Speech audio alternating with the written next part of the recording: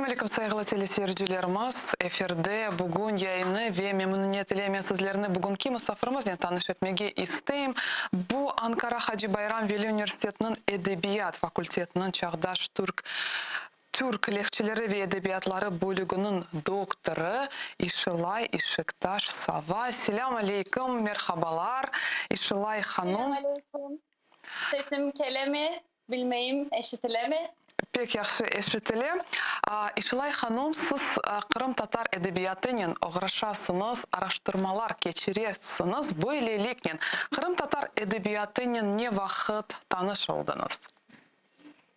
Ben Kırım Tatar edebiyatının lisede tarih hocamın bana verdiği kitaplar sayesinde tanış oldum. Lakin az bilgiler, kitaplar vereydi. Aslında tanışık olmak Gazi Üniversitesi'ne gel vakitimde oldu. 1999 yılında o vakitler adı Çağdaş Türk Lehçeleri hem Edebiyatları bölümü idi. Ben onda Kırım Tatarca, Kazan Tatarca ve Başkurtça dersleri aldım. Andan mezun olganda da bu işle meşgul oldum. Çok saygılı, hürmetli Zuhal Hocapçem'le, Profesör Doktor Zuhal Yüksel'le yüksek lisans ve doktora derslerini aldım. Kırım Tatarca derslerini aldım. Hem de Kırım Tatar dili hem edebiyatıyla bağlı işler yasadım, tezler yasadım. O vakitlerde edebiyatla haşır neşir olup tanış oldum. Ya nasıl siz düşünüyorsunuz? Kırım Tatar edebiyatının özgünlüğü ne de saklı? Mince Kırım Tatar edebiyatının özgünlüğü onun tarihle bağında saklap kala hem de bugün gacekele. Bütün Türk lehçeleri hem edebiyatlarında tarihle bağlar nık nık bula. Lakin Kırım Tatar edebiyatının sahifeleri tarihi facialar, tarihi korkunçlu işlerle bek nık iç içe geçken bularını edebiyatının içinde kormamız mümkün. Hem de o yazılgan her şeyini bizim tamirlerimize keçkenini hissetemiz. Bu sebeple Kırım Tatar edebiyatının özgünlüğünü ben bu tamirlarda taptım desem yakşı olur. Ve sizin ilmi işiniz Şakir Selim'in icadına bağışlanıldı. Aslında onu nasıl keşfettiniz, onun kalemi hakkında ne aytardınız? Ben doktora tezimi yasagan vakitinde Kırım Tatar şairlerini, yazıcılarını kıdıraydım, araştıraydım. O vakitlerde Şakir Selim'in bek saygılı sevgili kızı Leniara Selimova'yla tanış bulduk Türkiye'de. O Türkiye'ye gelgen idi. Onun vasıtasıyla Şakir Selim'in kitapları elime geçti. Daha yakşı onu tanımaga imkan taptım. Mümkün oldu. Ben de Şakir Selim'in şiirlerini tezimde işlemeye karar verdim desem yakşı olur. Ya pek meraklı, onunla tanış olmağa imkanınız oldu mu? Yok, afsus ki maalesef ki ben tanış olmadım. Ruhu şad olsun. Min tanışıp olmadım maalesef. Ama onun şiirleri hakkında sizden laf etsek, onun icadının başında nasıl mevzular, nasıl konular olgan idi? Şimdi şair kiçkineyken de annesini kaybede bilesiz ve şair bu vakitlerde annesi için şiir yazmaya başlay. Şair 1942. yılda dünyaya gele. 1944'te de bütün Kırım Tatarları gibi o da Korantası'nın, bütün Tuğganlarının Kırım'dan sürgün etile. Keçkine yaşta annesini kaybetmenin acısını yüreğinde hissetken şair ilk şiirlerini Lenin Bayrağı gazetesinde çıkarmaya başlagan ve annesine yazganı şiirlerini mında neşretken o şiirlerini de askerge ketkeni vakitte kaleme alganına aitkan. Şakir Selim'in bütün şiirlerine karayacak olsak iki yaktan ikiye ayırmaga gerek. Şakir Selim 1989 yılga kadar Kırım'a gelmegen, Özbekistan'da yaşagan bilesiz. O vakitte kalemge alganı şiirlerini ayrı bir şey olup işlegen, Kırım'a 1989 yıldan sonra gelgende, kaytkanda, vatanına, öz vatanına kaytkanda başka şiirler kaleme algan. Şairinin Kırım'a kaytkandan son işlegeni mevzular daha Kırım'la bağlı olgan mevzular. Kırım'a kaytmazdan evvel, kaytmaya evvel yazganı şiirlerine karaganda şairinin Korantasından olarga olgan sevgisi, ailesi, kızları, Kırım'ı anlatmaga istegeni şiirlerinde Kırım lafını aytmaga mümkün olmaganı için başka şekillerde bularını kalemge algan. Hem de Oktyabr yani 1917 inkılabının etkilerini de yazgan. Lenin'e şiirler, Sovyet edebiyatına da şiirler yazgan. Ama 1987'de Barküçler şiirini kaleme alganı vakitte aslında içinde kaynagan kanların, içinde olgan şartlarının ona katkanı her şeyini bir şiirinde bizge aksettire. Kırım'da gelmezden evvel yazganı şiirler içinde Lenin Bayrağı gazetesinde şiirlerini yaza ve devrin şartlarını koz önüne alganımızda bilesiz. Kırım Tatarlarıyla bağlı olarga ithafen, olar için yazganı şiirlerini sembolik ifadelerden ayta. Mesela yine Numan Çelebi Cihanga, Bekir Sıtkı Çobanzade'ye ve tarihi şahsiyetlere şiirler yaza. Ama onların adlarını açık açık yazıp olması mümkün olmay. O vakitlerde onlarını Bekirler, Numanlar dep ayta. Biz Kırım Tatarları olup onların kim olganını okuganda anlaymız. İkinci Dünya Savaşı hakkında şiirler yaza. İkinci Dünya Savaşı'nda Rus ordusunda pilotluk yapan Ahmet Han Sultan hakkında şiirleri var. Alime Hanım, Alime Abdenova hakkında şiirleri var. Yine Kırım Tatar yırcılarına, şairlerine, ressamlarına, resimlerde de Korulgeniday şiirler yaza. Dünya edebiyatından eserler okuy ve onları bizden, Kırım Tatar okuyucularıyla tanış olmaları için çaba sarf ete. Pushkin'den, Lermontov'dan, Mayakovski'den, Rus şair ve yazıcılarından okuyucularına Kırım Tatarca şiirleri köçürüp algan. Onlarını okuyucuyla buluşturgan. Yine onlar için şiirler de kalemge algan. Sadece tercüme işleri yasamagan. Türk dünyasının da önde gelgen şairleri, yazıcıları hakkında hem şiirler yaza hem de başka şiirlerinde onların şiirlerinden örnek beyitler, sözler, dörtlükler alıp onlarını dibace yani şiirin adının altında açıklama gibi yazıp ala.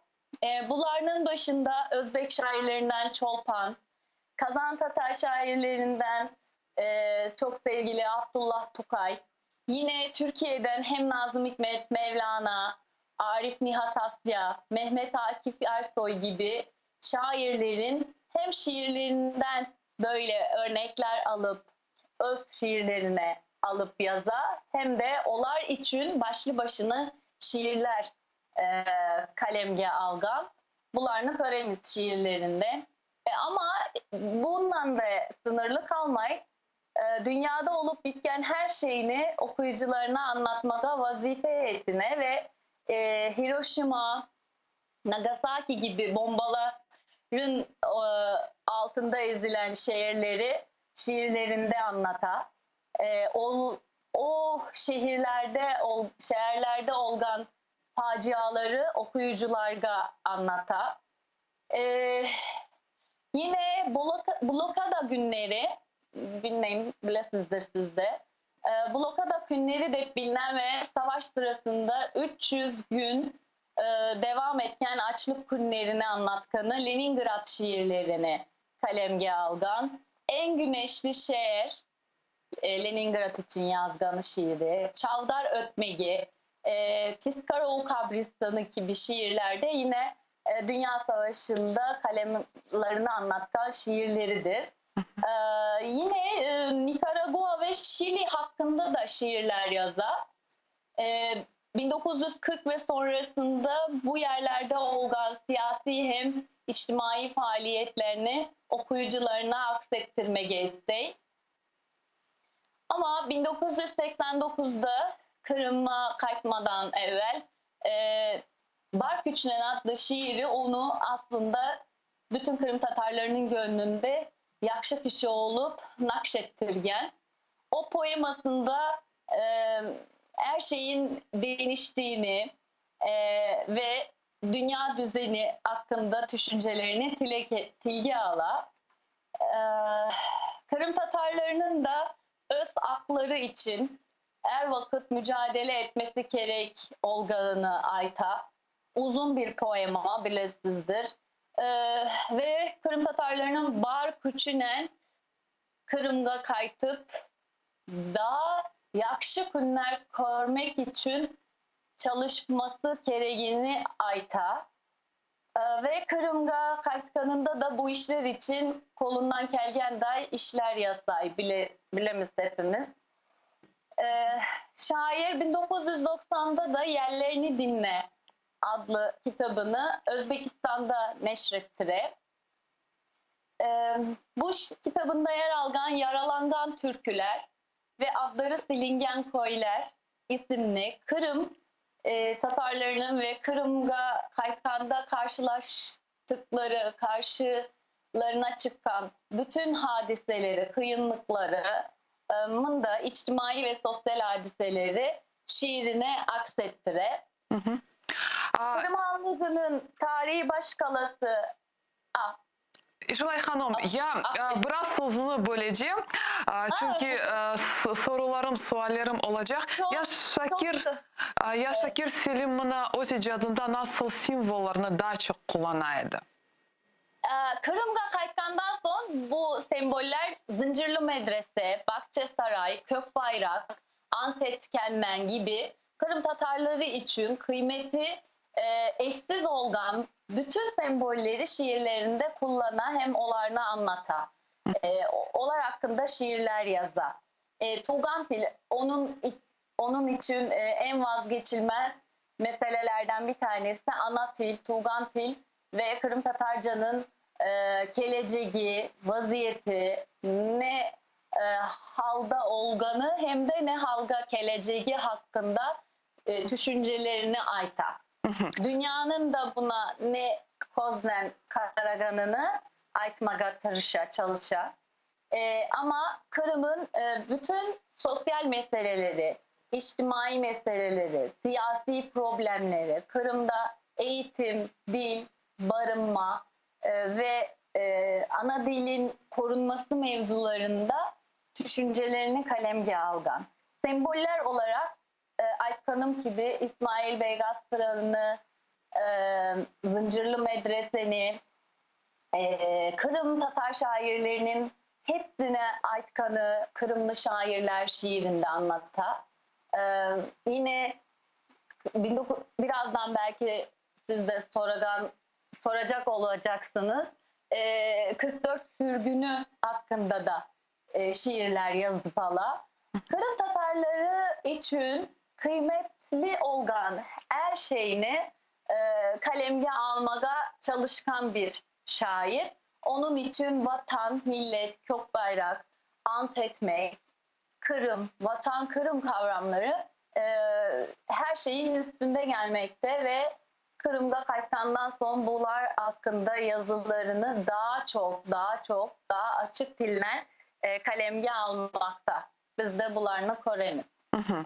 Şulay hanım, ya siz bana onu araştırasınız, belki bugünkü programımız devamında bir onu şiirini okursunuz. Yaxşı olur. Belki aytmaga gerek olsa. İlk şiirlerini anası için yazgan idi. Ondan bir kiçkine dörtlük okusam, başlasam olur mu? Elbette ki olur, buyurunuz. Onun anama en büyük şiirlerim. Anam seni bek sagındım şiirleri var. Onlardan kiçkine dörtlükler okumaga isteyim. Eğer izniniz olsa. Buyurunuz, elbette ki. Anay, çoktan akıl balık olsam da kaldırmazdın tenada bir özümni. Şimdi ben sizden uzakta kalsam da saldat oğlun iç kızartmaz yüzünni. Anam, seni bek sagındım. Şunun için bugün tatlı tatlı oylarımla seni anlatmaktan. Nice yıldır yüreğimde baylangan dügüm, çezilirken hasretinden kene yanmaktan. Nice yıllar ansam yansam senin bagrından, bir küçücük sabip olup ayrılganımla. Kalbim sızlay ah şu künye algan agrımdan, ansam sonki kere sarılganımla. Şakir Selim anasından ayrılganında kiçkine bir balaydı ve o onu çok üzdü. Çok ona kıyım vakitler yaşattı. O sebepten annesi için yazganı şiirleri onda bek kıymetli olup durar. Belki Bahçesaray şiirini okumaga mümkün olur. Elbette ki okusanız yaxşı olur. Çünkü bugün aslında onun şiirleri ruhumuzu pek koteriyor, daima koteriyor ve bugünkü onun şiirleri daha çok aktüel. Şunun için Bahçesaray hakkında okusanız biz pek seviniriz. Buyurunuz. Öncesinde belki birkaç bilgi vermeye gerek olur. Şakir Selim Düşünce ve Kırımname 1, Kırımname 2 Tamçılar kitaplarını Kırım'da kayıttan son kalemge algan. O kitaplarının içinde Elvida Anam, Özülen Bağlı iç hesaplaşmalarına ait şiiri, Peşman adlı Abdullah Tukay'ın, Kazan Tatar şairi Abdullah Tukay'ın bir şiirinin bir mısrasını alıp şiirinin başlığının altında bizge bergen Peşman adlı onun şiirine nazire etip yazganı şiirini de kormaya mümkün. Yine İsmail Bey Gaspralı için kalemge algan Bagışlav adlı uzunca bir poeması var. Kırım'da yanı kelgen nesiller mında yanı tuğup ösken nesiller için Merhaba Gençlik adlı şiiri var. Sevgili Zareme Hanım Trasinova'ya yani ressam Zareme Hanım'a yazganı istemem adlı şiiri var. Hem de en çok sevdiği kalemini devralmaktan ve kullanmış hissetkeni Eşref Şemizade onun için baş tacı. Onun için kaleme alganı Arıkbaşı'nın eteğinde adlı şiiri var. Balaları östürmede bazı kaidelere dikkat etmek gereğini anlatkanı Sekizlikler adlı şiirleri var.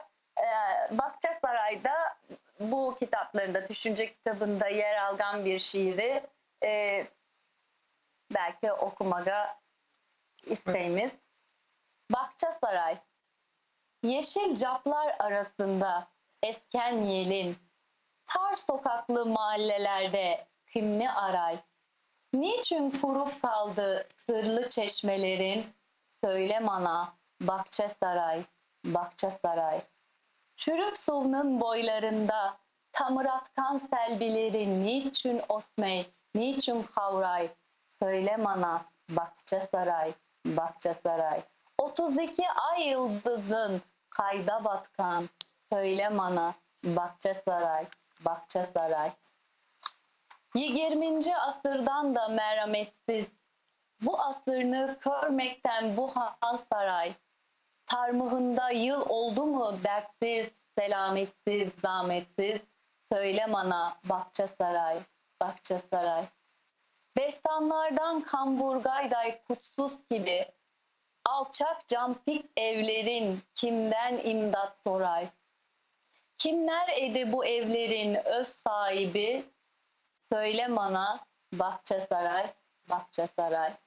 Kimler edi bu caplarda koy cayratıp top kayanın kolgesinde kaval çalgan, allı pullu feslerine guller takıp gügümünen çeşmelerden sular algan. Kayda şimdi o yosmalar ne yerlerde, çalargan ve zirekleşken saçın taray. Sen olarını hatırladın nice kere, söyle bana Bahçe Saray, Bahçe Saray. Rast getirdim bir yosmanı sokağında, merhabanız dedi, kaşı gözü kara.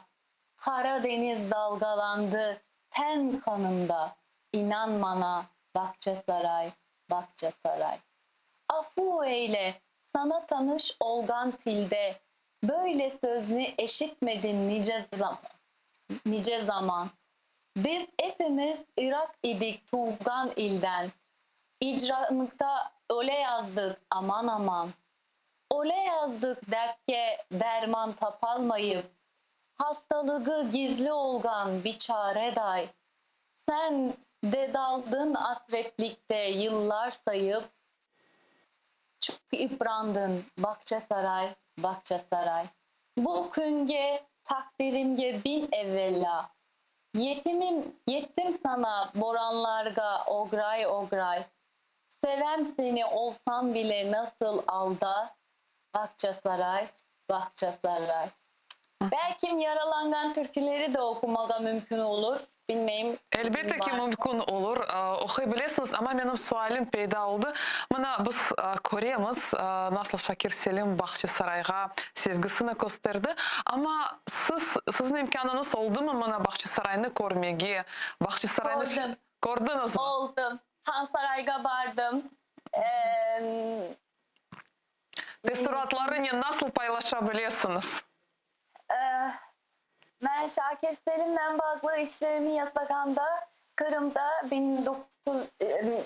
2012 yılda sempozyum yapıldı. Şakir Selim'le bağışlanan Mayıs ayında May'da. Hem de 18 May'da da anda olduk. Allah'a şükür. Sempozyum sempozyumda Şakir Selim'le bağlı işlerimize ayıtkandan sonra Kırım'da Bahçe Saray'a ketmeye mümkün oldu. Biz de Han Sarayı'nı gezdik. Gaspralı atababamızın, dedemizin matbaasının, üyünün olganı sokaklarda kezip aldı. Biz pek üzüldük, pek hem kıvandık hem üzüldük. Korgenimiz için kıvandık. Lakin o vakitlerden bu vakitgace geçken vakitte türlü işler olganı, türlü kıyınlıklarga maruz kalganı için öz halkımızın adına hem de bizim adımıza pek üzüldük. Duygularımız biraz karışık idi. Ama Han Saray'da olmaktan, o sokaklarda Bahçe Saray'da olmaktan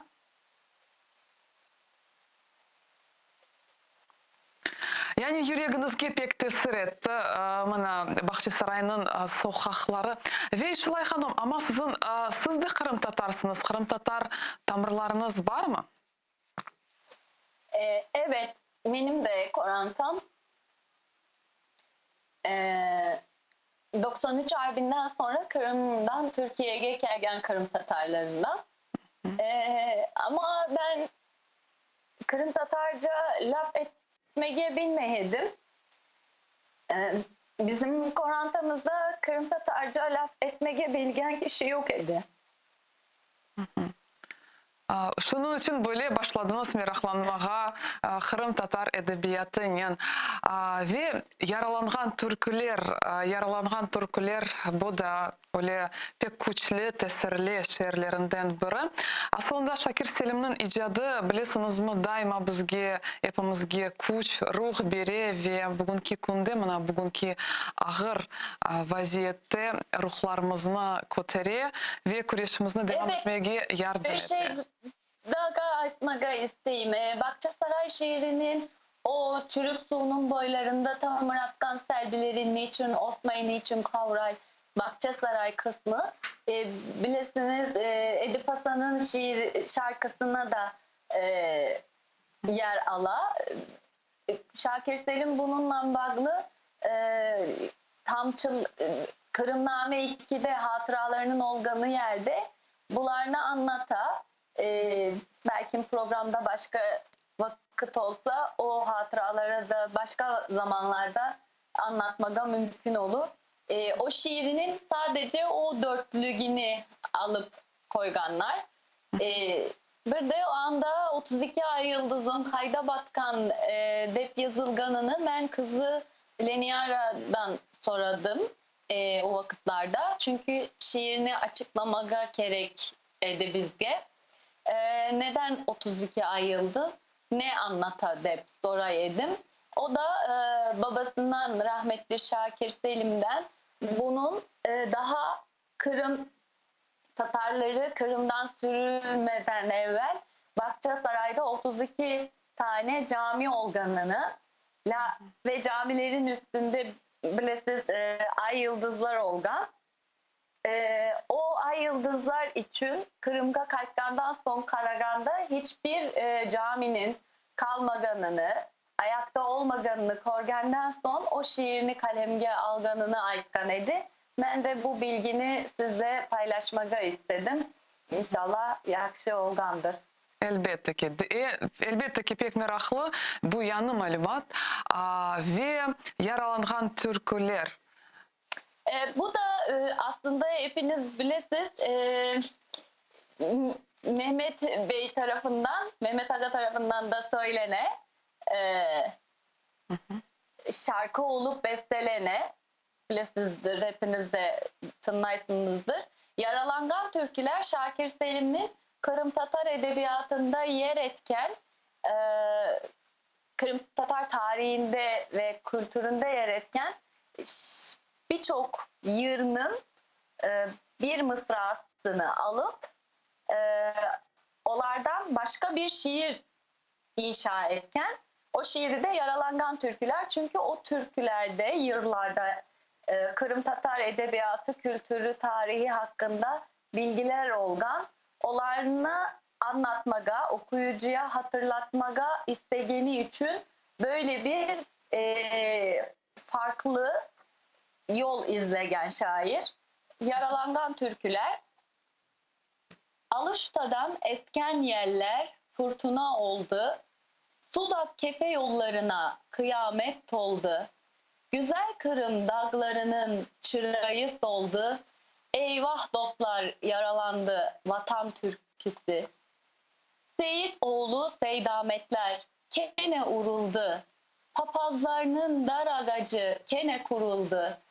Kene Kırım Tatarlarının gönlü kırıldı. Eyvah dostlar yaralandı vatan türküsü.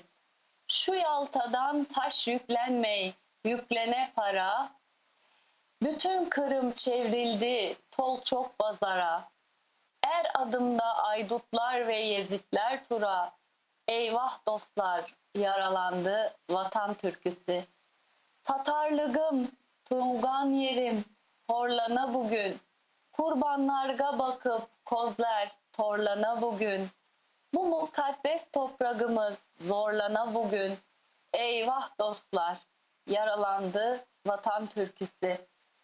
Ey bulutlar, biz olmagan yurtka yetiniz.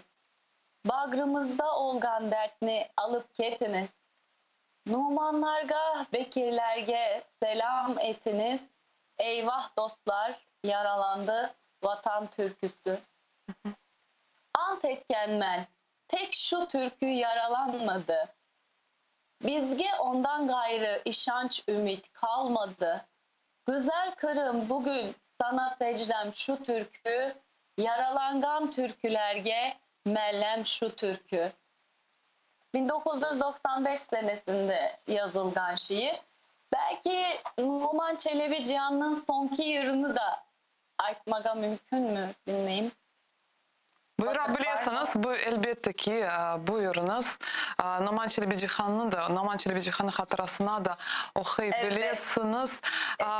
Ve aslında şimdi siz okuyorsunuz, gerçekten de hatırlatasınız o güzel sözlerini. Bu sözler Kenya'da bizim vatan Türk'ümüz, vatanımız Kenya'da yaralandı ve Kenya'da biz aynı konularını yaşayımız ve Çelebi Cihan hatırasına ve bu şiir nasıl peyda oldu, bunu hikayesini aytıp olursunuz mu?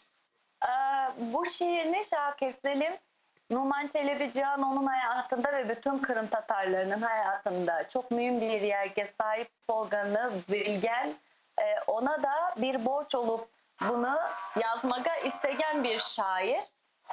Ve bu şiirini Çelebi Cihan'ın aslında Kırım Tatarlarının milli marşı da olgan Antet Kemme'ne nazire olup yazgan ve onun son yeri yani onun son türküsü olarak adlettiği Antet Kemme'nin adına atfetken, ona bağışlagan ve Numan Çelebi Cihan'ın sonki yeri de şiirini yazgan. Şiirin başlığının altında bir satır açıklama var. Ant etken men, söz bergen men, millet için ölmege. Bunu Numan Çelebi Cihan'ın şiirinden alıp mında yazgan. Ondan sonra o şiirini altında kalemge algan. Ant etken men, kerek bolsa kene kaytıp kelmege. Nasıl edip evlatlarım, men sizlerini taşlayım. Bugün kene millet için küreşimni başlayım. Suretini bayrak edip koterdiniz koklerge. Yırlarımını dar kattınız kururlangıp kop yerge. Lakin da bilmeysizdir en mukaddes sırrımını. Aytayım ben evlatlarım sizge son yırımını. Ant etip siz çağırdınız kök bayraklı kurultay. Ama kökni yaraştırma yıldızlarsız tek bir ay. Zahmetiniz boşuna keter, sizde birlik bolmasa, birleşmek için ant etmege sizde erlik olmasa. Evlatlarım, bunu sizge Kur'an öpüp aytaman. Red etseniz yırlarımını alıp artka kaytaman. Demek halkım onmay keldi, onmay yaşap onmagan. Demek halkını kurtaracak yeni nesil dogmaga. Aslında bunda hepimizge bir görev bere hem de bizge tarihi bir vazifenen bizim kanımızı daha kaynak olması için bizge yol korsete de düşünen. Bilmeyeyim belki siz de olay düşünesizdir. Aslında pek meraklı, sağ olun Seçilay Hanım, böyle talilleriniz için meraklı. Ve bilesiniz, daha bir şey sizden sormağa isteyim ve Şakir Selim gazetacılık nende uğraşkan edi, gazetacılıkka onun hissesi hakkında ne aytmağa mümkün? Şakir Selim'in gazetecilik faaliyetleri Kırım'la Kaykan'dan son başlay. Aslında şiirlerini tabii Özbekistan'dayken Lenin Bayrağı gazetesinde kalemge algan. Ama Kırım'la Kaykan vakıttan sonra başka işlerden meşgul ola ve Kırım Tatar halkının bağımsız olması, hür olması, anda yaşaganı kıyınlıklarda dikkat çekmeye için başka faaliyetlerde de buluna. Bunlardan birisi de Dostluk Gazetesi'nde yer ala. Yıldız Dergisi'nde de daha evvel yazıları çıkan idi Özbekistan'da olganı vakitte. Kırım'da kayıtkandan sonra Yıldız Gazetesi'nin dergisinin editörlüğünü yasamaga başladı. Kırım'a kaytıp gelgen yazıcılar, Lenin bayrağında daha evvel yazgan yazıcılar, hem şairler Kırım'a kaytkandan sonra bir kurultay yasadılar ve bu kurultayda Şakir Selim'i de Yazıcılar Birliği'nin başkanı olup atadılar, sayladılar. Şakir Selim de yazıcılık faaliyetlerine, gazetecilik faaliyetlerini de kattı. Hem de bu yaktan da milletine hizmet etmeye tırıştı, çabaladı de aytsak yakşı bulur. Belki onun 44 sürgünü hakkında da yazganı şiirleri var. Olarına da birkaç söz söylemeye mümkün olur mu? Bilmeyin. Elbet mümkün olur. Elbet hem de oku bilesiniz, hem de o dalillerini de bildirebilirsiniz. Şakir Selim sürgün hakkında, yani Kırım Tatarlarının 1944'teki 18 Mayıs 1944'te hepsinin başına gelgen Vatan Kırım'dan sürgün edilmelerini 3 şiirinde başlı başına anlatır. Lakin başka şiirlerinde bunlarına da atıf ve bagışlar yapıp karşımıza çıkar. Asıl da onun Düşünce şiir kitabında, Kırım'da Kaykan'dan son kaleme alganı Düşünce şiir kitabında sosyal meselelere, sosyal içtimai mevzulara daha çok vakit ayırgan ve şiirlerini onlarla bağlı yazgan Şakir Selim 18 Mayıs 1944 için bu kitabında Bir Gecede adlı şiirini kaleme alır. Düşünce kitabında. Bir gecede yer ağladı, kok ağladı, millet ağladı. Üstümüzge yapırılıp geldim meşher gün. Dağlar kara bulutlardan şallar bağladı. Bir gecede talilerge çekildi yekün. Bir gecede sahibinden ayrıldı mekan. Billur suvlu çokraklarının yumuldu közü. Sağlıkla kaldep artmaga olmadı imkan. Boğazında katıp kaldı Tatar'ın sözü. Açık kaldı sobaları sönmegen evler. Odalarda cehennemnin yerleri oynay. Ortalıkta dolanalar silahlı devler. Analarının koz yaşına kozları tolmay. Kök Allah'sı şaşırıp kaldı yer Allah'sına. Böyle alga şaşıp kaldı bizni yaratkan. Çare yoktur halkın yurtka sak kalmasına. Dersin bütün alem bagrı taş olup katkan. Vagonlarda yüklenildi bütün bir millet. Eş olanlar kete ögge ecel tarafka. Gönüllerde karışık bir karanlık zulmet. Paravozunun sızgırığı yürekni yaka. Kart babam ya aytsa bizler kayda ketemiz. Bilmeyim de balam bir tek dua etemiz. Anam, anam, anaçıgım bir tilim öpmek. Ah bu söz ne eşitkence iyidir ölmek. 50 yıldır alada kete şalonlar. Bu azaplı uzun yolun sonu görünmey. Yarı millet elak oldu, yasağa kalganlar. Yaşaylar şu 50 yılda bah nedir bilmey. 50 yıldır bir gecede bardan yok olduk. 50 yıldır basıp dura karanlık keçe. 50 yıldır horluklarga boğazdan toyduk. Güreş ise devam ete bugün gece. Yeter yeter figanlar, yeter şair gam tellerin urup çepkenin.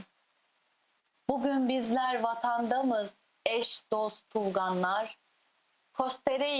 Korseteyik bu kureştir devam etkenin. Korseteyik Kırım Tatar çekilmeyeceğin, vatanında kullar gibi yekilmeyeceğin. 50 yıldır biz yaşamını kureş de bildik. Biz vatanga ya vatan ya ölüm denk geldik.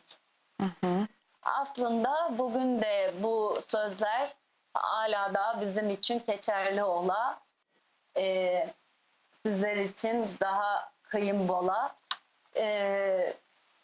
Bu şiirde yazganı gibi kıyım vakitler Kırım Tatarlarının başından gelip geçken kıyınlıklarda er vakit Kırım Tatarları göğüs kergen er vakitte göğüs kerecektir hep düşünen.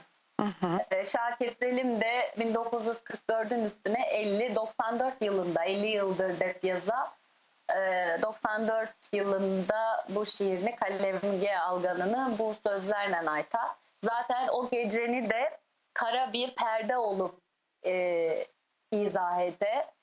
Hem de kart babaların közünden, balaların közünden neler olganını hiçbir şey yaşamaga imkanı olmadan Kırım Tatarlarının çaresizliğini anda bek yakşı ayta. Hem de sözlerini bizge miras bulup taşlagan de düşünem. Doğru, men de sizden razıyım ve bu güzel bir miras, tarih bizler için. Ama bilesizim, İşlay Hanım, ya Türkiye'de Kırım Tatar edebiyatının, Kırım Tatar edebiyatını tanıylar mı? Bu hakkında ne aytabilirsiniz? Türkiye'de Kırım Tatar edebiyatı biline. Bu sualge, soralga iki yaktan cevap vermeye belki mümkün olur. Bir ilmi yaktan, bir de sanat yakından belki, edebi eserler yakından. İlmi yaktan Karaganda, Kırım Tatar dili, edebiyatı, sanatı, tarihi ve siyasi ilişkileri bakımından, bu yaklardan üniversitelerde çeşitli bölümlerde bu mevzular işlene, bu mevzular hakkında da dersler verile, tezler yazıla, sempozyumlar, konferanslar teşkil edile, tertip edile ve bu üniversiteye gelgen talebeler bizlerin, hocalarımızın, hocapçelerimizin aytkanı dersleri, anlatkanı dersleri, belgeni konferansları dinlep, anda olup, soravlar sorap, bizden bilgiler almaga imkanları ola. İkinci yaktan edebiyatla bağlı eserler de Türkiye'de çıka. Bunların başında zaten hepinizin de bildiğiniz gibi Cengiz Dağcı'nın eserleri var. Liselerde de bunlar edebiyat derslerinde çocuklarga, balalarga okumaları için belirle. Özel ilgisi kendisi hususen özü bu konularla bağlı aileler, korantalar balalarına bularını okuta. Olarının dışında da mesela siz de belki bilirsinizdir. Türkiye'de Selamene Kayhan'ımın iki romanı Kırım Tatarları ve Kırım Tatar tarihiyle bağlı romanlar. Birisi Aluşta'dan Esenyeller, Kırım Tatar sürgününü anlatan bir edebi eser roman. İki kahramanın közünden anlatıla. Serra'nın büyük halası, Fatma halası, dedesinin kız kardeşi Olgan halasının közünden olaylarını anlata. Özü de Kırım'da olup o hatıralarını başkalarından derleyip cıyıntık halinde alıp yazıda kullanan ve romanını iki karakter üzerinden anlata. Diğer kitabı o da Şefika Hanım'ı anlata. Gasparalı'nın kızı Şefika adında Kırım Tatar romanı. Onları da belki korsetmeye mümkün. Birisi bu bulup Şulay Yakşımı, Aluşta'dan Eskenyeller, Sürgün. Bu da yine Şefika Hanım'la bağlı kitaplar. Yine Kırım Tatar şairi Hamdi Giraybay hakkında çok sevgili Zuhal Hocam'ın bir çalışması var. Hamdi Giraybay. Şunları koyayım. Onun şiirlerini Türkiye Türkçesinde hem Kırım Tatarcasında yazıp algan hem de hayatı hakkında ve şiirleri hakkında bilgilerini vergen. Kırım Tatar edebiyatı hakkında yine romanlar, hikayecilik hakkında çıkan kitaplar var. Kardeş Kalemler dergisi var. Belki bilesizdir, bütün Türk dünyasından şair ve yazarlarga, yazıcılarga yer vergen. Anın içinde Kırım Tatar edebiyatından sahifeler yer algan, bir sayı sanını da Kırım Tatar edebiyatına bağışlayan derginin. Onun içinde de Kırım Tatar edebiyatından örnekler ola. Kırımlı Türk şair ve bilgini Bekirçi Sıtkı Çobanzade'nin şiirlerinin de yer aldığı bir hem inceleme hem de onun hayatı hakkında bilgilerin yer alganı İsmail Ottar'ın kaleminden çıkan kitabımız var. Bunların haricinde başka daha çok işler var. İlmi işler var. Zuhal Hocam'ın Kırım Tatar Türk destanları ve yine Kırım Tatar Türkçesi, Kramiri kitapları belki korsetme gerekerek Kırım Tatar destanları, Kırım Tatar Türk destanları çok saygılı Zuhal Hocam'ın kalemge alganı kitap. Bütün varyantlarını da alıp mukayeseli bir şekilde da işlegeni bir kitap Kırım Tatar destanları. Yine Kırım Tatar Türkçesi Grameri, onun kalemi alganı kitabı. Kırım Tatar dili ve dilinin inkişafı, merhaleleri ve içinde ses ve şekil bilgisiyle bağlı bilgiler var. Türkiye'de ilmi çalışmalar ve Kırım Tatar edebiyatı hakkında da yazılmış makaleler, tezler, bitirme tezleri, yüksek lisans işlenilen konular var. Benim bilgenim şu an Zuhal Hocam'ın da tezini çalıştırdığı başka kişiler var. Eşref Şemizade'nin şiirlerini çalıştıran, Özü Hamdi Giraybay'ını çalışkan edim. Ben de Şakir Selim'in şiirlerini çalışkan edim. 347 şiiri var edi. Ben de onu inşallah kitap olup bastırmaga düşünem. Bunların haricinde Aykan'ım gibi çokça çalışmalar var. Tarihi yaktan Hakan Kırımlı hocamızın Bilkent Üniversitesi'nde Profesör Doktor Hakan Kırımlı hocamızın kitapları var. Hans Saray kitabı. Bir saniye.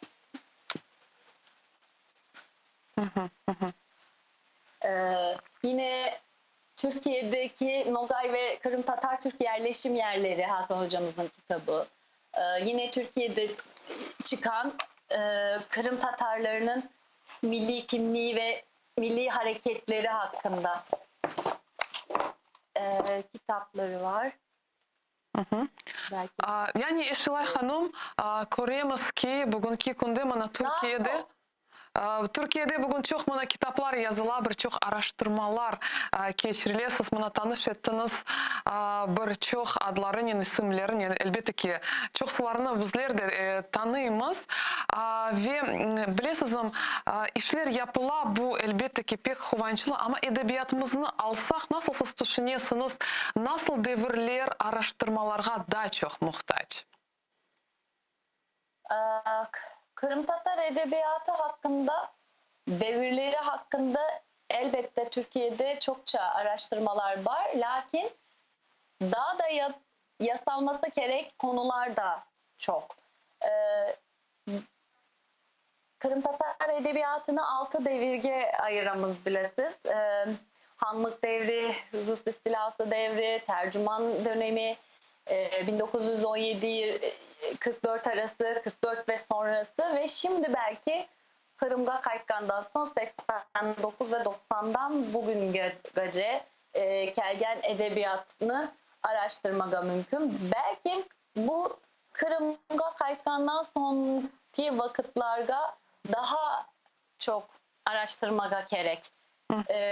Hepsine gerek, lakin 90'dan ve 2014'ten sonrası için bularını ayırıp neler olduğunu hem siyasi hem içtimai hem de ilmi yaktan ne işler olduğunu, ne dahi bularının edebiyatta aksetkenini incelemeye gerek olduğunu düşünen. Ya bugün siz nasıl projeler, leyhalar altında çalışasınız? Bugün nasıl projelerini yapasınız? Ben daha çok Kırım Tatar edebiyatı bağlı işler yaparım. Lakin tilin içindeki sosyolinguistik unsurlar hakkında yazıp almaga daha sevem. Mesela 20. yüzyıl Kırım Tatar şiirinde ant etme motifini yazgan edim. Kırım Tatarca kargışları yazgan edim. Kırım Tatarca sosyal hayatta kullanılan kalıplarını yazgan edim. Kırım Tatar ninnilerinde, yani aynennelerinde kök bayrak ve milli kavramlar, ant etme gibi motiflerin ne dahi yer alganını yazgan edim. Bu sosyolinguistik mevzularga merakım daha fazla dep düşünen. Ben yana Kırım Tatar edebiyatında bu hususlarla bağlı işler yazayım. Bir yaktan da gramerle ilgili bazı işler var. Onlarını yazmaya tırışam. Bir yaktan da kültürle bağlı mesela Kırım Tatar adetleri, gelenek, görenekleri ve adlandırmalar, mesela mitolojik varlıklar, belki destanlardaki mitolojik olağanüstü varlıklar. Bunlarla bağlı işler yazmaya tırışacağım. Bir yaktan da şiirlerle incelemeye çalışkanım, yazılarım var. Onlarla meşgul olan bu vakitlarda. Demek ileride biz sizin ile da bağlanarak bu mevzularını sizle da mutlaka açıklarız. Ve elbette ki biz daima bunu Kırım'ı düşünüyoruz. Hepimiz Kırım'la yaşayımız. Ve bugün bu mevzu hakkında da mutlaka sizden laf etmeye istedim. Vaktimiz pek az kaldı ama bunu eğer edebiyatımızı alsak ve tanıştırsak bugünkü vakalarını, nasıl vakalarga bugünkü günler daha yakın eğer edebiyatımızı alsak? Aslında sizler de benim dahi bilesiniz ki bu vakitte sizlerin yaşaganı, bizlerin de bularga şahit olganı vakitler. Daha evvelki devirlerde baskının, represyonun, sansürünün daha ve çok kıyınlıkının olganı vakitlarda okşagan. Sansürünün olganı, kıyın işlerinin yasalganı, hatta kişilerin öz haklarını aytmaga pek mümkün olmaganı vakitlarda okşagan. Hepiniz o vakitlerini bilesiniz zaten. Kıyınlıklar köp. İnsan haklarının taptalganı vakitler bu vakitlarda okşagan. Kırım'da kıyın işler ola, içimizni üzgen işler ola. Bu vakitlerin tez geçip ketmesini dileyimiz. Sizlerden ve Kırım'da yaşayan bütün Kırım Tatar halkından yakşı, sağlıklı hem de bahtlı haberler almaya isteğimiz. Bugünlerde geçecektir düşünelim. Çok sağ olunuz İşlay Hanım, böyle meraklı sohbet için. İleride biz sizinle daha tekrar bağlanarız ve sizge elbette ki işlerinizde muvaffakiyetler dileyimiz ve can yürekten minnettarız.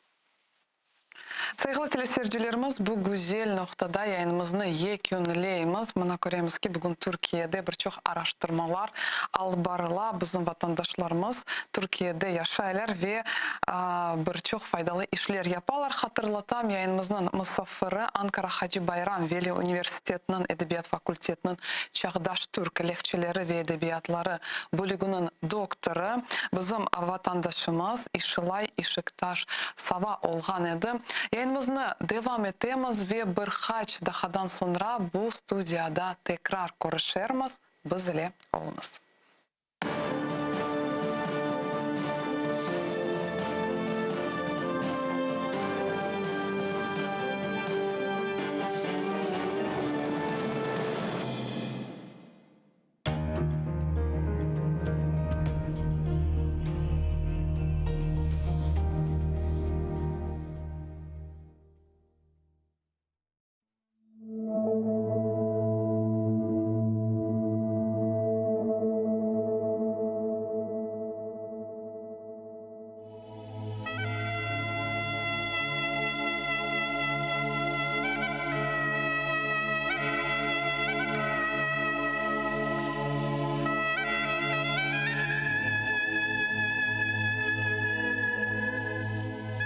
Al boruну, юр кетейік яйлаларға.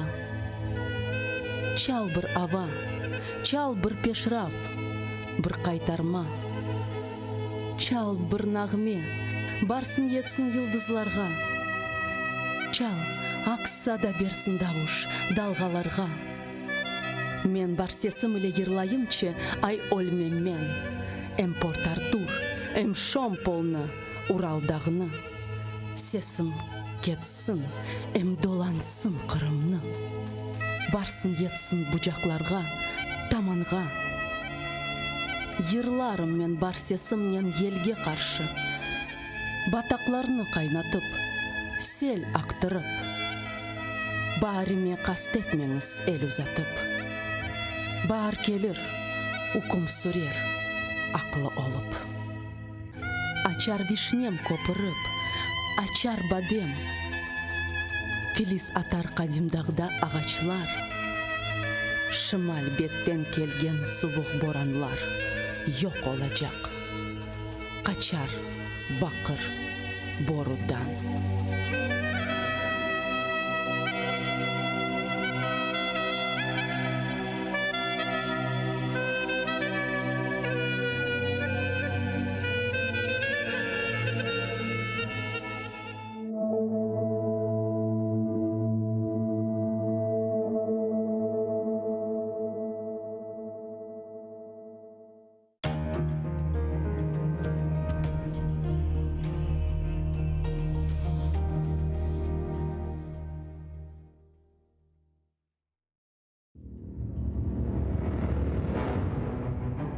Хаджи Герай Қырым ханлығыны тізгенде 29 yaşında еді. Тахминен 350 yıl devamında Қырым ханлығы devlet olarak hüküm sürdü.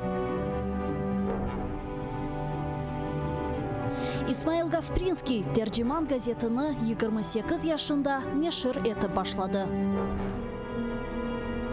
Номан Челебиджихан Қырым Татар Milli Kurultayını 33 yaşında tızdı.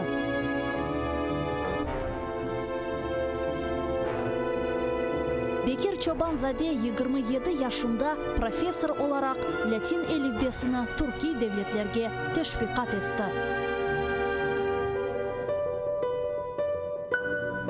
Şair Amdi Geraybay 29 yaşında milletçilikte kabatlanıp Moskvada Butyrka hapishanesinde vahşice öldürüldü. Ahmetxan Sultan birinci kere qaramanlıqni 23 yaşında kazandı. 25 yaşında ise 2 defa qaraman oldu. Musa Mahmud 1978 senesi hakimiyetke karşı isyan etip ozunu yaktı. Milli meşal oldu. Ayşe Setmuratova 27 yaşında adalet kureşine kırıştı ve bütün ömrünü Kırım Tatar Milli Hareketine bağışladı. Genç ve yaşlar, fedakarlık ve kahramanlık için kureş meydanı açıktır.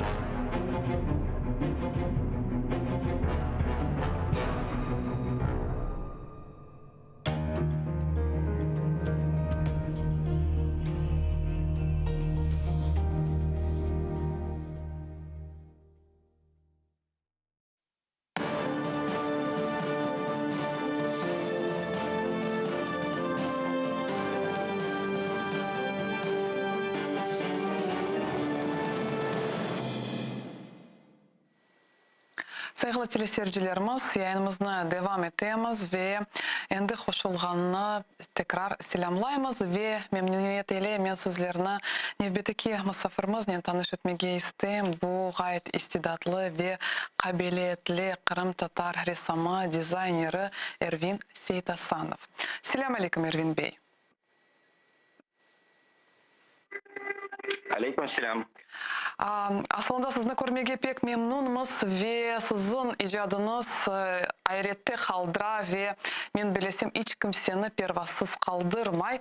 Ervin Bey, mana tasviri sanatka sevgini kim sizge aşladı ve hocalarından kimlerini kayıt edebilirsiniz?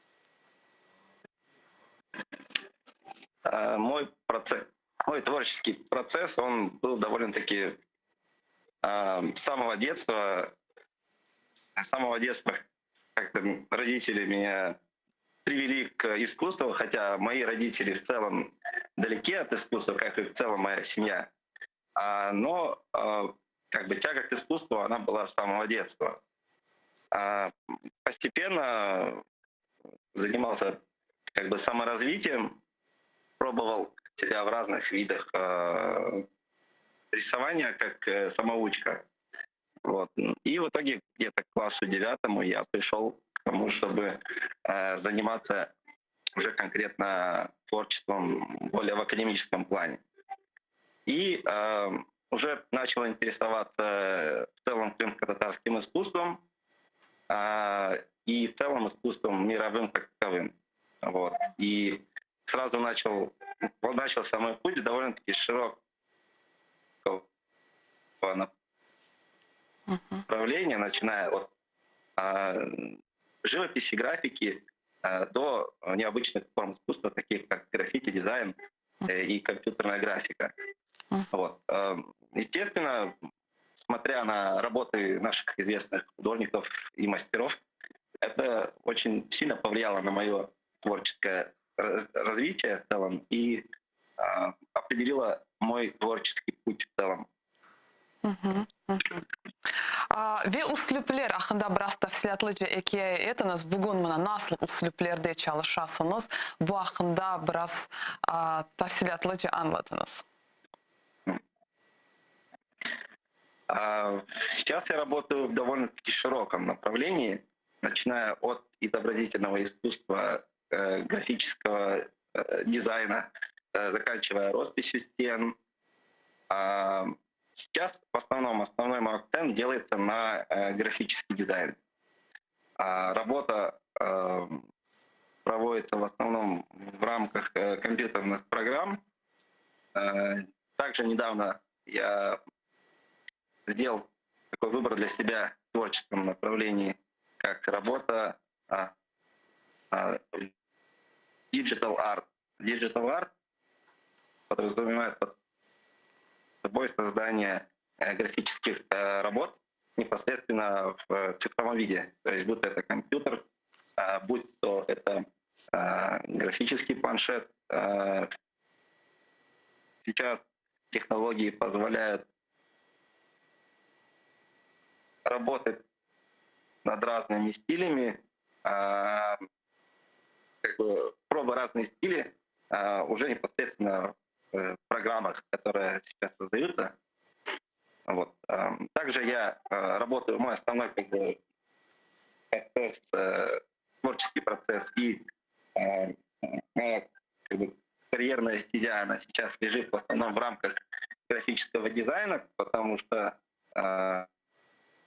это мой, на данный момент это мой сейчас хлеб. Я работаю в разработке графических стилей, фирменных стилей, логотипов. Также развиваюсь, занимаюсь чисто тоже для себя, разрабатываю как бы для души какие-то творческий поиск идет постоянный. Это безумно интересно. И мне безумно приятно, что люди обращают на это внимание. Мне приятно, что вы обратили на это внимание, Чок Саунус. В целом процесс развития постоянный, и чем больше людей, которые интересуются этим, тем больше мне приятно, тем больше мне интересно работать дальше Мгм. в этих направлениях. Сіз граффити ве мына стрит арт санатлары неме рахланасыңыз, біз көрдік шындыз фотоларда бөле ишлерні де япасыңыз. Ама насыл бу yönelişнен таныш олдыңыз, насыл сізге бу yöneliş ижадыңызға тәсір етті?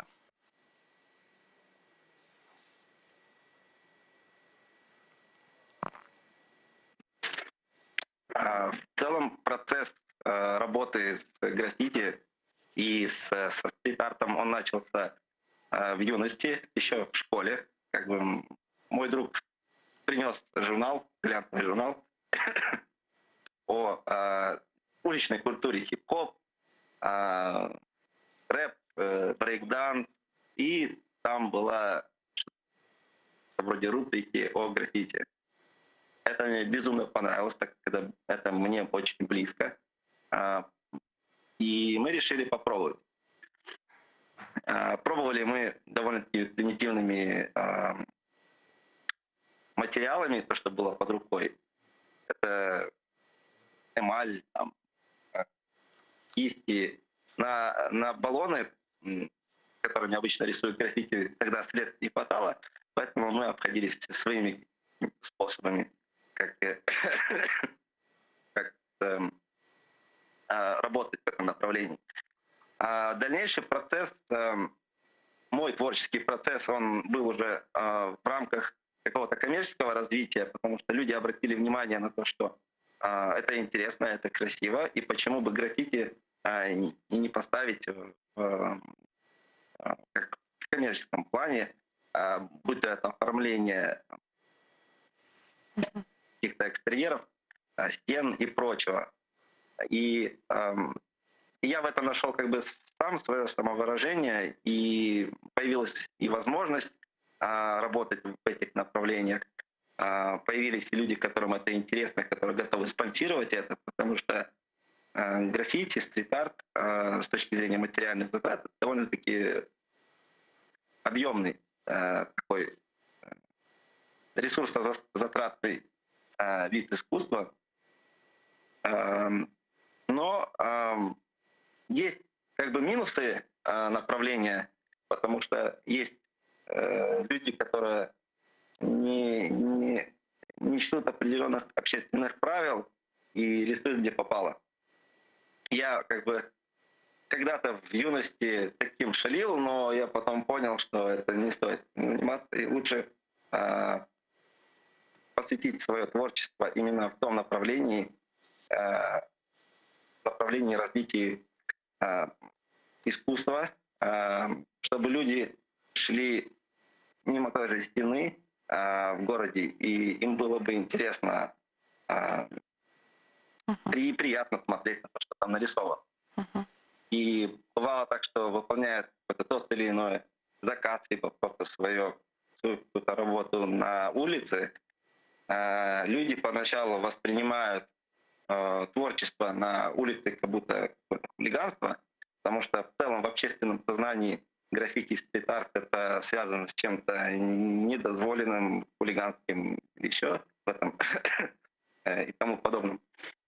А когда они видели, что процесс идет очень интересно и создается действительно что-то интересное, у людей автоматически меняется отношение к этому всему.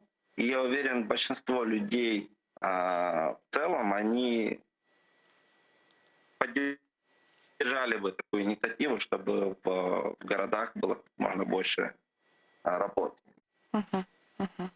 Ve yapkan işlerinizde nasıl prinsiplerge esaslanasınız?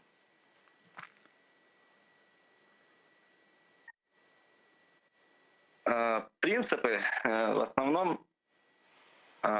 дарить людям красоту, дарить людям хорошее настроение, дарить людям, давать возможность запускать некий мышлительный процесс, потому что искусство, какое бы оно ни было бы, будь то это граффити, будь то это академическая живопись, графика, либо дизайн,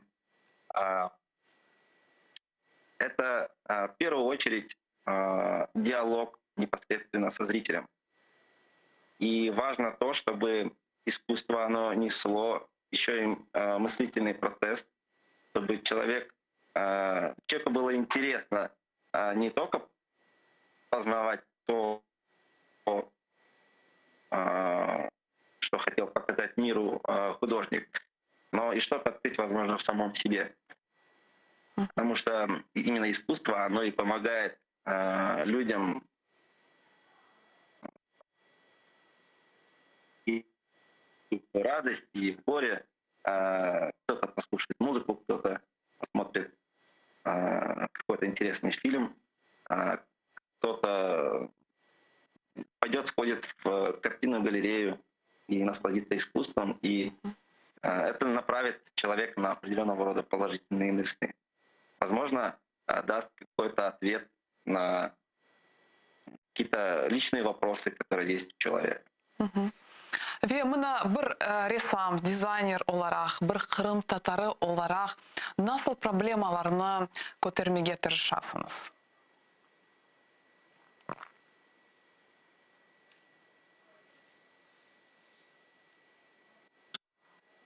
В целом, учитывая непростую судьбу нашего народа,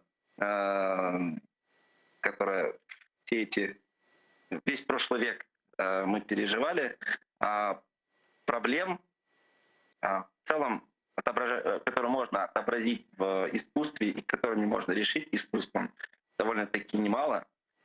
И как раз-таки искусство, оно обычно и призвано решать такие проблемы самым гуманным способом и самым порой даже и понятливым способом. В целом, если брать как бы проблемы крымско-татарского искусства как такового, то, наверное, основная проблема в том, что нам надо больше интегрироваться в мировое искусство. Есть представители нашего народа, дизайнеры и художники, которые пытаются в этом направлении работать, и действительно у них это получается. Они становятся довольно признанными мастерами. Но процесс интеграции в мировое как бы искусство, он довольно-таки не на тех как бы оборотах, как бы хотелось. Так как, учитывая современные технологии, которые сейчас есть, этот процесс мог бы быть намного дольше, намного быстрее. И вот этот надо как-то стимулировать, наверное, и нашу старую школу художников, и стимулировать и школу молодых дизайнеров, и художников, которые могли бы продвигать свое искусство в целом в мир. А искусство у нас безумно интересное, и в какой-то степени оно уникальное. И, к сожалению, не так много людей в мире об этом знают. И основная проблема, наверное, в том, что мы варимся в своем котле, и люди мало об этом знают, к сожалению. Знают в основном ближние регионы, ближние страны, там, в Турции, естественно, немало людей, которые почитают наше искусство, и каких-то ближайших регионов. Но хотелось бы еще шире взять, чтобы наши имена гремели на весь мир. Bizde bunu pek isteyik, elbette ki. Ve mana eğer Kırım Tatar sanatını alsak, bütünlüğü Kırım Tatar sanatını alsak, bugün Kırım Tatar sanatı nasıl inkişaf etti ve sizni en çok ne rahatsız etti?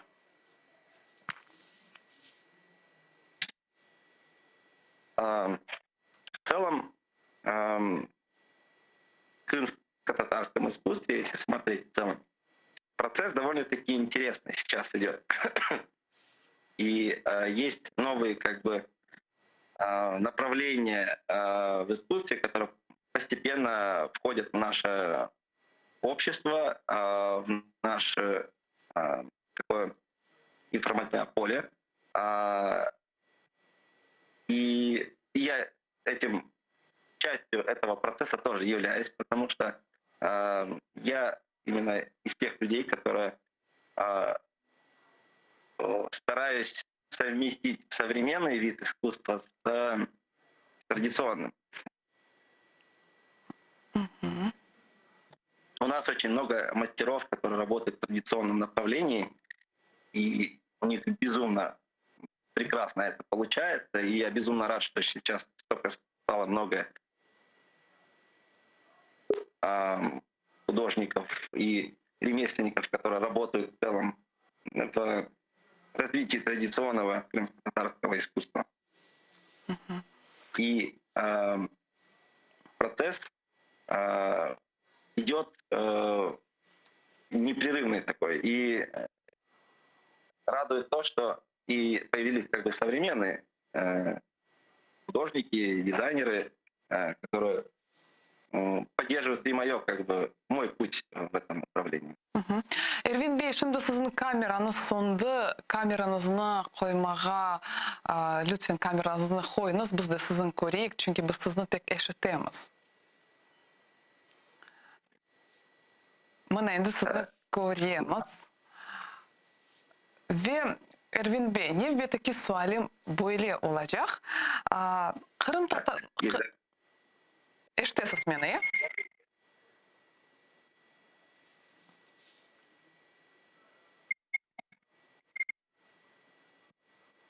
Я не расслышал ваш вопрос. Мына невбеттeki sualim böyle olacak. Kırım Tatarlık siz için nedir ve Kırım Tatarlıkны bizler Повторите вопрос. Kırım Tatarlık siz için nedir ve Kırım Tatarlıkны biz nasıl etip yaşatmak gerekmiz?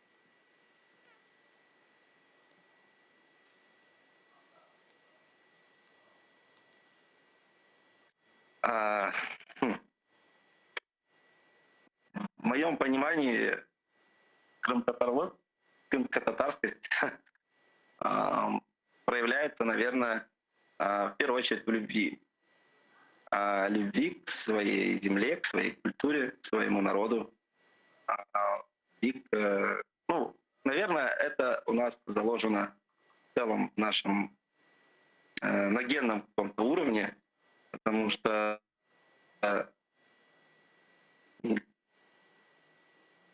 где бы человек ни жил, чем бы он ни занимался в нашем мире, быстро текущем, все равно желание быть рядом со своим народом,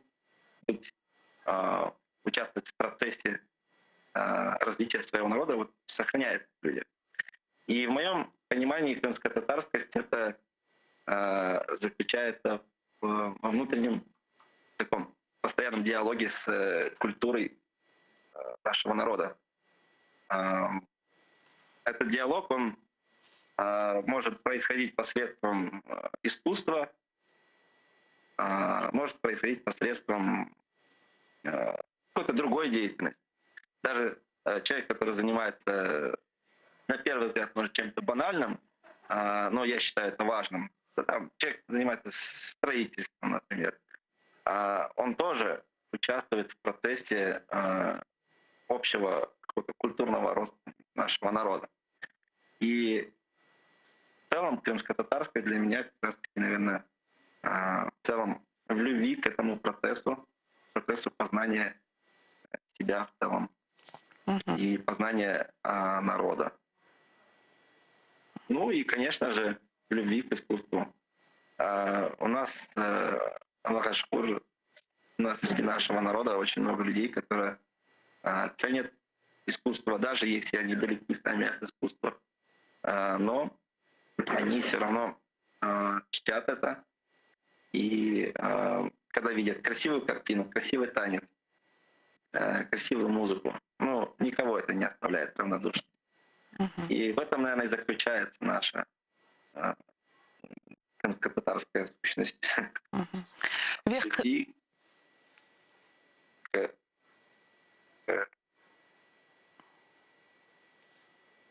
нашей культуре, к своей родине. Эрвин Бей, ве бүгінгі күнде мына Қырымнен бағлы насыл лейхаларны өмірге кечірмеге планлаштырасыныз, көзде тұтасыныз?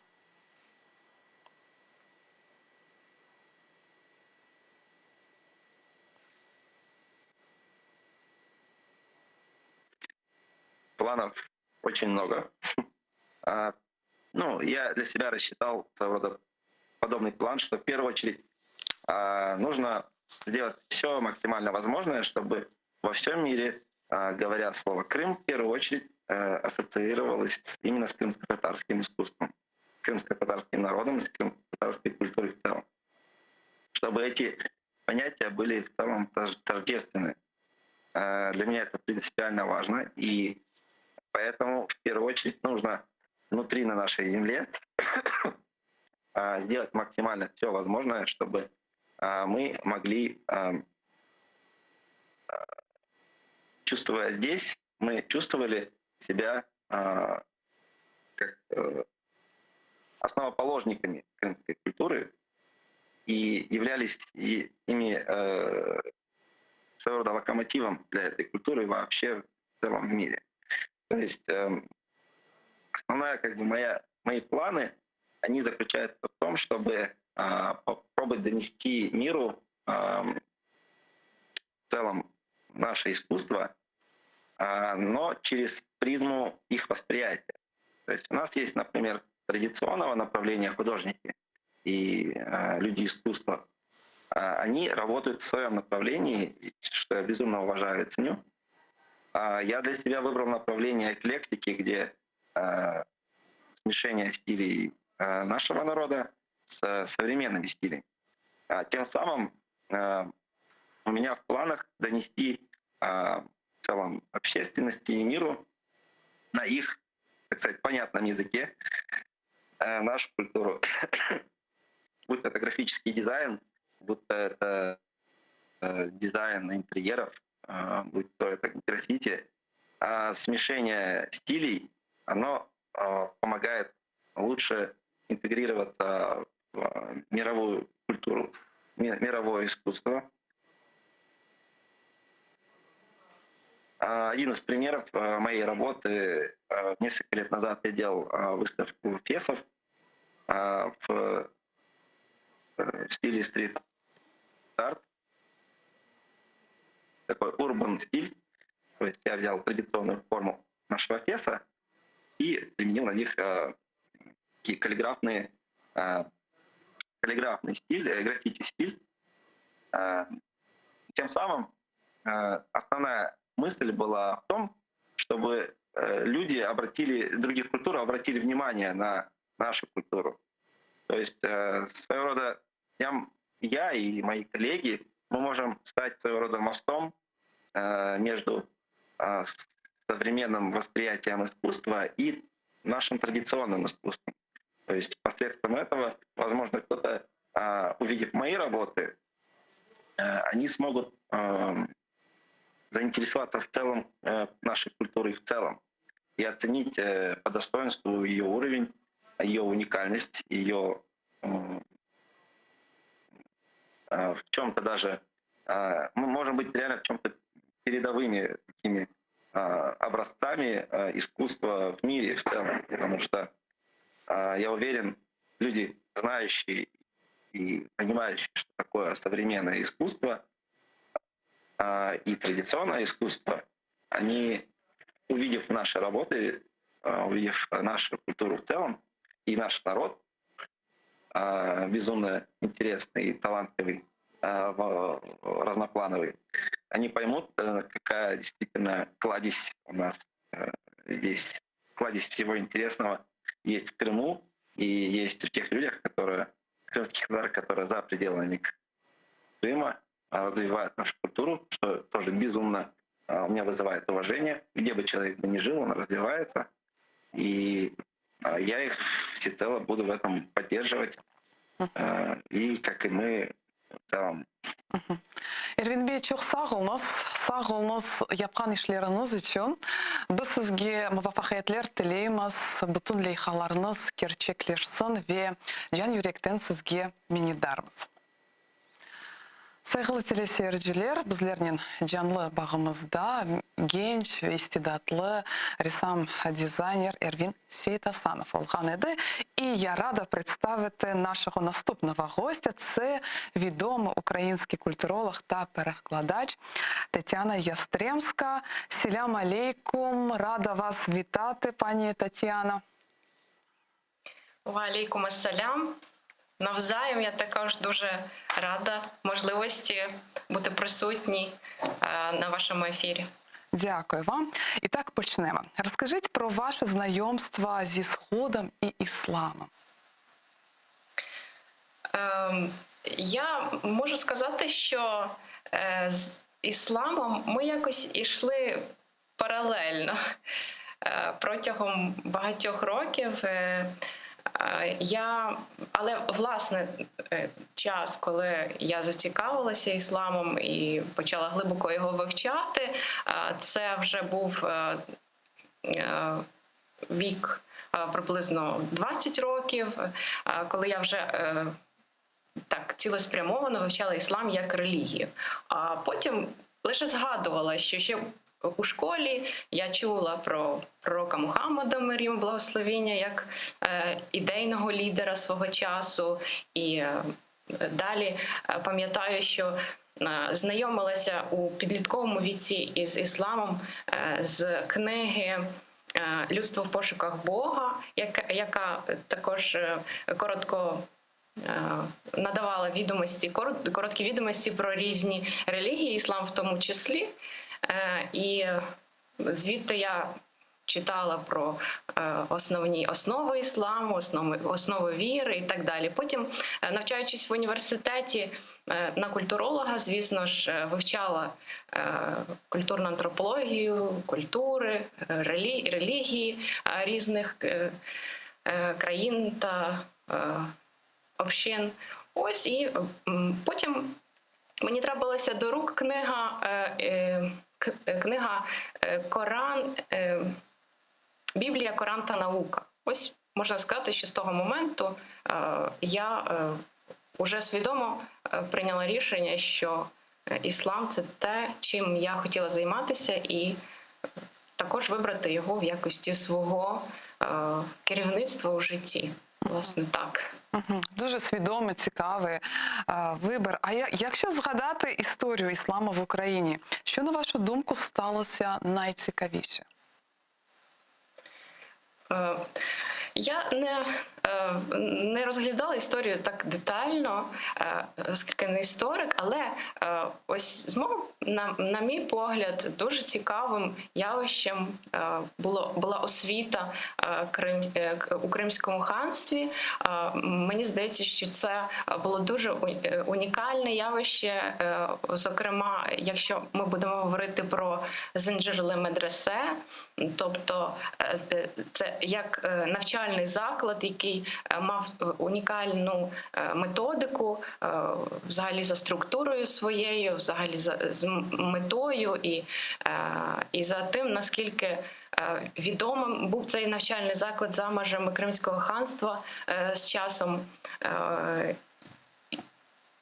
І те, що взагалі, коли закладалися основи, фундамент цього навчального закладу, була дуже висока ціль і мета перед тими, хто його створював, власне, створити такий свого роду храм науки, який буде слугувати наближенню до Бога і процвітанню в цьому житті і у майбутньому. Можна, звісно, дуже багато говорити про те, як, власне, відбувалося там навчання, і про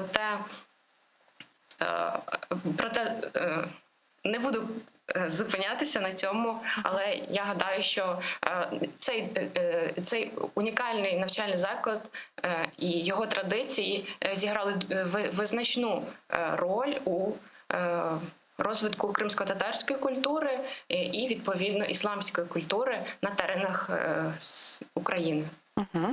А якщо, наприклад, говорити про історію ісламу, то іслам дав світу дуже багато вчених. А що відбувається з сучасністю? Дійсно, на сучасному етапі ми говоримо дуже багато про те, скільки відомих вчених, який визначний вклад мусульманські вчені зробили у розвиток людської цивілізації, особливо у період Золотого віку, так званого Золотого віку ісламської цивілізації. На сучасному етапі ми намагаємося дивитися на той приклад, який залишили вчені, на ту діяльність, на ту активність, яку вони виявляли свого часу у науці. І багато вчених дійсно намагаються слідувати цьому прикладу і продовжувати цю традицію і робити внесок у прогрес людства, звісно ж, кожен у своїй сфері, кожен у своїй галузі. Але, мабуть, ми можемо сказати, що надзвичайно така зацикленість, можливо, минулим не дозволяє нам робити крок у майбутнє і зосереджуватися на тому, що ми маємо сьогодні і зараз, і натомість, щоб оглядатися на минуле і бути постійно під тиском. На жаль, дуже багато вчених перебувають під тиском стереотипів, якихось пересудів і не можуть зосередитися повністю на своїй діяльності. Хоча ми можемо і в наш час спостерігати народження і дуже багатьох винаходів, які належать саме мусульманським вченим. Просто, на жаль, не всі про них знають, не всі про них читають. Можливо, зараз трохи інші наративи цікавлять представників немусульманської спільноти чи навіть самих мусульман.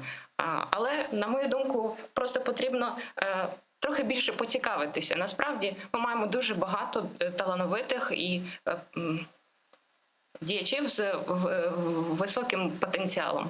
Угу. Тетяна, а як, на вашу думку, сприймаються мусульмані в країні?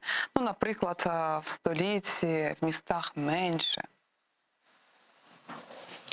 Відомо, що мусульмани є меншістю, мусульманська громада є меншістю в Україні, тому все, що є менше, то є, мабуть, менш знане і, відповідно, викликає не настільки однозначну реакцію, і відповідно до досвідів різних мусульман ми можемо говорити як про позитивне, так і про негативне сприйняття.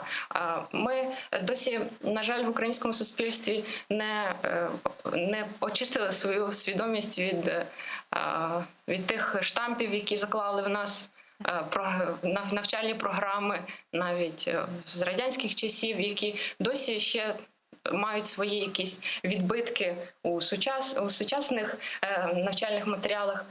Тому я гадаю, що загалом сприйняття і атмосфера у нас позитивна. Я особисто не зустрічалася з жодним якимось негативним випадком у своєму особистому житті, але хоча я впевнена, що інші мусульмани можуть говорити про свій інший досвід, і, на жаль, такий також існує.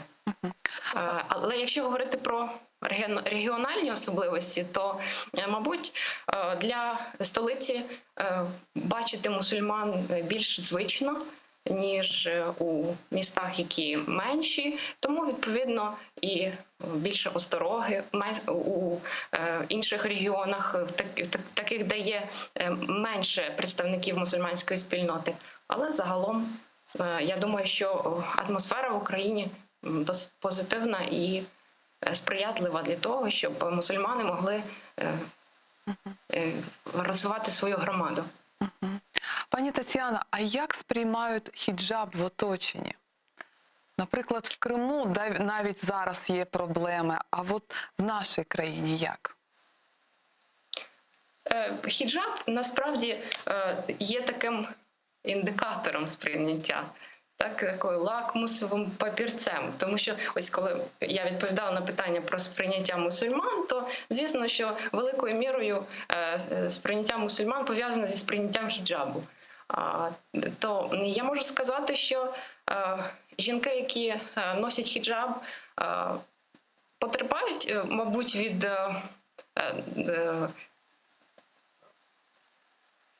часом негативного сприйняття. Все через те, що досі бракує інформації про те, що таке іслам. Тобто, мабуть, не бракує інформації, а бракує інтересу до того, що таке іслам і чому жінки носять хіджаб. Якщо далі ми будемо говорити взагалі про виклики і про те, чому жінки взагалі носять хіджаб, то я б детальніше на цьому зупинилася. Але загалом дуже різний досвід. Дуже різний досвід. Часом це стає перепоною, часом це може не впливати. Тому я гадаю, що це дуже індивідуально. І про виклики, да? Дуже цікаво, пані Тетяна, про виклики. От мусульманська жінка, да? Які виклики сьогодні перед нею повинні бути? Виклики перед мусульманською жінкою ось і пов'язані також із хіджабом. Адже, власне, мусульманська жінка є тою ж самою жінкою, що і християнська жінка, що і будь-яка жінка на цій планеті.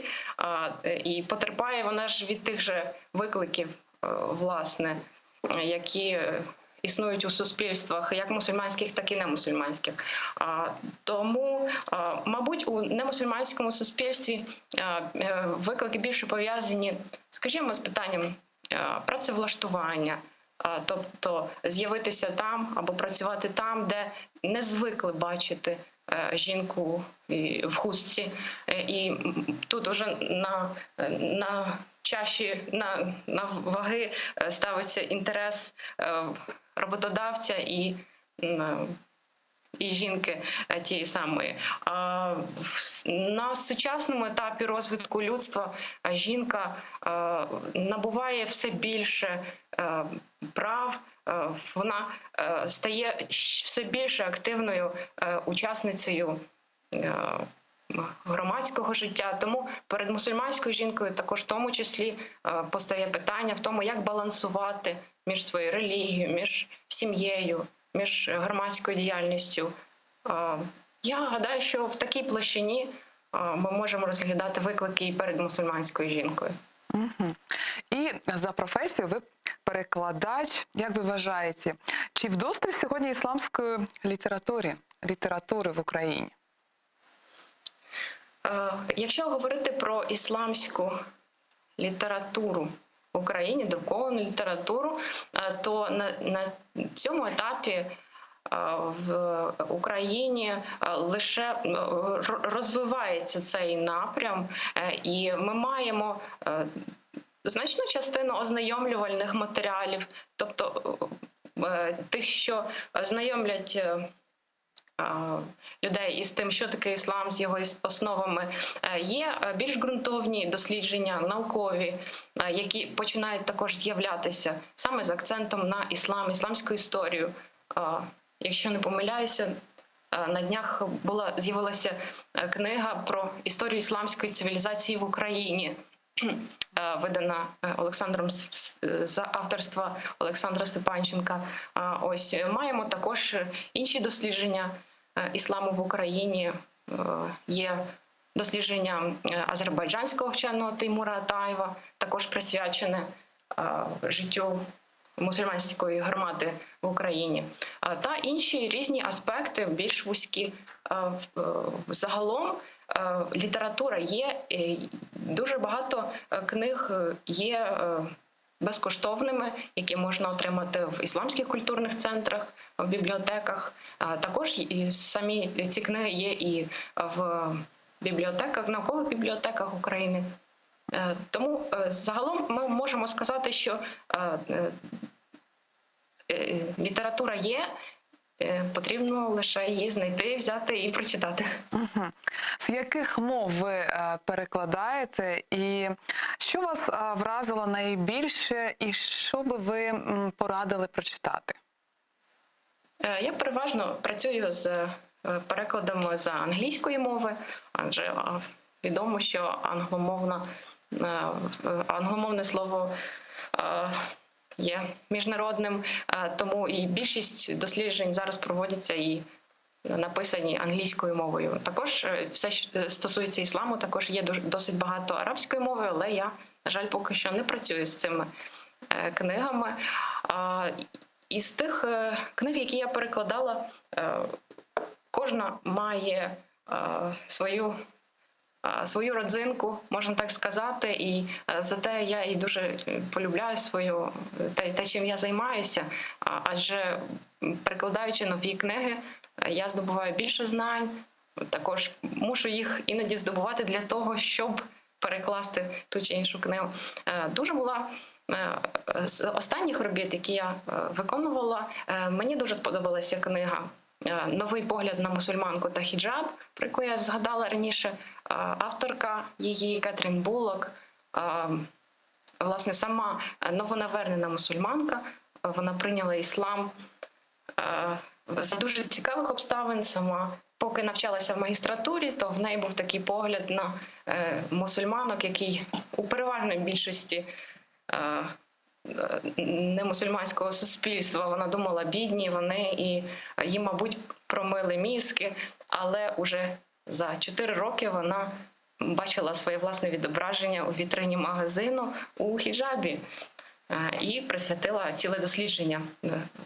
Це було її дисертаційне дослідження, в якому вона виклала погляд самих мусульманок на хіджаб, чому вони його носять.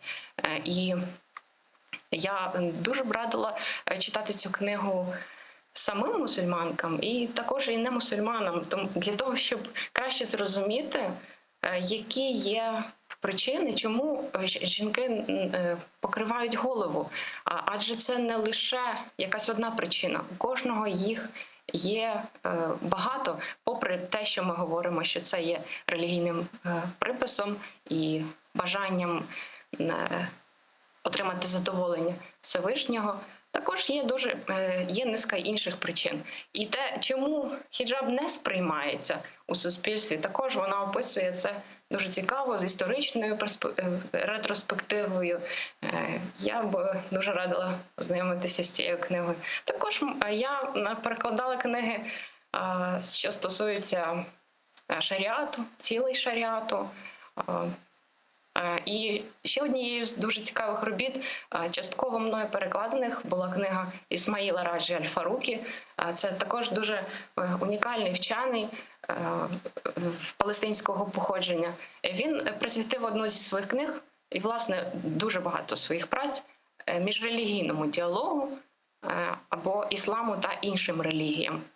І в своїй праці також він наголошував на тому, щоб мусульмани, ті, які хочуть приймати участь у міжрелігійному діалозі, та й загалом говорити про взаємини ісламу з іншими релігіями, повинні бути дуже добре обізнані у тих релігіях, про які вони говорять.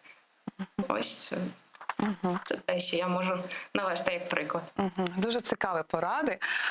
Часто можна почути про те, що, наприклад, кримськотатарська культура і ісламська релігія – це майже синоними. А як щодо української ісламської культури, чи така є? Мусульманам відомо, що іслам єдиний і водночас дуже різний. І іслам не заперечує тому, щоб людина належала до різних релігій, до різних культур, і народів. Адже нас Бог створив різними народами для того, щоб ми пізнавали один одного. Тому, звісно, ми говоримо про певну специфіку мусульманських громад. І кримських татар, і можливо, частково українців, хоча це, можливо, український іслам ще не настільки сформований, чи взагалі можна вживати такий термін, я не знаю. Але іслам дуже гармонійно вплітається загалом і в українську культуру, тому я думаю, що загалом явище українських мусульман дуже органічне і цілком органічне, так. А як складаються відносини з мусульманками інших етносів? Адже з одного боку кажуть, що іслам не має місця націоналізму, проте іслам захищає національну ідентичність. Так, безперечно, в ісламі немає місця націоналізму, і оскільки мусульманська громада в Україні така різношерстна, ми можемо сказати, різноманітна, і вона дійсно складається із представниць різних етносів та національностей, які проживають в Україні. Я думаю, що основою взаємин в цьому випадку слугує спільне бажання досягти задоволення Всевишнього і працювати на благо суспільства разом. Тому, на мою думку, тут конфліктів ніяких не може виникати або якогось зверхнього ставлення не існує. Ви також є активним учасником конференції, заходів. Які заходи, присвячені ісламу та інтелектуальної складової, проводяться в країні?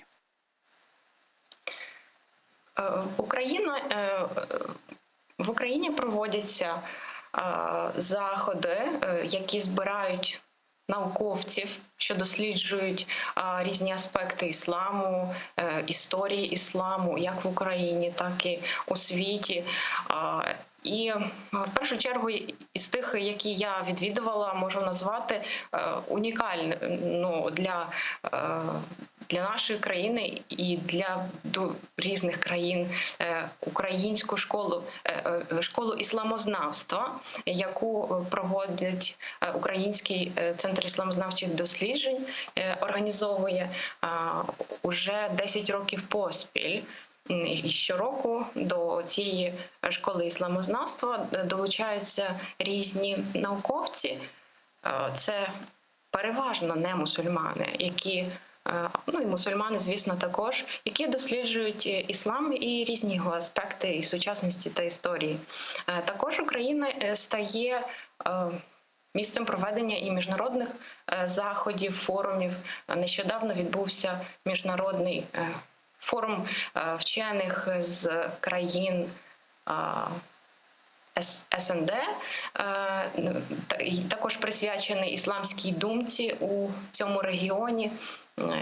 Його відвідали вчені з багатьох країн і також обмінялися досвідом дуже цікавим. Це надзвичайно збагачуючий досвід і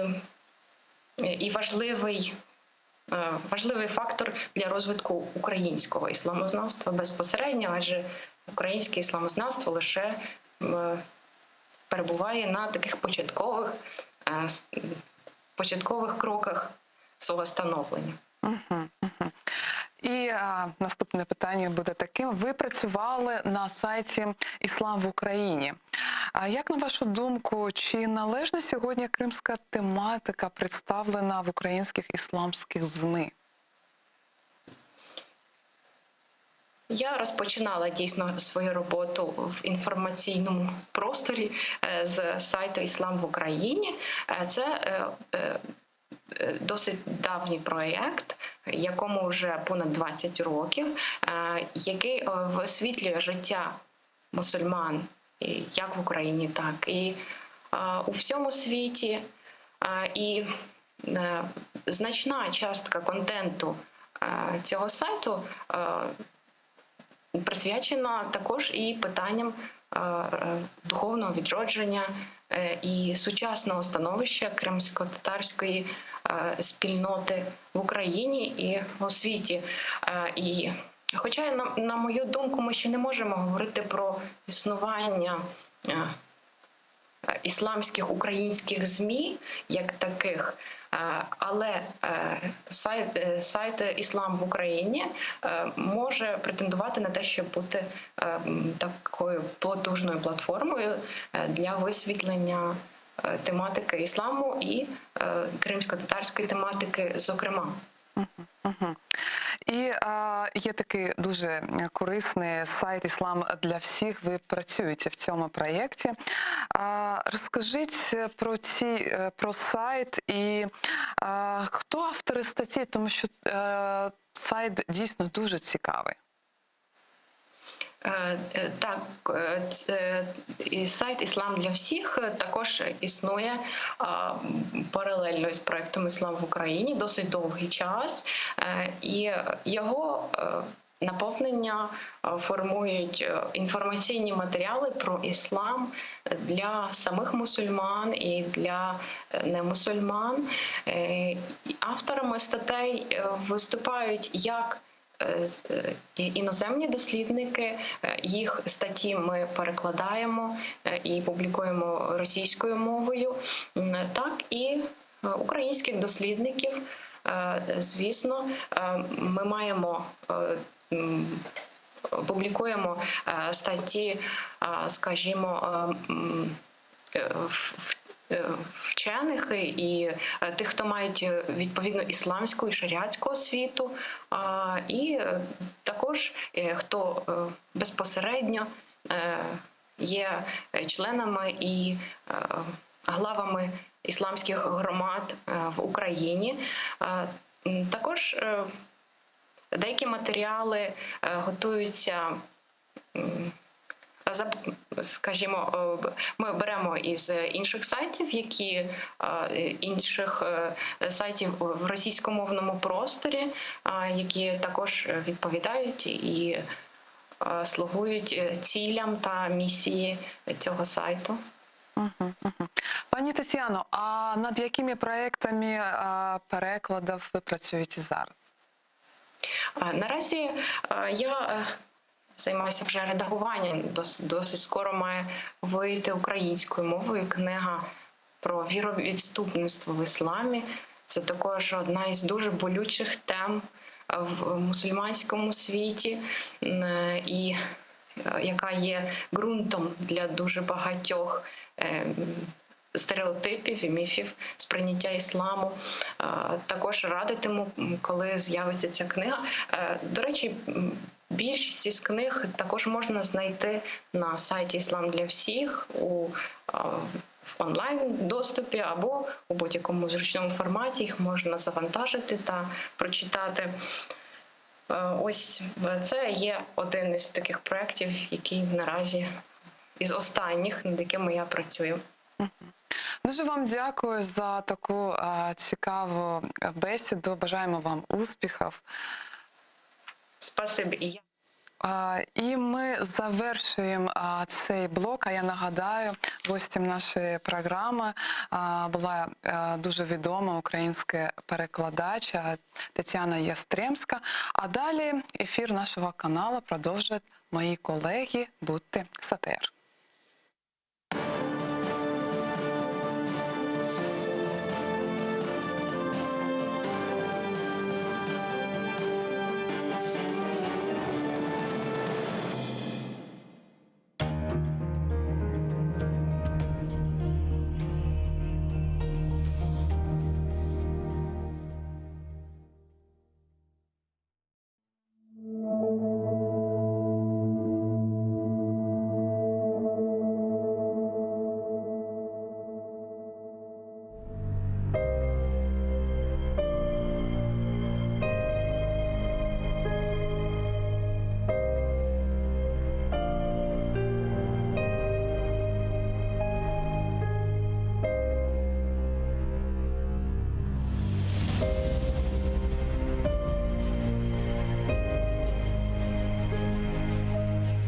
Бақый дүния яратылған, дейлер қиямет қопқанжы.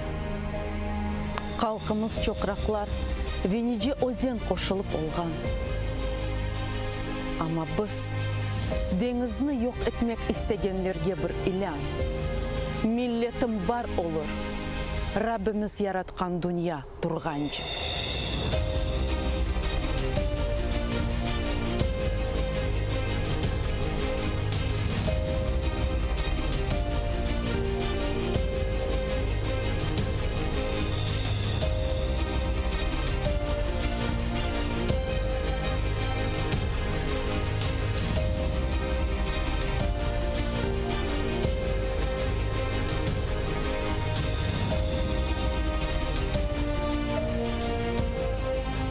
Başka sularda çayacak oldu. Kurgakka devirdiler. Çeşmeler suları kesildi. Kelmeşek yatlardan gizlendi. Ama pak suyunu os kalkı avdet olacak günge sakladı. Kalkımız var olur. Kırım'da çokraklar kaynağanca.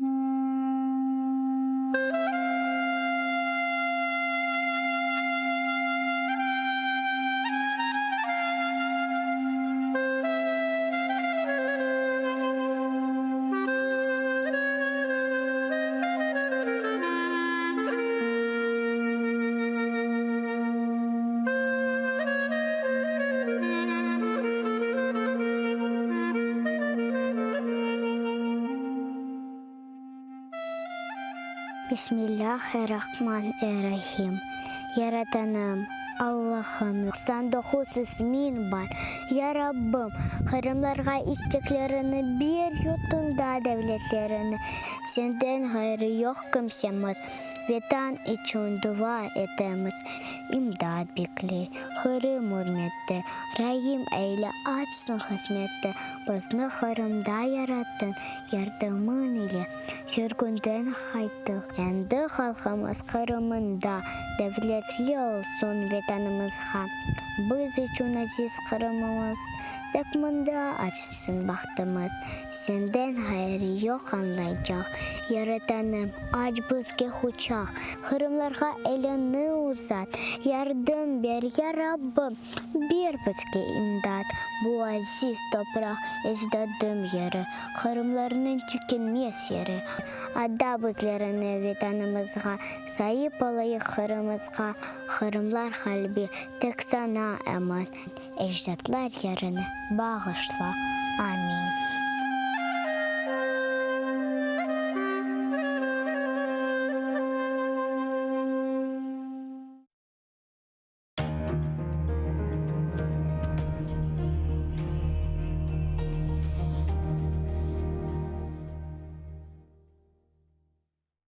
Марифчы, нешырчы, драматург ве публицист Асан Сабри Айвазов Алупка көйінде майысының 6-сында 1878 сенесі дүнияға келді. О елке тасыны иптидайы мектепте алды.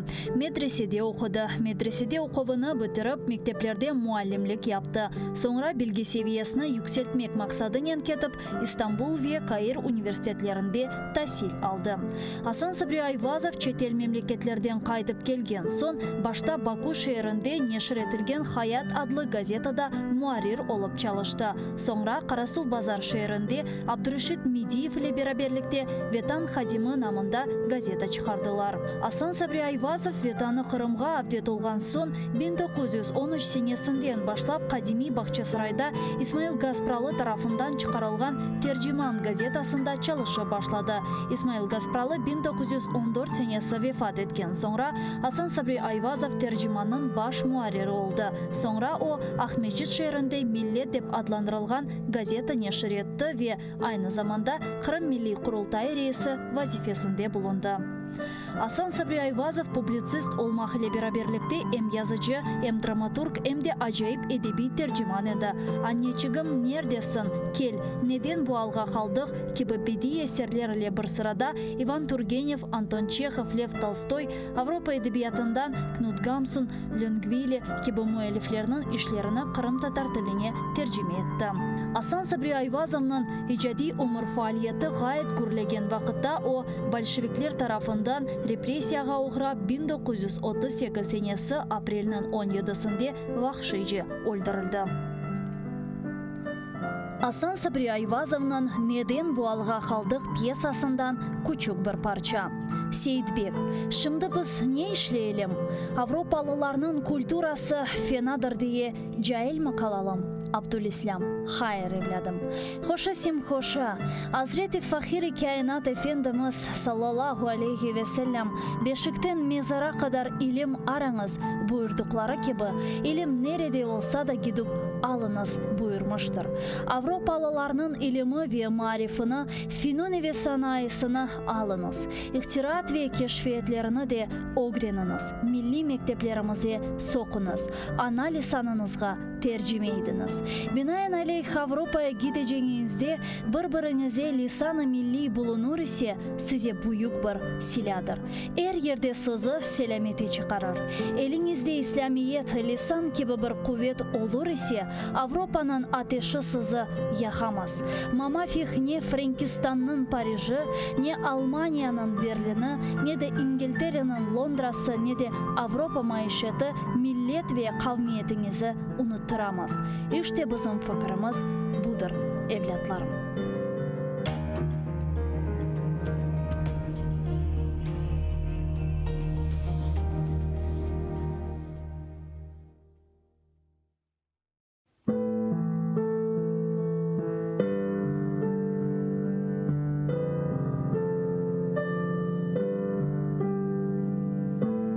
Басқаныңыз ерлеріні топырақ деп кечмеңіз. О топырақларда сіздің адыңызны сақламақ үшін ниже құрбанлар берілді. Бинглерже шейітлерінің қанлары бар о топырақларда. Құруды деп беллеменіз. Алида синмеді шуқан топырақның ішіне. Кечкеніңіз ерлеріні соқақ деп кечмеңіз. О соқақларда ниже жесур аскерлер жүрді. Ватанымны қорчалайым деп қылычлар салланды.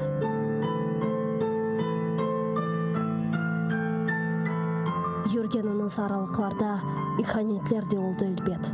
Сапланды ханчерлер сыртларға. Көтергеніңіз байрақны тамғалы басма деп кечменіз. О байрақның үстінде шерефіңіз, намысыңыз, итибарыңыз бар. Көтеріңіз ең yüksеклерге, ең төпелерге, көк yüzüyle paylaşsın ренкіні. Керек олса оның үшін нишан олыңыз. Бір кеткен жан недір ки? 1000 жан кетсе феда олсын ona. Қиямет өлім ма? Бұ му фелекет? Асыл фелекет байрағымыздың ерде саврылмасыdır. Утаныңыз эфенділер, егіңіз башларыңызны. Тутрейдір шымдалымызға бақып еждатларымыздың кеміклері. Кірді евімізге дұшман қуа алмайық. Сесіміз жықмаз олды қорқуға далдық. Утаныңыз эфенділер. Ғайып болған рухыңыздан утаныңыз. Байрақны көтеріп оламаған еллеріңізден утаныңыз. Мен утанам.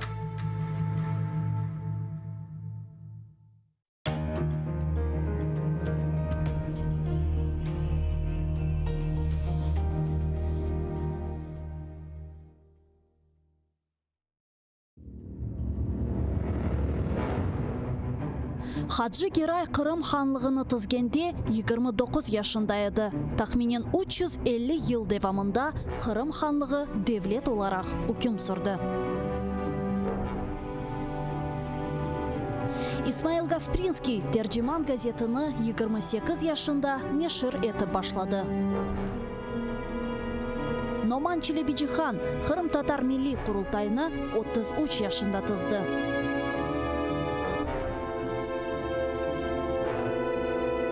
Бекир Чобанзаде 27 yaşında professor olarak Latin әлифбесini Türkiye devletlerге teşviqat etdi.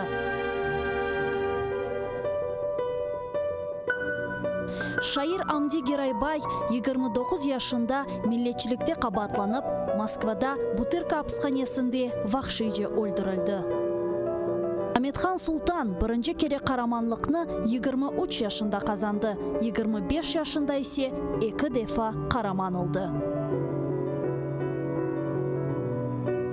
Musa Mahmud 1978 senesi hakimiyetke karşı isyan etip ozunu yaktı. Milli meşal oldu. Ayşe Setmuratova 27 yaşında adalet kureşine kırıştı ve bütün ömrünü Kırım Tatar milli hareketine bağışladı. Genç ve yaşlar, fedakarlık ve kahramanlık için kureş meydanı açıktır.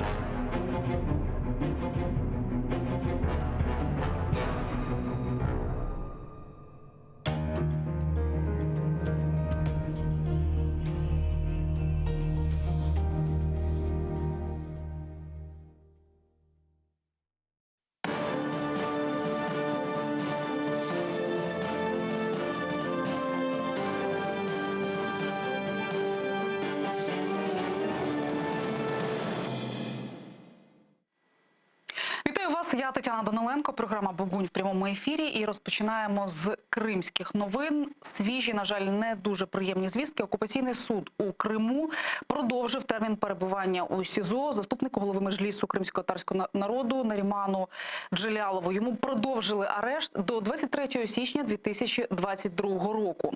Також зазначено, що самого голови Меджлісу на засіданні суду не було, його не доправили. Йому продовжують психіатричну експертизу в спеціалізованій лікарні. Я нагадаю, що окупанти інкримінують Джелялову здійснення диверсії на газогоні чи причетність до здійснення диверсії. І йому загрожує 15 років за ґратами. Ми продовжимо стежити за цією ситуацією. Якщо будуть свіжі повідомлення з Криму, звичайно, будемо про це говорити. Ну і до найбільш актуального на цей момент в Україні. Отже, про ковід голова комітету з питань здоров'я нації, медичної допомоги і медичного страхування Михайло Радуцький заявив, що є підозри, що проблеми з дефіцитом кисню в медичних закладах України можуть бути пов'язані з диверсією.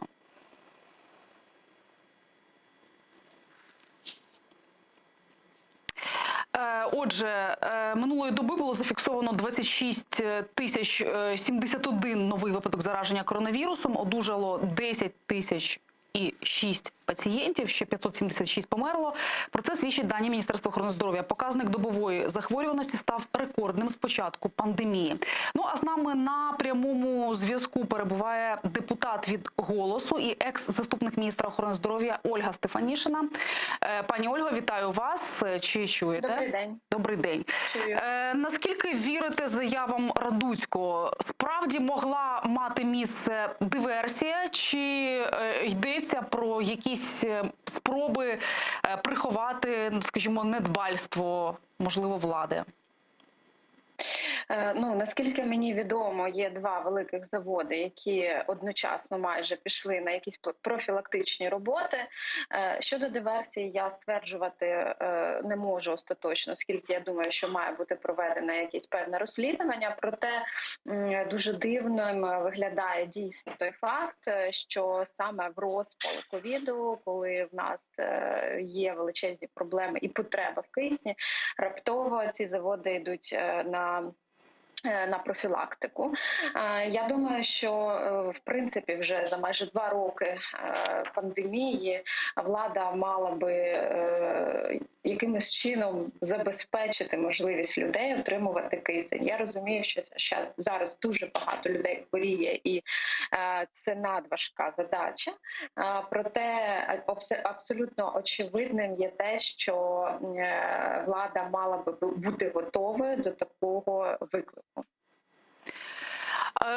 Але, на вашу думку, наскільки адекватно організовані зараз заходи держави для того, щоб нові хворі не з'являлися, зокрема на вокзалах, на транспорті? Як ви оцінюєте оці нові заходи? Ось у нас Київ входить з понеділка в червону зону. Так. І очевидно йдеться про те, що вакцинація, на жаль, поки що не дає, немає необхідних цифр вакцинації для того, щоб столиця, головний діловий центр країни не йшов. Дивіться, перше, що хочу сказати, це закид фактично до правлячої монобільшості, до президента України в тому, що не може Міністерство охорони здоров'я очолювати вже який в нас 4-й міністр за час пандемії, тому що частина з цих міністрів були або некваліфіковані, або просто схильні до корупційних дій. Внаслідок цього ми завжди не готові до нових викликів. Це по-перше. По-друге, Україна на півроку пізніше взагалі почала вакцинацію масштабну, тому що ще в грудні цивілізовані країни почали вакцинувати своїх громадян, а Україна фактично лише влітку. У нас просто не було вакцин. Можна, звичайно, казати, що це недбальство попередників та Максима Степанова і так далі, але цього можна було би запобігти, не призначаючи таких людей на посаду. Це перше. І друге, вже зараз я більше розумію, що ситуація в міністерстві і чинний міністр, він дійсно робить багато для того, щоб люди вакцинувалися. В нас немає проблем з вакцин. Всі вакцини є якісні, ефективні і безпечні. Доступ до вакцин є в кожному куточку майже України. Тобто не проблема нібито піти провакцинуватися, але я думаю, що дії, які сьогодні запроваджуються щодо певних обмежень для невакцинованих громадян, вони мали би вводитися раніше для того, щоб люди мотивувалися йти вакцинуватися ще влітку. Зараз у нас вже є рекорди, дійсно, по 300 тисяч людей отримують щеплення на день. Це в 3 рази більше, ніж, наприклад, там в серпні-вересні за день. Але ми зараз маємо цей бум уже в момент, коли, я так скажу, знаєте, хата горить. Тобто люди помирають по 500-700 людей на день.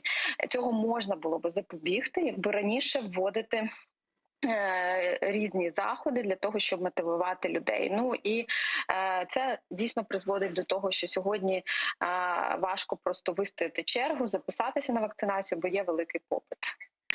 І є деякі факти, скажімо так, не те, щоб перешкоджання вакцинації, але цілеспрямована кампанія зі зриву вакцинації, роздаються листівки, з'являються нові акаунти у соцмережах, які закликають людей не ризикувати власним здоров'ям і не вакцинуватися, поширюють різні дезінформаційні меседжі. Чи достатньо, на вашу думку, влада робить для того, щоб купірувати подібні, скажімо так, психологічні атаки? Треба розуміти походження цих меседжів, і велика їхня частина, вона є частиною інформаційної війни Російської Федерації проти України. Вже доведено, що з 2017 року Російська Федерація активно веде антипропаганду вакцинації, роздмухуючи фейки про вакцинацію. Це робиться і, зокрема, зараз у нас вже є випадки, коли Служба безпеки України знаходила ботоферми на території України, які управлялися з боку Російської Федерації. Для чого це робиться? Для того, щоб в Україні було невакциноване хворе населення, щоб люди помирали. І, власне, поки що, на превеликий жаль, ця мета досягається. В цьому випадку Україна має діяти набагато більш активно і агресивно, я навіть скажу, щодо інформаційної кампанії. Цього не відбувається, і дійсно інформації все-таки для людей, очевидно, замало. Є багато питань, на яких немає відповіді. От тільки зараз у нас є певні державні кошти, були виділені лише восени цього року на інформаційну кампанію державну щодо пропаганди вакцинації.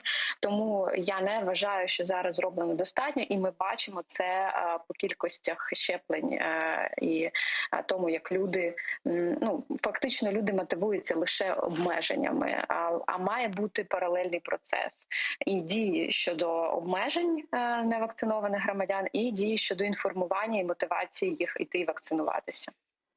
Нам, на жаль, не доведено жодного суду стосовно тих осіб, які поширювали дезінформацію, або поширювали листівки, або що. Поки що в Україні не було. Більше того, прем'єр говорить про те, що там не вакцинуватися – це нормальний вибір людини, і ми не можемо нікого нічого змушувати. Мовляв, все це не підпадає під жодну статтю Кримінального кодексу. Можливо, варто вам, депутатам, впроваджувати якісь законодавчі зміни для того, щоб зупинити цю хвилю? Ви знаєте, уже я вважаю, що є достатньо заходів, які мають мотивувати людей вакцинуватися.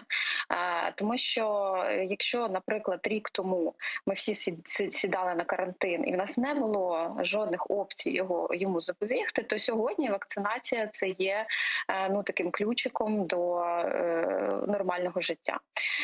Це очевидно вже для всіх країн світу і для України. Єдине, що, наприклад, в усіх постановах уряду народні депутати не потрапили в ці переліки, і ми зареєстрували постанову, я думаю, вона буде проголосована наступного пленарного тижня, про те, що Верховна Рада також має стати безпечним простором, і туди будуть пускати депутатів лише з сертифікатом про вакцинацію, одужання або з ПЛР-тестом. Наскільки я розумію, то позачергове засідання на цю тему має відбутися наступного вівторка. Його анонсували в фракції «Слуга народу», правлячій монобільшості. За вашими оцінками, яка кількість народних депутатів проголосує за відповідне рішення і чи буде там необхідна кількість голосів? Наскільки мені відомо, з засідання Комітету з питань здоров'я нації, де ми розглядали цю постанову, був присутній і представник Міністерства цифрової інформації і пан Корнієнко. Підготовка до цього процесу є досить серйозною, тобто Верховна Рада готується до технічного впровадження цих рішень, перевірки цих сертифікатів, працюють з пунктами пропуску, планують, як це буде відбуватися, тому з усіх цих кроків я роблю висновок, що монобільшість все-таки дасть необхідну кількість голосів. Ми в групі «Справедливість», до якої я належу, звичайно, будемо голосувати за. Інша частина вашої фракції, за вашу інформацію, як голосувати? Мені невідома позиція іншої частини фракції «Голос». До слова, хто все-таки буде наступного тижня лідером вашої фракції? Минулого тижня спікер Стефанчук оголосив про відсторонення від посади лідера фракції Ярослава Железняка. Хто буде наступним і чи залишиться Железняк? Я хочу сказати, що лідером фракції «Голос» вже давно не є Ярослав Железняк. Ця людина вже півроку не збирає навіть елементарних засідань фракції, і дійсно 11 депутатів, а це більшість фракції «Голос», має окрему групу «Справедливість». Ми давно написали листа на пана Разумкова, що Ярослав Железняк порушує регламент Верховної Ради, він порушує закон, оскільки вже рік майже обіймає 2 посади керівні: голови фракції і першого заступника комітету Верховної Ради. Це порушення. Одна людина не може обіймати 2 такі посади. Але попередній спікер Разумков навіть нашого листа з трибуни парламенту відмовлявся зачитувати, бо є дружні стосунки з паном Железняком, на превеликий жаль. Тому я сподіваюся, що вже з тим фактом, що ця інформація була зачитана з трибуни Верховної Ради, пан Железняк і формально вже складе свої повноваження. Щодо очільника нашої фракції, зараз нею є виконуючий обов'язки Олександра Устінова. Це тимчасове рішення. І я закликаю колег з того боку також проявити конструктив, зібратися на фракцію наступного тижня і провести демократичні вибори керівника нашої фракції, який з'єднає нарешті наш колектив. Даруйте ще невелике уточнення стосовно постанови про заборону невакцинованим відвідувати Раду. Чи йдеться там лише про депутатів, чи про помічників депутатів, журналістів і так далі йдеться також? Так, там, як я вже сказала, ми хочемо створити безпечний простір, в тому числі і в Верховній Раді, і тому це стосується всіх, хто буде перетинати подвір'я Верховної Ради, в тому числі і працівників апарату, помічників, журналістів і просто відвідувачів.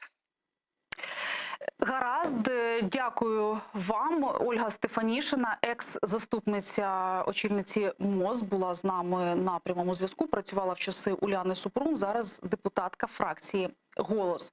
Ну, а з нами на прямому зв'язку зараз найближчим часом має з'явитися експерт з енергетичної безпеки Олександр Харченко, з яким ми обговоримо не менш актуальні газові проблеми. Отже, пане Олександре, вітаємо вас. Чи чуєте нас? Так, чую, доброго дня. Чудово, ми вас чуємо і бачимо. Отже, розпочинаємо зі свіжого рішення НКРЕКП стосовно непродовження дії заборони на експорт електроенергії з Росії і Білорусі. Що це означає, як це розуміти? Ви знаєте, цього року підготовка до опалювального сезону дуже складна історія через те, що це не українська складна історія, вона складна історія у всього світу. Бо через певні, я б сказав, прорахунки Комуністичної партії Китаю, Китай сьогодні працює по світу як пилосос, який висмокчує вугілля і газ буквально з усіх кінців, де тільки може. І результатом стало, по-перше, шалене зростання цін і на вугілля, і на газ, а по-друге, реальні проблеми з їх доступністю. І ці проблеми торкнулися багатьох країн Європи, і в тому числі України. Тому сьогодні ситуація є достатньо складна, і наскільки я розумію, цей крок, себто фактично це надання дозволу на те, щоб імпортувалася в певній формі електроенергія до України, це таке, ну не знаю, можливо, завбачливе ставлення уряду до того, що реально і фізично запаси вугілля є занадто малими, газ є фантастично дорогий, і в цій ситуації імпорт електрики з Білорусі виглядає як одне з можливих рішень. Імпорт з Росії, наскільки, на вашу думку, адекватно буде сприйнятий, як буде сприйнятий суспільством, ну і політикумом? Мені здається, що про імпорт з Росії йтися не може в принципі. Так чи інакше, ми воюємо з Росією, ми у фазі війни, і гарячої на фронті, і холодної дипломатичної в Європі, і в Америці. І я не бачу, як мені здається, знаєте, такої моральної можливості для України імпортувати електрику з Росії. Ну, ми ж правильно розуміємо, що формально це електрика з Білорусі, але фактично вона може бути російською. Ні. Технічно Білорусь сьогодні дуже профіцитна країна. Вони нещодавно запустили додатковий атомний блок, і в них реально величезний профіцит електроенергії. Угу. Гаразд. Тоді про опалювальний сезон, який розпочався цього тижня, влада уклала меморандум про те, що Нафтогаз або, скажімо, з місцевого податку буде перекриватися, скажімо, той лаг в ціні, який утворюється внаслідок, що ціни для побутових споживачів зафіксовані, і поки що, чи є підстави вірити в те, що до кінця опалювального сезону вдасться витримати для споживачів ту ціну, яка була обіцяна центральною владою? Ви знаєте, в мене нема жодних сумнівів, що ціна буде витримана. В мене, судячи з того, що я бачу і чую, є повна впевненість в тому, що уряд це зробить. Але в мене є великі, знаєте, величезні сумніви щодо того, а що далі. Бо головна проблема не в тому, витримає уряд зараз чи не витримає цю ціну. Витримає. Це вольове рішення, прийняли, значить будуть витримувати. А тепер питання, а що буде наступного сезону? Коли ми вийдемо з цієї зими з абсолютно пустими сховищами, без газу, це гарантовано, щоб як би там не розвивалися події, гірше чи краще, сховища будуть пусті. Треба закуповувати знов газ. І гаманець в Нафтогазу теж буде порожній, наскільки ми розуміємо. Абсолютно. Нафтогаз не матиме грошей зовсім, тому що фіксована ціна, і навіть якщо люди і компанії сплачуватимуть 100%, це все одно означає для Нафтогазу, що грошей нема. І навіть якщо ринок прийде до тями, а всі експерти сходяться на тому, що зараз тенденція стане значно кращою і ціни підуть на рівень десь $250-300 за 1000 кубометрів газу, то все одно це означає автоматично, що у Нафтогаза грошей на закупку газу в достатній кількості на наступний сезон точно немає. І от тут уряду прийдеться або дофінансовувати Нафтогаз безпосередньо грошима, або шукати якісь інші виходи. І 100%, що отримати якісь пільгові ціни, я не можу уявити собі, за рахунок яких грошей це буде відбуватися. А ось дивіться, в середині вересня Отто Ватерлендер, екс-виконавчий директор НАК «Нафтогазу», ідучи зі своєї посади, таку в український політикум і в суспільство кинув розжарену кулю, яка викликала справжню пожежу, заяву про те, що газ внутрішнього видобутку коштує приблизно 1 гривню, а не 11-13, як це є на ринку. Відповідно, є дуже багато інсинуацій на цю тему. А Вітренко, очільник Нафтогазу, говорить про те, що газ внутрішнього видобутку – це абсолютно дотаційна історія, і по суті на нього витрачають кошти з транзиту газу. Що з власним видобутком? Яка проблема з тим, щоб його наростити? І в світлі всіх цих обставин, про які ви щойно згадали, чи буде можливість у нас наступного року нарощувати внутрішній видобуток? Ви знаєте, якщо говорити про горизонт року, то точно ні. Відповідь 100% ні. Я думаю, що пан Ватерленд, коли казав про 1 гривню, він мав під цією собівартістю в 1 гривню виключно ситуацію, коли скважина вже пробурена, з неї йде газ, і його отримати, дійсно, можливо, це мова саме про 1 гривню. Але коли ви візьмете до уваги, що треба бурити нові скважини, коли ви візьмете до уваги, що треба розвивати видобуток, то це точно не 1 гривня, це значно більші інвестиції. І питання в тому, що ще їх не можна зробити швидко. І знаєте, часто я чую від людей, які в політичних якихось колах, вони кажуть, в нас же найбільші запаси газу, а чого це ми не розвиваємо власний видобуток? А все дуже просто. От подивіться, всі найбільші компанії світу працюють в країнах а-ля Сирія, Ірак, Нігерія. Вони утримують там приватні армії для того, щоб захищати свої скважини. В прямому сенсі армії, озброєні, в великій кількості люди охороняють скважини. Чому? Дуже просто. Там на 700 метрів на кілометр пробурив скважину, і у тебе газ чи нафта пішли. А в Україні вам треба пробурити 6 кілометрів. В Україні вам треба пробурити 7 кілометрів. І не факт, що щось піде. Тому що недостатньо проведена розвідка, ще багато чого треба зробити для того, щоб мати гарантію, що видобуток щасливо відбувається. Тому українська ситуація з видобутком газу, вона доволі непроста. І зовсім не така однозначна, як нам кажуть, давайте тут швидко піднімемо видобуток. Навіть якщо багато інвестувати, навіть якщо дуже старанно працювати, то мова про те, щоб збільшити видобуток на відчутні розміри, сектор на 4, на 5 мільярдів кубометрів, так, щоб це дійсно впливало на газовий баланс країни, то мова йде про 4-5 років щонайменше. Мова йде про буріння на шельфі і буріння масове, якого Україна сама по собі взагалі не може зробити, не вміє, не має технології знань.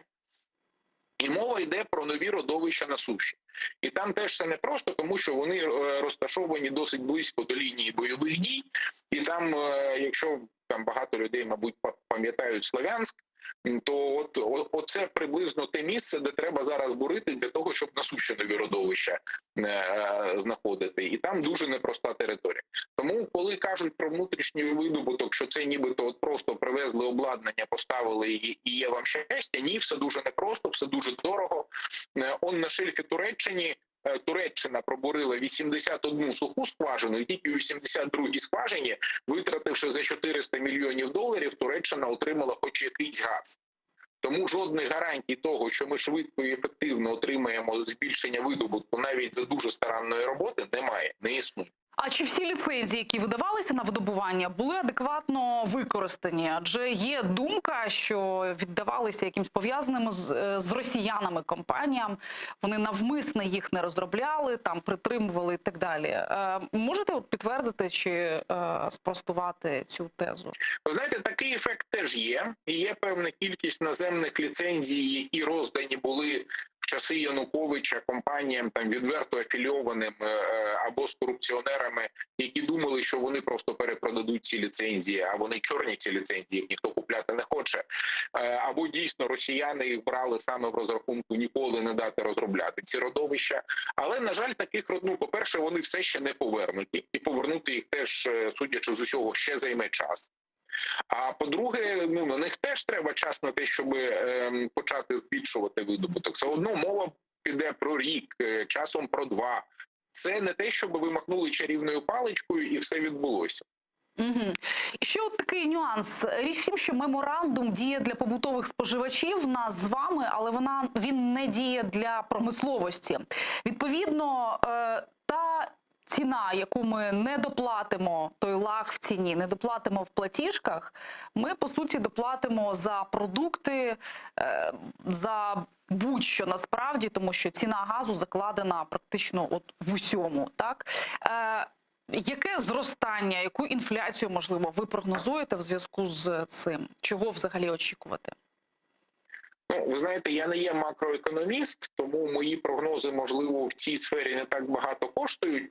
Але з того, що я бачу, то мова може йде про те, що 3-5% будуть додані до вартості всіх товарів автоматично тим, що енергоносії здорожчали.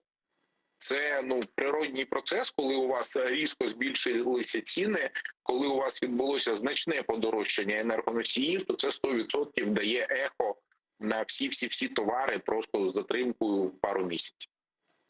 Пане Олександре, якщо можна, залишайтеся з нами на зв'язку. До нас долучиться також іще один експерт, екс-заступник голови НБУ пан Савченко. Вітаю вас. Чи чуєте нас? Доброго дня. Так, на жаль, мені здається, що він нас не чує. Також експерт, який часто коментує енергетичні питання, якраз можемо запитати з точки зору макроекономіки, от справді 5% додавати до всіх цін чи більше. Пане Савченко, вітаю вас. Добрий день. Так, Олександр Савченко з нами на прямому зв'язку. Ми з вашим тезкою, паном Олександром Харченком, дискутуємо про те, власне, ось меморандум, який діє щодо побутових споживачів, такого меморандуму для промисловості не існує. Промисловість платить ринкову ціну за газ, яка зараз, ми знаємо, є досить високою, фантастично високою, як зараз говорять в пресі. Виходить, що побутові споживачі заплатять трішки менше в своїх платіжках, але змушені будуть платити все одно за газ, купуючи будь-які продукти, будь-що, тому що ціна газу закладена буквально в усе. От пан Олександр Харченко стверджує, що можна докидати сміливо до ціни будь-чого плюс 5%. Які ваші оцінки, наскільки зросте інфляція, наскільки зростуть ціни на все в 2022 році або ось найближчим часом? У мене трошки інша точка зору, що, як це не дивно, інфляція в наступному році буде менше, ніж в цьому році. Це перше, незважаючи на продовження зростання цін на нафту і на газ. Але дивіться, в чому головна проблема, що не лише за газ будуть платити підприємці, підприємства, малий бізнес, але і за тепло. А це одна з головних витратних статей в бізнесі, наприклад, кінотеатрів, ресторанів, салонів краси. у нас і так ціни на тепло, на опалення, яке неефективно, повторюю. КПД нашого опалення приблизно 40% від світового стандарту. Тобто ми платимо за 100%, отримуємо 40% тепла лише. І отут я бачу великі проблеми. Не все можна закласти в ціну, тому що просто товар перестануть купувати, і перестануть купувати послугу. Це означає, що менше людей будуть дивитися фільми, менше людей буде ходити до інших закладів, де вони отримують послуги, наприклад, займатися спортом. А це приведе до банкрутства великої кількості таких підприємств. Уже не через коронавірус, але там теж є проблема, а через дуже великі витрати на тепло. Не лише на газ, повторюю. Газ конвертується в тепло для киян, львів'ян і інших міських мешканців. І оце величезна проблема. Я не знаю, який процент бізнесу збанкрутіє. Мої оцінки такі, якщо ціни дійсно будуть на рівні 40-50 гривень, то можна сміливо розраховуватись, що десь 20-25% бізнесу закриється. Тому що люди не зможуть оплачувати високі ціни на послуги. А це дуже небезпечно. Ми втратили під час коронавірусу десь процентів 15-20 робочих місць, можемо втратити ще. І тому завдання місцевої влади піти на зустріч бізнесу. Ну, що я пропоную? Я пропоную, щоб трошки зменшили апетити київські власті, львівські, харківські, зменшили плату за землю і за нерухомість. Тому що отопити цю нерухомість буде вже фантастично дорого. Це більше, ніж інколи це буде більше, ніж надходження від бізнесу. Наприклад, маленька майстерня, яка ремонтує автомобілі, да? Вона платить там за 100 метрів 3 тисячі гривень плату за землю і за нерухомість. Це бізнес. А ще треба платити за тепло, за електрику. А доходів нема. І тому є така можливість у місцевій владі, менше корупції, менше ідіотських якихось проєктів. Наприклад, я от проїжджаю через Лесю Українку щоденно. Там кожний місяць нові приколи. Забори ставлять, забори знімають. Сажають рози, викорчовують рози, сажають кусти. І відмивається на цьому величезна купа грошей. І от треба поставити себе на місце бізнесу і припинити таку діяльність. І повторюю, я би в 2 рази зараз би скоротив на цей сезон збор грошей за землю і за нерухомість з бізнесу. І це дозволить вижити бізнесу. А місцевій владі отримати більше податків, і центральній владі більше податків. Ну от що я можу сказати. Не все піде в ціни. Багато піде в банкрутство. Тобто це поглиблення таке економічної депресії, по суті. В нас так і не відбулося зростання економіки, яке б компенсувало коронавірусне падіння. І падіння перед тим, так, виходить, що ці тенденції посиляться. У нас трошечки зростання відбувається, але воно дуже хлипке. І якщо ми зараз ударимо по бізнесу, а дивіться, у нас же там ще закони якісь драконівські по малому бізнесу, ніби борються з олігархами, да? Збільшити ренту на руду, а під ударом малий бізнес, який має платити за землю ще більше. І зараз зростання, за моїми оцінками, десь між 2 і 2,8% на цей рік. Це дуже мало, порівняно з Штатами, з Європою 5-6%, Китаєм 9%. Ми, саме бідна країна, відстаємо від найбідніших країн інших. Тому що зростання неадекватне. І я от що боюся, що такими непрофесійними діями ми можемо навіть оце малесеньке зростання зруйнувати. І в наступний рік війти вже з падінням ВВП. Ну, що, на мою думку, буде катастрофічно не лише для українців, але й для влади.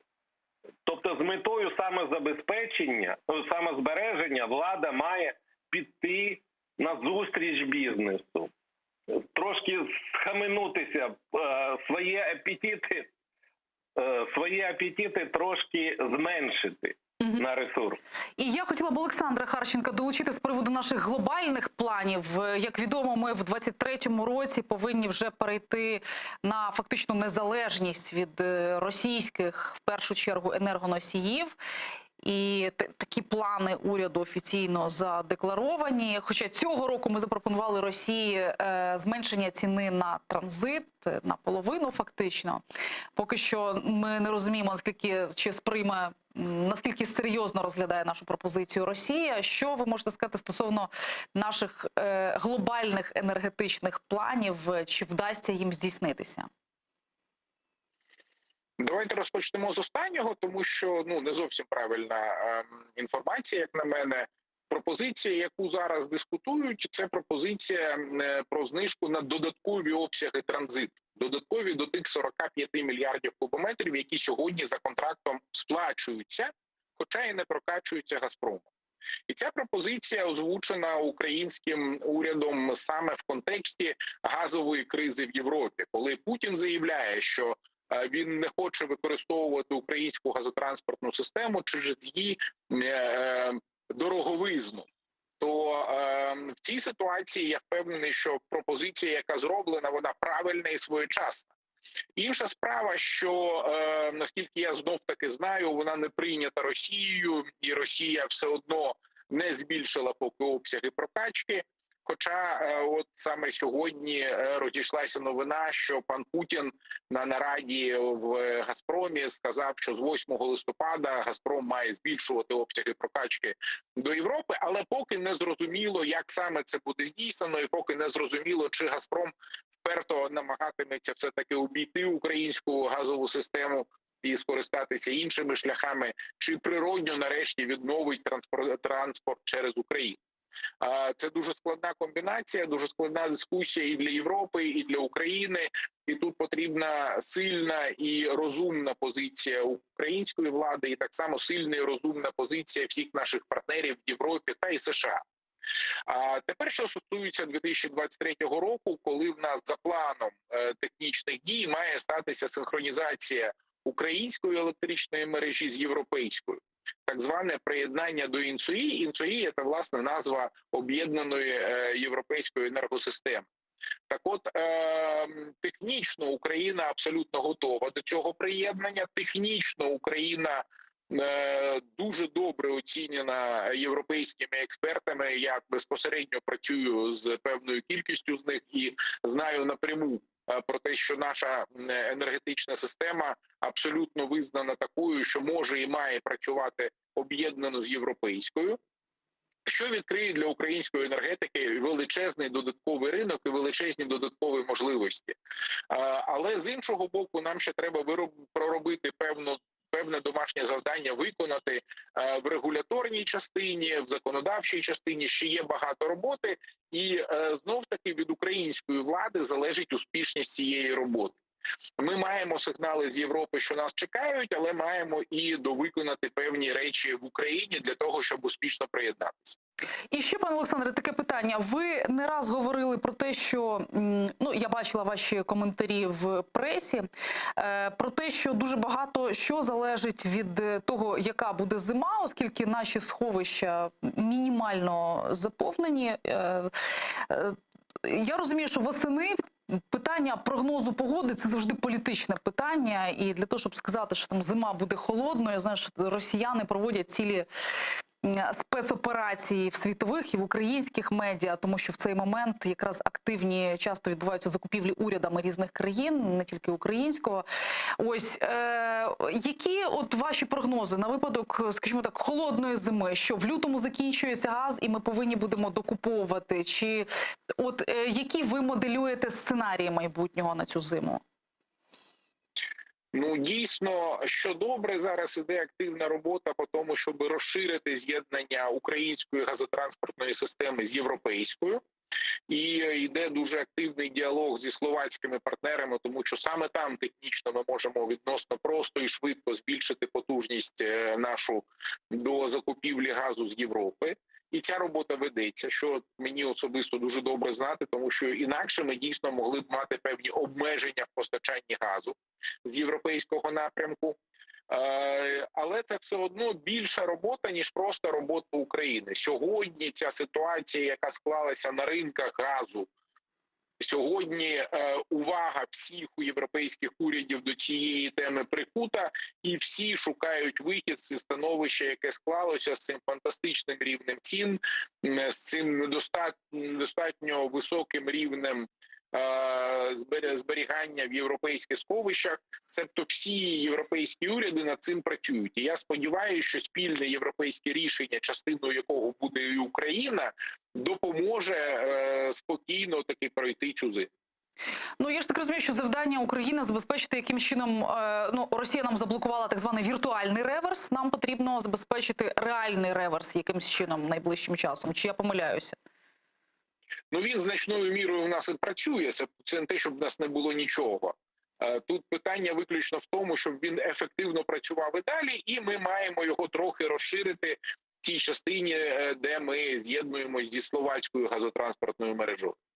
І от в Олександра Савченка, якщо можна, на таке напівполітичне питання. Дивіться, вчора в Молдові є серйозна енергетична криза, і вчора Financial Times написали про те, що в переговорах з Молдовою Росія висуває пропозицію для того, щоб відновити прокачку газу, постачання газу за низькими цінами, пропонує їй змінити, по суті, угоду про асоціацію з Європейським Союзом.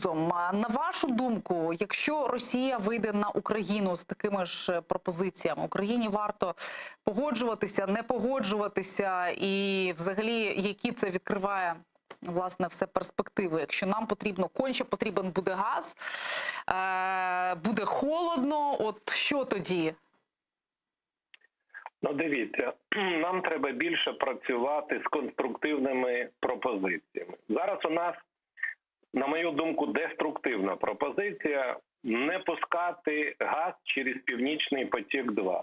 Але як економіст я знаю, що якщо вже було витрачено 10-12 мільярдів доларів на будівництво цього газоводу, нічого не заважає витратити ще 1 мільярд на лобіювання цього процесу, і газ піде. Тобто тут нічого не можна зробити. Тому що цінності, навіть західні цінності, завжди поступаються матеріальним інтересам. А дуже багато людей на Заході ще більш падкі на матеріальні інтереси, ніж українці. Хоч навіть в цьому звинувачують. І тому ми маємо висунути контур ідею. Ну, наприклад, таку. Добре, ви 40 прокачуєте через нас. Давайте ми таку формулу застосуємо, що ми, Україна, погоджуємося, а разом з нами і Німеччина, і Сполучені Штати, і Європейський Союз, на таку формулу. На 1 кубічний метр прокачки через Північний потік-2, 2 кубічні метра через українську газотранспортну систему. Ну, бачите, це вже від тотального нігілізму до конструктивного підходу ми робимо крок. А далі будемо торгуватися. І я от намагався вже півроку таку формулу десь запустити у світ, у міжнародне співтовариство, але півроку недостатньо. І думаю, що навіть би Путін задумався, а що, чорт побери, так, чи можуть взагалі не пустити Північний потік-2, а так ми запрацюємо, ну добре, тим українцям дамо рік-два ще часу подихати. Але нас би це теж врятувало. Якщо, звичайно, ми ці 2-3 роки використаємо конструктивно, тобто на зменшення споживання газу радикальне, у нас є всі ресурси, і на збільшення видобутку газу у нас теж є всі ресурси, не вистачає лише інтелектуальних, організаційних, політичних І все в наших руках. Тобто я би так ставив питання, а не міняти нашу угоду з Євросоюзом під тиском Росії. Тому що Росія каже, так, прогнулася Україна, тоді і Захід прогнеться. Він і так на рівні окремих суб'єктів, навіть опортуністичної політики Німеччини це вже робить. І тому ми не маємо права іти на тотальні наші поразки. Але ми маємо зробити якийсь крюк такий, розумієте? Негатив перетворити на позитив. На стратегію він-він. Вигідно же Путіну щось качати, щоб не ржавіла та труба клята. І ми маємо отримати зиск, і Німеччина збереже обличчя, і Сполучені Штати скажуть, ну от бачите, конструктивна формула, давайте так працювати. Ну, це моя точка зору стосовно Північного потоку-2 і української системи. А молдавани, звичайно, вирішать свої проблеми, тому що вони маргінальні. В межах похибки іде постачання газу для Молдови. І я думаю, і ми правильно робили, що кажемо, що будемо підтримувати. Ну і Європейський Союз, я думаю, не залишить цю маленьку країну поза увагою. Так, ну тим більше йдеться про мільйони, а не мільярди, як в українській ситуації. А ось, пане Олександре Харченко, я маю на увазі, що ви думаєте про радикальне зменшення споживання? Тому що є заяви Банкової про те, що газу вистачить до кінця опалювального сезону. Він буде за дешевими, за низькими, точніше, цінами, 7 з копійками. Не хвилюйтеся, все добре. І от сигналів від влади про те, що потрібно скорочувати споживання, не кочегарити там, де є можливість не кочегарити, взагалі немає. Так, ну ми розуміємо політичні ризики для кожної влади з цим там газом. Ну але все-таки, чому Україна досі, скільки років у нас уже є газові кризи з середини нульових років, не переходить на режим радикального скорочення хоча б побутового споживання? Я не кажу про промисловість. Ви знаєте, я з вами, по-перше, не погоджуюсь, що Україна не скорочує споживання, тому що в період 14-го, 15-го, 16-го років ми дуже значно скоротили споживання. Ну, внаслідок, перш за все, падіння промисловості. Ні, абсолютно ні. І падіння населення ми втратили. Ви знаєте, ну, я би, якщо можна, я донесу позицію, а колега має специфічну точку зору, я ж не можу його переривати. Так от, в період з 14 по 16 рік у нас фактично скоротилося споживання газу на 40 мільярдів кубометрів на рік. Ми ввійшли в цей період зі споживанням 72 мільярди, сьогодні в нас приблизно 31. І на такий рівень ми вийшли вже у 16 році.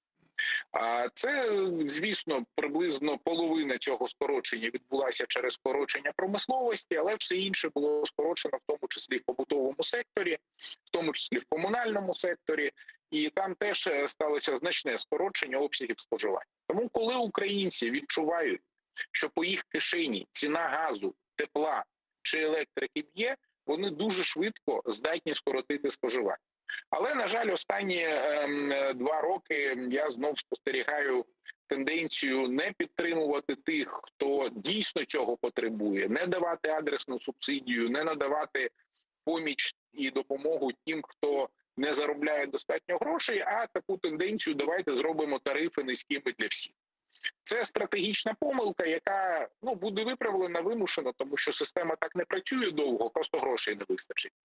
Але вона зараз знов грає. Через певний період гроші в державі знов закінчаться, і знов ціни повернуться до нормальних ринкових рівнів, і тоді знов швидкими темпами почне покращувати ситуація з енергозбереженням, енергоспоживання скорочуватиметься просто тому, що це б'є по кишені. Коли по кишені не б'є, ніхто нічого не скорочує. А ви, пане Олександре, все-таки схильні вважати, що ціна відкотиться до якихось приблизно тих самих показників, які були станом на початок року, приміром? Це не тільки я схильний вважати. Всі європейські та й світові експерти вважають, що ціна на рівні 1000-1100 доларів за кубометр, як за 1000 кубів, як це зараз відбувається, не зупиниться. І ми всі очікують падіння у лютому-березні до рівня щонайбільше 200-300 доларів за 1000 кубометрів. І, власне, зусилля урядів європейських країн сьогодні на цьому сфокусовані, на тому, щоб привести ціни на газ до нормального ринкового стану, а не результатів цієї, ну, знаєте, шаленого споживання Китаю і такої ж шаленої провокації Газпрому, як це сталося на сьогодні. Робота над цим іде, є багато інструментів, які обговорюються до застосування Європейським Союзом, Європейською комісією, урядами і США, і європейських країн. І перші результати цієї роботи вже починаються, тому що вже ціни пішли від там фантастичних 1500-1800 в коридор 1000-1200, але все одно це зависоко для європейського ринку, і всі працюють над тим, щоб вони повернулися в звичний коридор, а звичний коридор – це між 200 і 400. Ну, деякі експерти навіть схильні вважати, що сьогоднішнє, приміром, зниження, сьогодні відкочувалася ціна значно нижче $1000, пов'язане з прийдешньою зустрічю Великої Двадцятки. Зокрема, будуть обговорювати енергетичні питання енергетичної безпеки ось на ці вихідні, 30-31 жовтня. Ну, але менше з тим, є буквально наостанок, пане Олександре Савченко, я маю на увазі, ви підтримуєте такий прогноз, що ціна відкотиться до... Я не зрозумів прогноз. На початок наступного року 1300, я вважаю, це неправильний прогноз. Мій прогноз на початок наступного року десь 700-900. І далі з тенденцією до стабілізації навколо 500. Чому? Тому що, але я погоджуюсь з колегою, що чим менші ціни на газ, тим більше його споживання. І тому от однією рукою ми кажемо, що люди споживайте менше, але своєю ціновою політикою ми стимулюємо споживати більше. Чому я оптиміст стосовно газу, ринку газу в наступному році? Ну, тому що такі шалені ціни привели до того, що американці почали відновлювати свій газовий потенціал. Такі шалені ціни приведуть до того, що більшість підприємств і людей будуть вкладати в енергозбереження, а значить попит зменшиться, пропозиція зросте. І буде нова ціна рівноваги, я повторюю, на кінець опалювального сезону у мене десь 700-800, а далі з тенденцією до падіння десь до 500. І в наступний вже опалювальний сезон ми можемо війти з нормальними цінами рівноваги. І от саме головне, що Україна, на жаль, не користується такою унікальною ситуацією і не збільшує радикальне споживання газу. І не зменшує, повторюю, видобуток газу. І не зменшує споживання. Ті процеси, які були початі ще за часи Януковича, коли він стимулював переходити з котлів газових на інші альтернативні, через 2 роки припинилися. Але вони дуже ефективні. І ми за умови інтелектуальної праці, конструювання економічних механізмів могли би швидко за рік на 10-15% скоротити споживання газу. Не лише людьми, але й бізнесами різними. Зараз блок іде через бюрократію газову, їм вигідно нічого не міняти. І нарешті треба поставити питання про видобуток газу. Радикально поставити питання. Оце заява Вітренка, що через 5 років ми можемо перестати імпортувати російський газ, як на мене, дуже опортуністично. Це 2 роки вистачить, щоб відмовитись від імпорту російського газу за рахунок 2 факторів: збільшити видобуток і зменшити споживання. Для цього треба дійсно оптимальна цінова стратегія, яка не має бути популістською, але в той же час дійсно мають підтримуватися найменш захищені верстви населення, але не стимулювати їх палити газ, відкривати як це було вже не один раз. І таким чином на 3-4 рік треба вийти вже на експорт газу. Якщо б ми не були такі недолугі, сьогодні ми могли би продавати газ за $1000, а не купувати його. Розумієте? Всі можливості є. Нездатність проводити адекватну промислову політику і структурну політику приводять от до таких неадекватних втрат життєвого рівня нашого населення.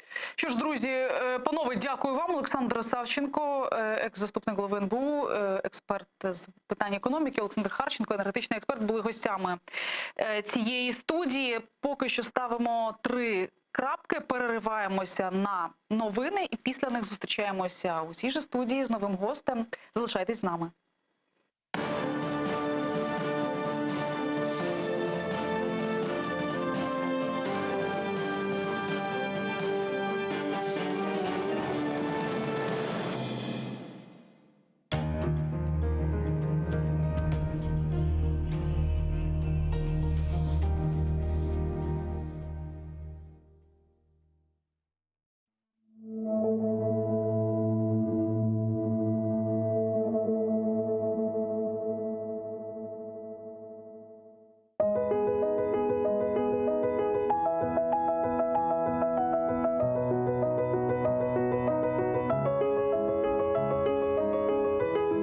Қырым дегенімде жүрегім açılır. Yağmur olup buluttan güller saçılır. Dağ, çöller, denizden tebessüm yayılır. Kalbimnin melgemisi, ey ana vatan.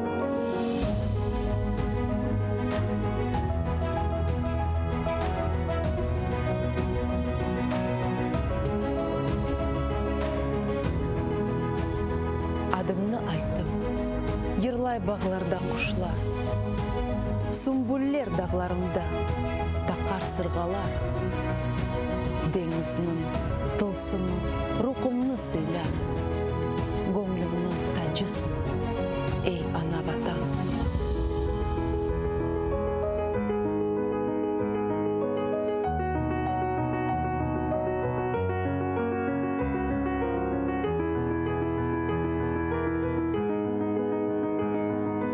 Sayıller sokaklarda cennet havası. Bahçe bağlar kalkın için dertler devası. Budur asıl insanın ömür sefası. Gözümün nurusun, ey ana vatan.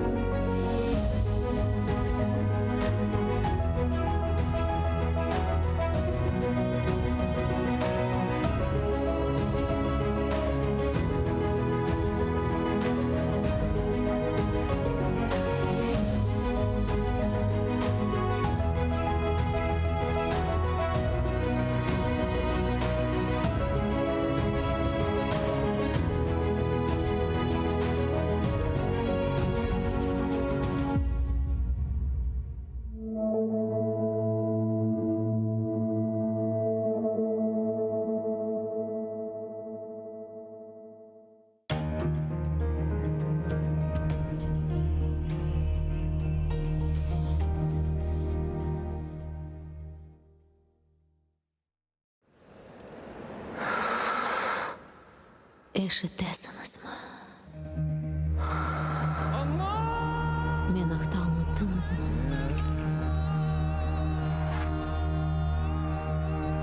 Мен мұндамын. Бұл менің топырағым. Менің қырымым.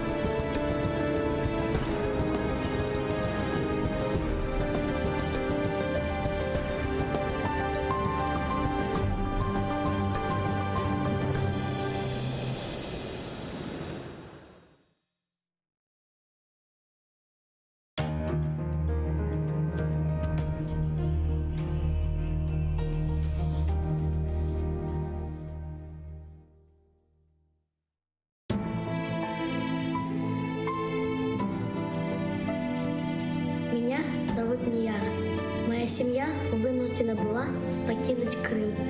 Это было утро после дня рождения моего двоюродного брата. После этого мы с ним больше не виделись. Я хочу знать, когда я еще смогу поиграть со своими братьями и сестрами.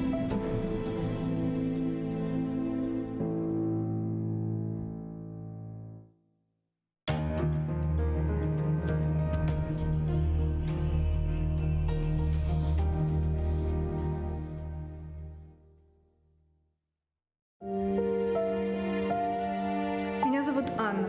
Я родилась за несколько месяцев до обретения Украиной независимости. Весной 14-го я вынуждена была уехать, когда под моим домом начинали распускаться деревья. Скоро снова весна, и я хочу спросить, когда я снова смогу увидеть цветущие крымские сады.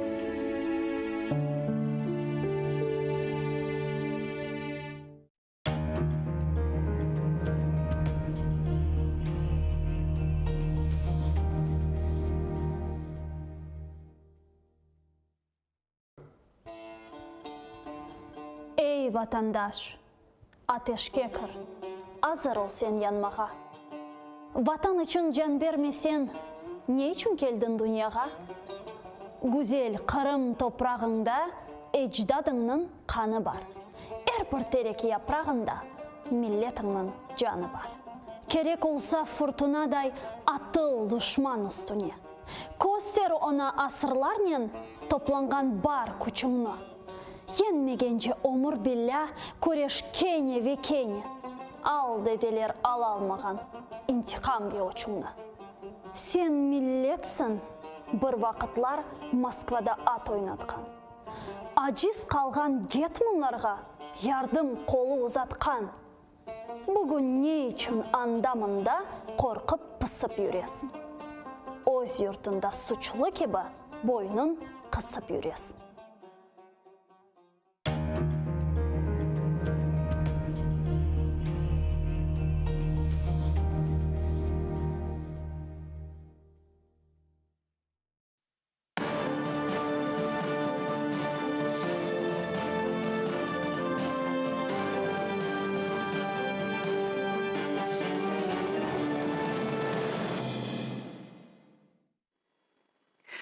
Вітаю вас, шановні глядачі. Програма «Бугунь» в прямому ефірі. Я Тетяна Даниленко. Ми продовжуємо говорити про найбільш актуальні теми. І цю годину також розпочинаємо з коронавірусу. З понеділка столиця України, Київ, входить до так званої червоної зони. Запроваджуються найжорсткіші обмеження, особливо для невакцинованих громадян.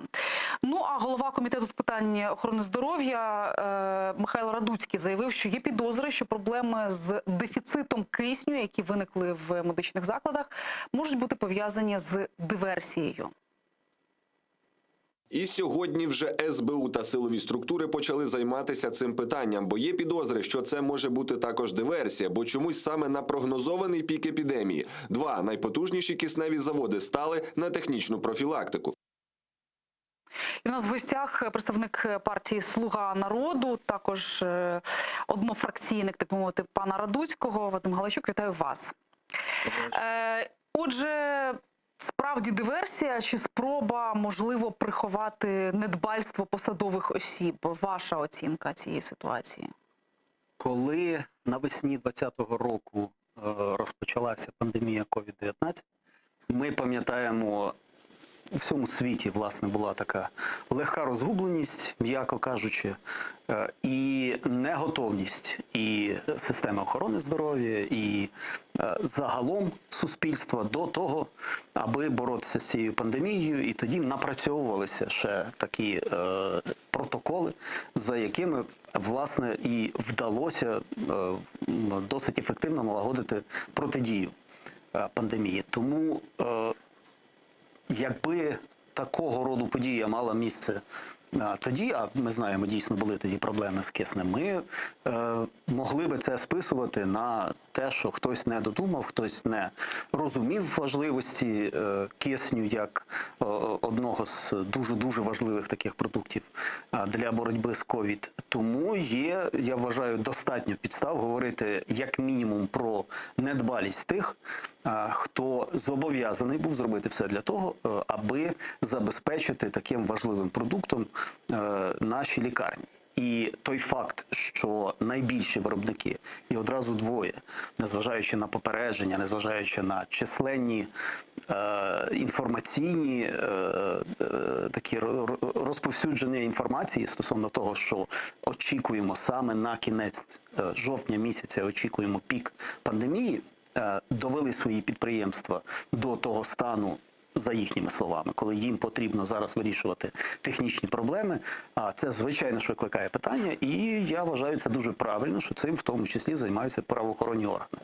З'ясують і будемо мати відповідь.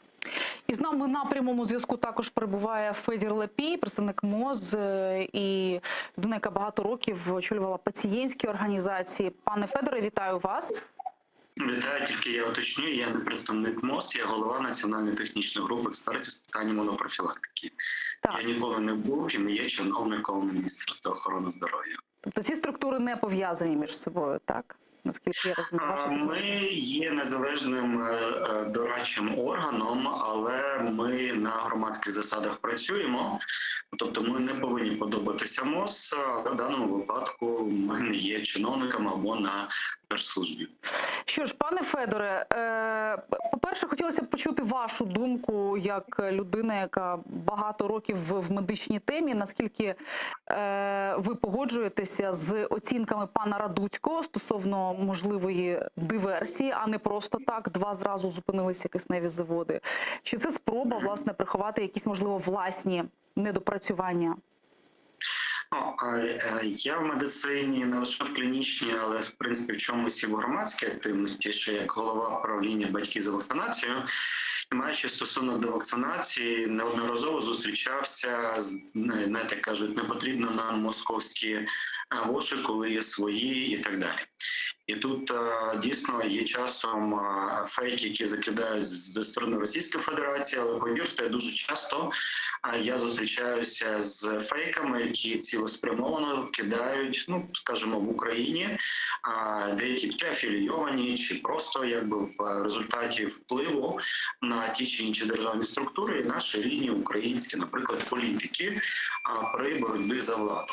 Я пам'ятаю 2015 рік, спалах поліомієліту, як розганяли деякі зацікавлені особи фейк про заморожену, розморожену, зіпсовану вакцину. Я пам'ятаю 2009 рік, 2008 рік смерть підлітка, про те, що його вбила вакцина проти кору краснухи. І тут без політичних опонентів не обійшлося.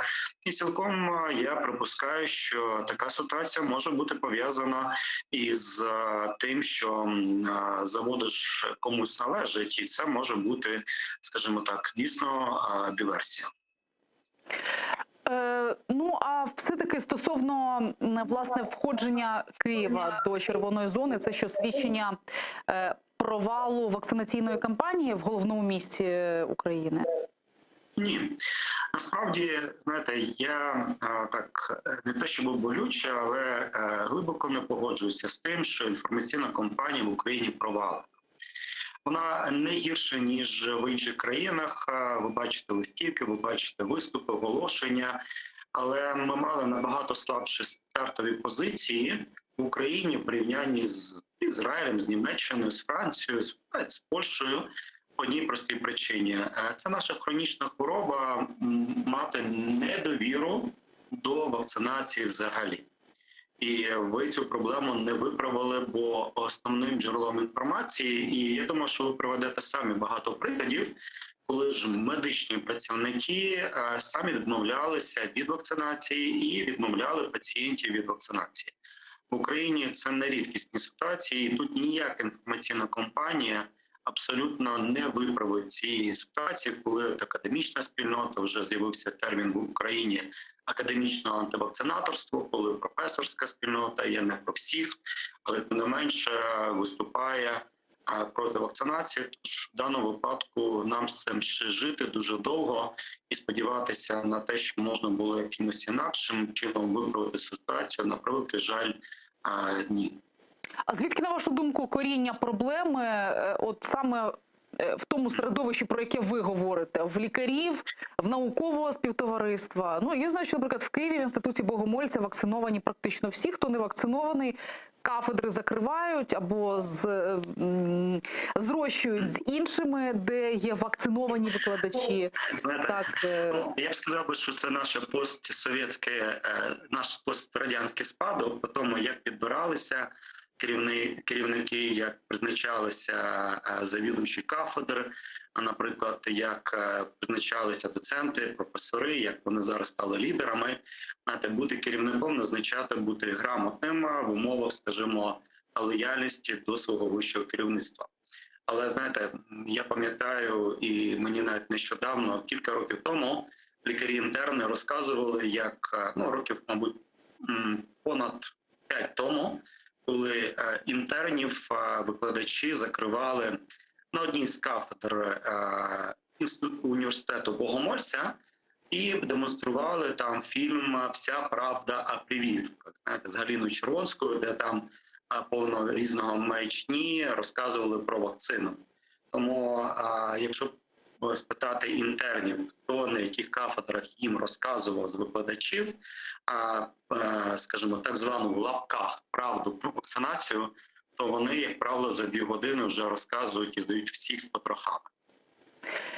А на вашу думку, оці зараз темпи вакцинації, які підвищились так до 300 тисяч на добу доходить, чи цього достатньо для того, щоб увійти в зиму, чи в пік захворюваності, які очікуються в найближчі тижні, готовими для того, щоб це спрацювало? Адже, наскільки я розумію, то теж там перша доза не завжди дає якийсь навіть частковий імунітет, важливо мати закінчений цикл вакцинації там і так далі. От наскільки ми навіть такими ударними темпами вакцинаційної кампанії зможемо забезпечити імунітет для населення? Темп 1 або 1,5 мільйона щеплень на тиждень, не важко порахувати, скільки ми провакцинуємо за місяць. Але тут варто брати до уваги, що потенціал бажаючих, які пішли на вакцинацію, він так само вичерпається за кілька тижнів. Як пам'ятаєте, скільки людей хотіли вакцинуватися, коли вакцини були обмежені лише для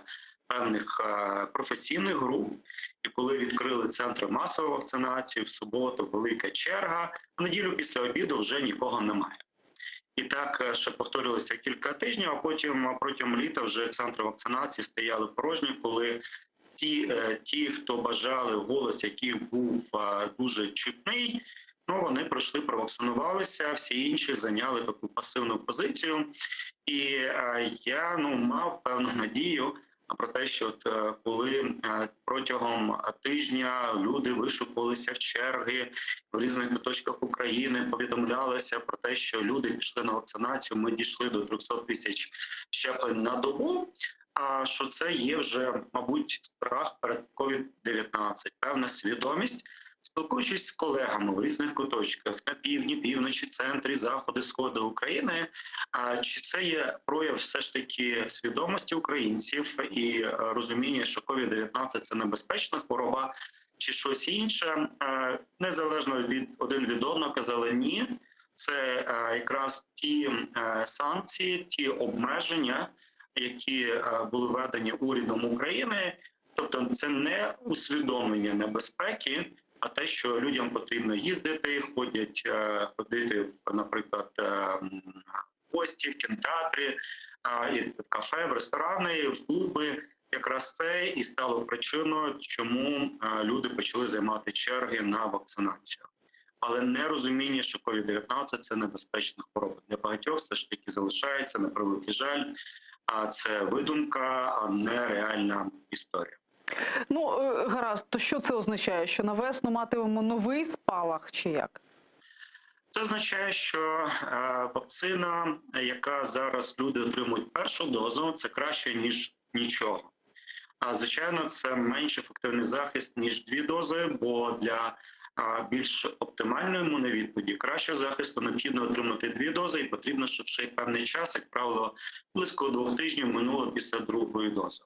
Це не означає, що ви стаєте більш прийнятливим до COVID-19, у вас якось імунітет пригнічується. Ні, просто потрібно час і кількість доз для того, щоб мати найбільш оптимальний захист проти COVID-19.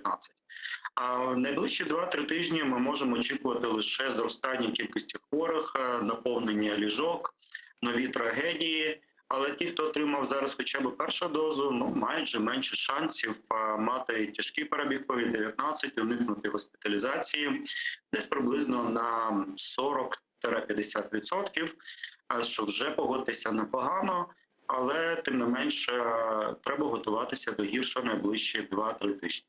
Дякую вам. Федір Лапій, очільник технічної групи сприяння імунопрофілактиці населення, лікар-імунолог, був з нами на прямому зв'язку. Отже, продовжуємо. Наступного вівторка у вас в парламенті позачергове засідання на тему ухвалення постанови про недопуск депутатів, можливо, навіть інших працівників парламенту без вакцинації повного циклу. Чи ви будете підтримувати це рішення? От ви особисто. Звичайно, наша фракція, депутати нашої фракції є ініціаторами. І, звичайно ж, ми будемо підтримувати таке рішення, тому що ми повинні в першу чергу подбати про тих людей, які працюють у Верховній Раді. Ми повинні показати приклад. Все ж таки, на превеликий жаль, до цих пір кількість людей в Україні, які не вважають ковід важкою хворобою і не вважають цю пандемію серйозною проблемою, занадто велика для того, аби нехтувати такими заходами безпеки. Тому в даному випадку я впевнений, що і не лише наша фракція, а депутати інших фракцій теж підтримують цю ініціативу, тому що вона є дуже правильною для того, аби запобігти подальшому поширенню цієї хвороби. То у вас є рішення фракції в повному складі голосувати за цю постанову? Так, ми обговорювали це питання, вже неодноразово воно піднімалося. Є ряд технічних нюансів, які потрібно вирішити для того, аби не паралізувати роботу такого важливого органу державної влади. На сьогоднішній день є розуміння того, як це можна зробити, а тому так, підтримка цьому рішенню є. Також у понеділок у вас засідання фракції на тему можливих кадрових змін в уряді. Очікується 4 ротації найближчим часом. Вже минулого тижня була заява про відставку міністра екології. Власне, от яка внутрішні настрої у фракції з цього приводу? Будете підтримувати відставки всіх тих осіб, про які зараз йдеться? Ну, там тим більше відбулася зміна в іменах і прізвищах, і нові вводні з'явилися. Президент Зеленський завжди говорив про такі зміни, як про обов'язкову частину політики, тому що найважливішим є, звичайно, ефективність тієї чи іншої людини на тій чи іншій посаді. Тому всі, хто не зміг з тих чи інших причин досягти результатів, яких від нього вимагає уряд, не зміг, не захотів, не вийшло з якихось причин. Звичайно ж, немає жодних сумнівів в тому, що будуть поставлені питання. Будемо вивчати, чому. Ми досить активно працюємо з урядом, ми багато зустрічаємося з різними міністрами. І у нас у фракції є чітке розуміння, хто не допрацьовує, а у кого є якісь об'єктивні причини говорити про те, що їм не вдалося виконати з об'єктивних причин, а не з власних якихось таких суб'єктивних. Тому... Чому, наприклад, головний провал міністра екології, приміром, чи, я не знаю, міністра оборони? Якщо пам'ятаєте, питання ефективності роботи міністра екології деякий час тому вже піднімалося. Ми знаємо, яка ситуація є в Україні, вона катастрофічна з захистом екології, захистом навколишнього середовища. І було напрацьовано досить чіткий покроковий план прийняття законопроєктів і підзаконних нормативних актів для того, аби вирішити такі найболючіші для українського суспільства проблеми, як то забруднення повітря, як то переробка відходів. І, на превеликий жаль, ми не побачили з боку міністерства ефективної роботи. Ми розуміємо, що є величезний спротив. Той самий закон про переробку відходів уже, якщо не помиляюсь, років 10, напевне, в парламенті різних скликань підіймалося питання і не могли його проголосувати через відсутність згоди, через активний дуже спротив тих, хто... Ну, не зовсім спротив, просто є боротьба лобійських структур, які бажають зайти на ці бюджети, які повинні На превеликий жаль з'явитися. було саме так. На превеликий жаль, ми побачили приклади того, як вдалося цим структурам і цього разу поки що притормозити, так би мовити, цей процес. А тому після численних розмов на рахунок того, що необхідно зробити для того, аби врешті-решт було напрацьовано ту версію законопроекту, яка дозволила би парламенту приймати рішення, ми зрозуміли, що в даному випадку міністр і його команда не справилися, наприклад, з цим завданням. Ну, а ротація, заміна, скажімо, Тарана на Резнікова на посаді міністра оборони і, відповідно, на те місце, яке з'явиться внаслідок можливої відставки Резнікова, призначення вашої колеги Ірини Верещук. От, якщо говорити про відсоткове співвідношення до вашої оцінки, наскільки реалістична ця ротація, от як ви оцінюєте? На 90% це відбудеться, чи там на 50%? І яка ваша оцінка от саме такої специфічної кадрової ротації в уряді? Знову ж таки, ніхто на своїх посадах не вічний.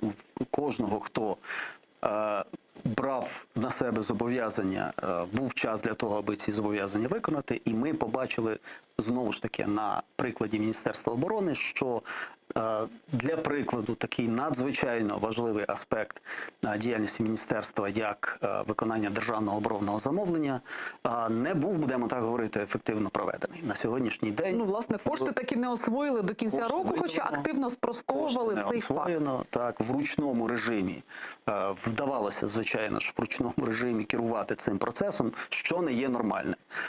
Тому після численних, знову ж таки, консультацій, запитів до міністра, стало зрозуміло, що є потреба в тому, аби змінювати кадровий склад тієї команди, яка допустила такі проблеми. Ми завжди радо вітаємо у фракції ініціативних наших колег-депутатів, які, маючи необхідний досвід і маючи велике бажання йти працювати у виконавчу владу, готові до такої роботи. Це надзвичайно складні завдання. Я впевнений в тому, що і пані Ірина Верещук, і інші мої колеги готові до того, аби працювати у виконавчій владі. Вони дуже добре, звичайно, що орієнтуються в тому, як працює система, як працює Верховна Рада і що необхідно зробити для того, аби у співробітниці з Верховною Радою вдалося вирішити такі наболілі для того чи іншого міністерства. Дзеркало тижня писало, що без особливого захвату всі, кому запропонували посади, сприйняли ці пропозиції. Ірина Верещук свого часу, буквально 1,5 тижні тому, коментувала себе на посаді міністра оборони, про таке можливе призначення. Як думаєте, вона не буде розчарована Мінреінтеграції?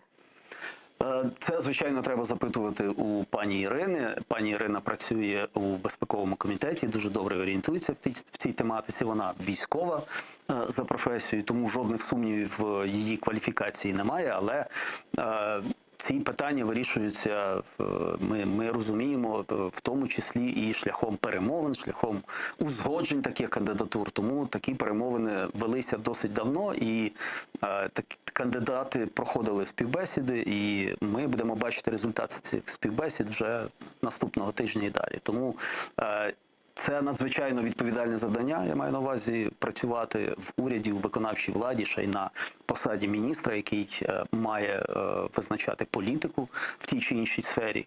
Але, як я вже сказав, я не сумніваюся в здібностях і в професійній підготовці тих колег, імена яких сьогодні звучали, наприклад.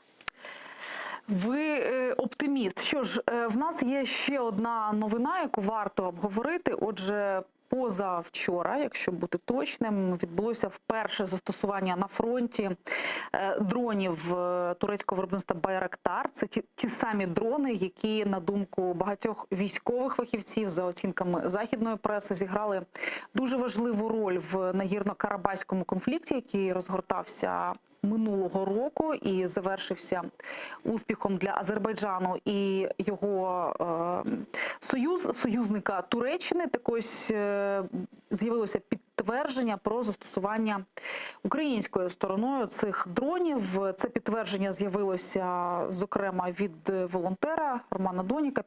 Підтверджено було головнокомандувачем Валерієм Залужним. І власне, росіяни і асоційовані з ними сили на Донбасі засудили застосування цих дронів, але разом з тим не спростували і не підтвердили самого факту. З'явилося відео про знищення однієї 122-мм гаубиць Д-30, що належить проросійським сепаратистським силам, і повідомляється, що наказ на застосування байрактарів уперше на Донбасі дав саме пан Залужний. І з нами на прямому зв'язку перебуває військовий експерт, який зможе прокоментувати цю ситуацію. Так, вітаю вас, Олександр Коваленко. Доброго вечора вже вам. Ну, по-перше, за вашою інформацією, відбулося застосування цих байрактарів чи ні? І, власне, якщо особисто Залужний має віддавати наказ про застосування того чи іншого виду зброї, то навіщо там на місцях є командири батальйонів там і інших збройних з'єднань? Ну, в первую очередь, да, действительно, Байрактар был использован, действительно был нанесен удар по представителям оккупационных подразделений, но важно понимать следующий момент. Сами по себе ударные беспилотные аппараты Байрактар ТБ-2 использовались вблизи оккупированной территории Донбасса уже достаточно давно, это не первый месяц, но использовались исключительно в качестве ведения разведки. То есть непосредственно их использование для нанесения поражения противнику – это первый случай. Вони не були озброєні раніше, наскільки я розумію. Була проблема їх озброїти, тому що ми закуповували їх без відповідних ракет.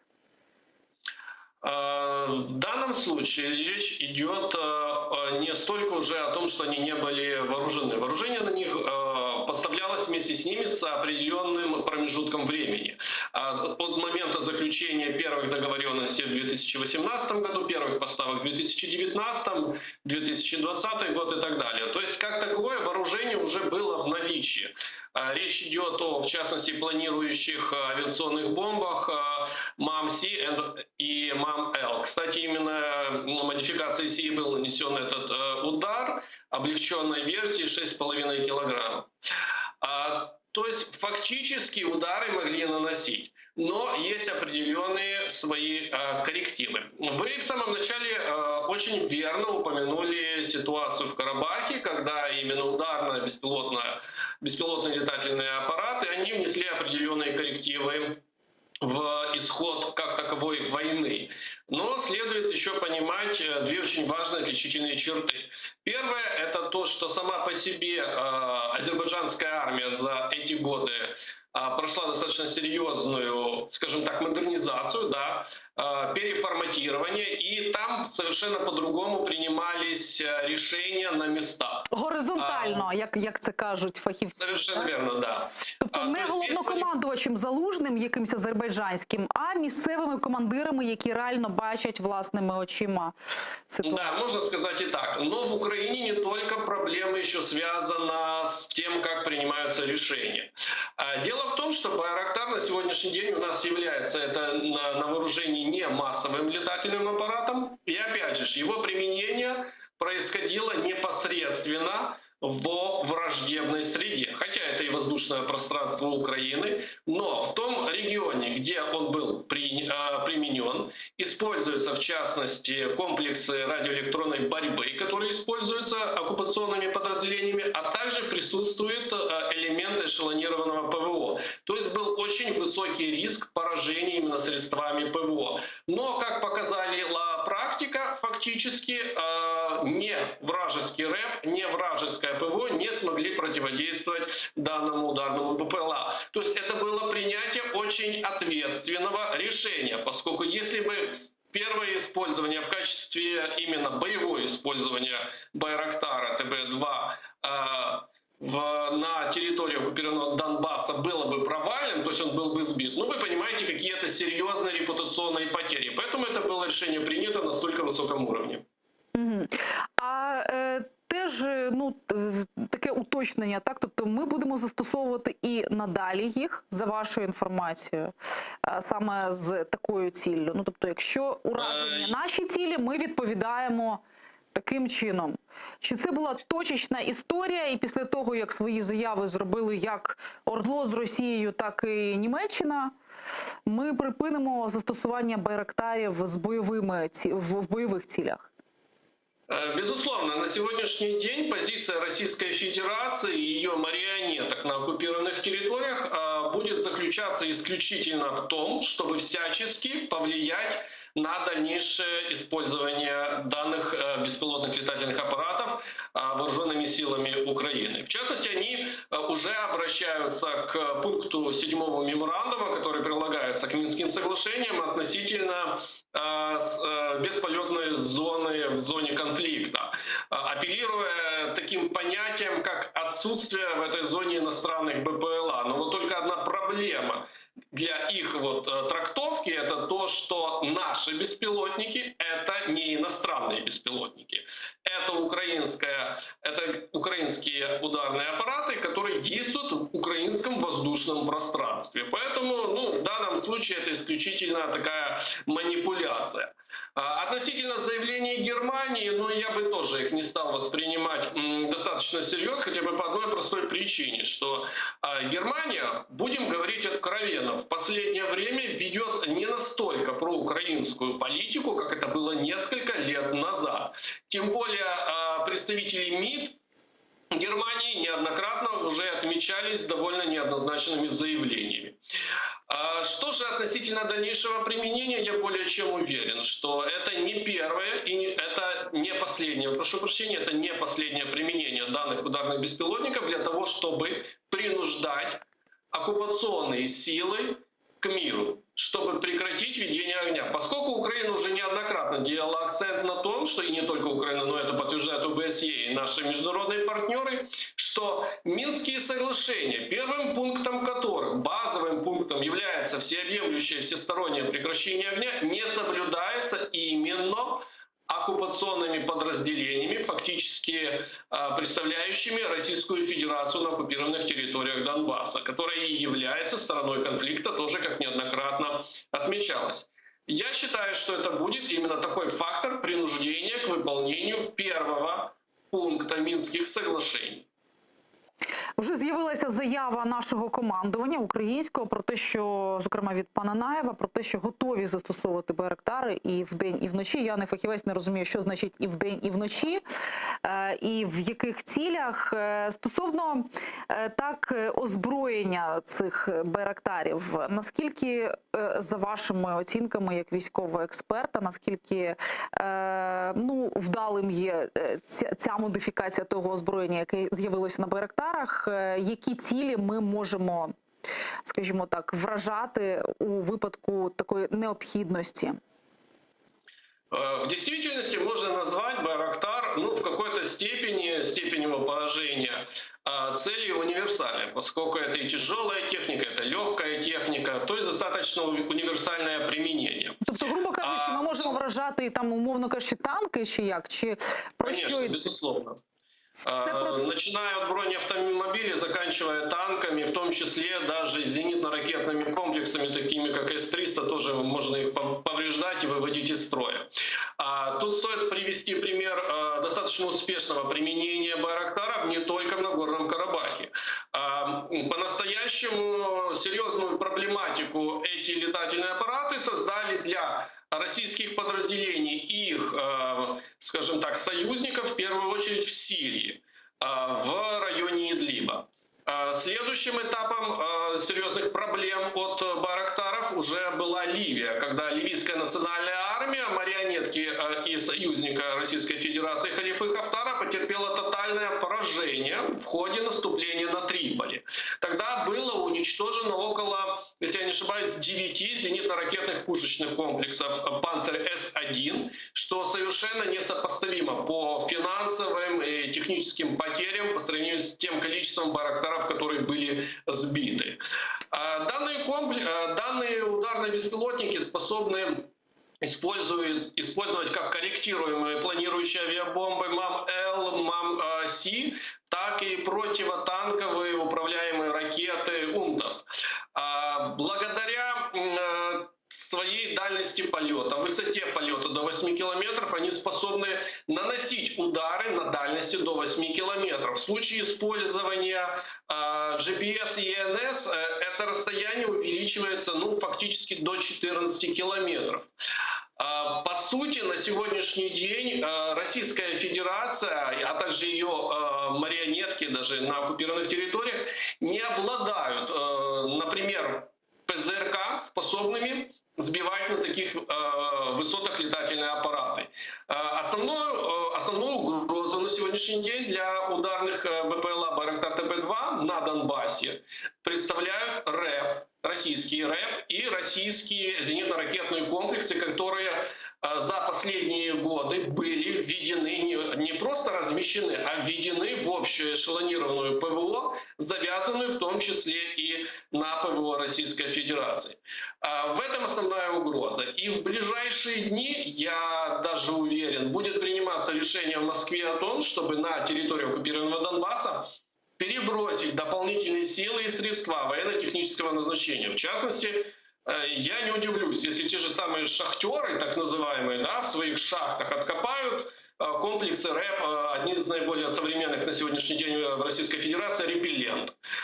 Либо увеличится количество ЗРК малой и средней дальности на оккупированных территориях. Один из этих вариантов. Либо появятся антидроновые ружья, над которыми в последние годы российская оборонка работает, не покладая и днем, и ночью, не покладая рук. Поэтому, безусловно, будет оказываться какое-либо противодействие, но факт в том, что на сегодняшний день абсолютно стопроцентной панацеи против байрактаров у российского военно-технічного потенціалу нет. Що ж, пане Олександре, дякую вам. Олександр Коваленко, військовий політичний експерт, був з нами на прямому зв'язку. Пане Вадиме, а як ви оцінюєте перше застосування в бойових цілях байрактарів? Тобто це змінить як там ситуацію на фронті, оскільки армії оцінюються як плюс-мінус співмірні ті, які дислокуються на території непідконтрольного Донбасу і вздовж лінії розмежування, так? Тобто це змінить на нашу користь, на користь України ситуацію там? Як відомо, з літа минулого року триває перемир'я, яке було ініційоване Україною, і якого, на превеликий жаль, наш ворог ніколи не дотримувався повністю. Хоча, що хто би не говорив, але ми бачимо величезну різницю у втратах, величезну різницю у інтенсивності застосування різних збройних засобів в порівнянні з іншими періодами, коли не було такого перемир'я. Тому для нас вкрай важливо, аби це перемир'я дотримувалося. Тому, коли дедалі частіше почали маріонетки Кремля застосовувати різного роду зброю, в тому числі і літальні апарати, не лише для розвідувальної діяльності, але і для мінування, і для того, аби скидати вибухові різні предмети на наші позиції, на позиції ЗСУ. Звичайно ж, ми не можемо просто ігнорувати ці факти. Ми знаємо, що знову у нас практично кожного тижня ми маємо дуже сумні новини з фронту про загиблих. І неодноразово ми попереджали, що у відповідь буде застосовано вогонь, буде застосовано все, що ми будемо вважати за необхідне для того, аби зупинити ворога і змусити його дотримуватися режиму тиші.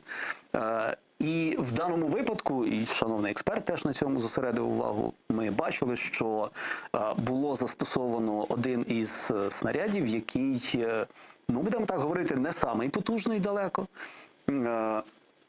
Це було зроблено не випадково, а саме з метою продемонструвати, які є засоби у Збройних сил України, готовність до застосування цих засобів у відповідь на провокації бойовиків, ефективність цього засобу.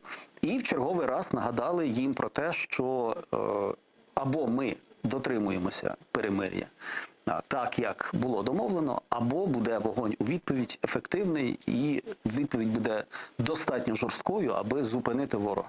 Ну, у нас цього тижня, на жаль, 2 загиблих на фронті і є поранені, але ось байрактари, так би мовити, розчехлили в бойових цілях. Може, таки до джавелінів дійде? Звичайно ж, ми дуже сподіваємося, що не доведеться нам і далі розчехляти, і застосовувати різні засоби. Ми дуже сподіваємося, і для цього багато зараз роблять і українські дипломати, і наші колеги, які в тристоронній контактній групі працюють, для того, аби відновити перемир'я, для того, аби запевнити Росію, вплинути на бойовиків в цих так званих республіках, для того, аби вони дотримувалися перемир'я. Ми не будемо ініціювати, але ми будемо відповідати всіма доступними засобами для того, аби змусити їх дотримуватися цих умов перемир'я. До речі, от буквально щойно з'явилася заява нашого міністра закордонних справ Дмитра Кулеби у відповідь на вчорашню заяву німецької МЗС, яке заявило про те, що використання байрактарів не сприяє миру на Донбасі, що дрони мають право застосовувати лише ОБСЄ. Так от сьогодні Кулеба сказав, що ми справді застосували байрактари, по суті, підтвердивши офіційно це, і нічого не порушили, сказав Кулеба. А ви, як гадаєте, порушили, не порушили? Свого часу, коли підписувалися умови перемир'я, мова йшла в тому числі і про те, щоби сторони не застосовували літальні апарати. Мали право застосовувати літальні апарати виключно ОБСЄ в цілях моніторингової місії ОБСЄ. Практично з перших же днів були порушені ці умови з боку бойовиків, і на превеликий жаль, на зауваження України, вимоги вплинути, щоб були дотримані ці вимоги, ми чули занепокоєння, але бачили повну відсутність будь-яких активних заходів. Тому неодноразово Україна заявляла про те, що у випадку, якщо не припиняться ці провокації, якщо не припиняться ці атаки, будуть продовжувати гинути наші солдати на фронті, Україна має повне право захищатися і буде захищатися.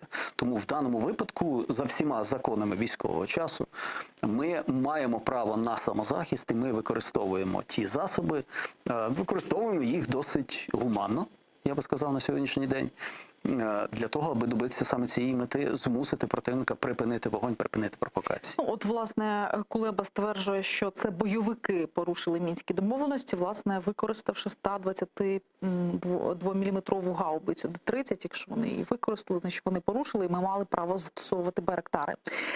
Стосовно кандидатури потенційного нового міністра оборони Резнікова. От що це?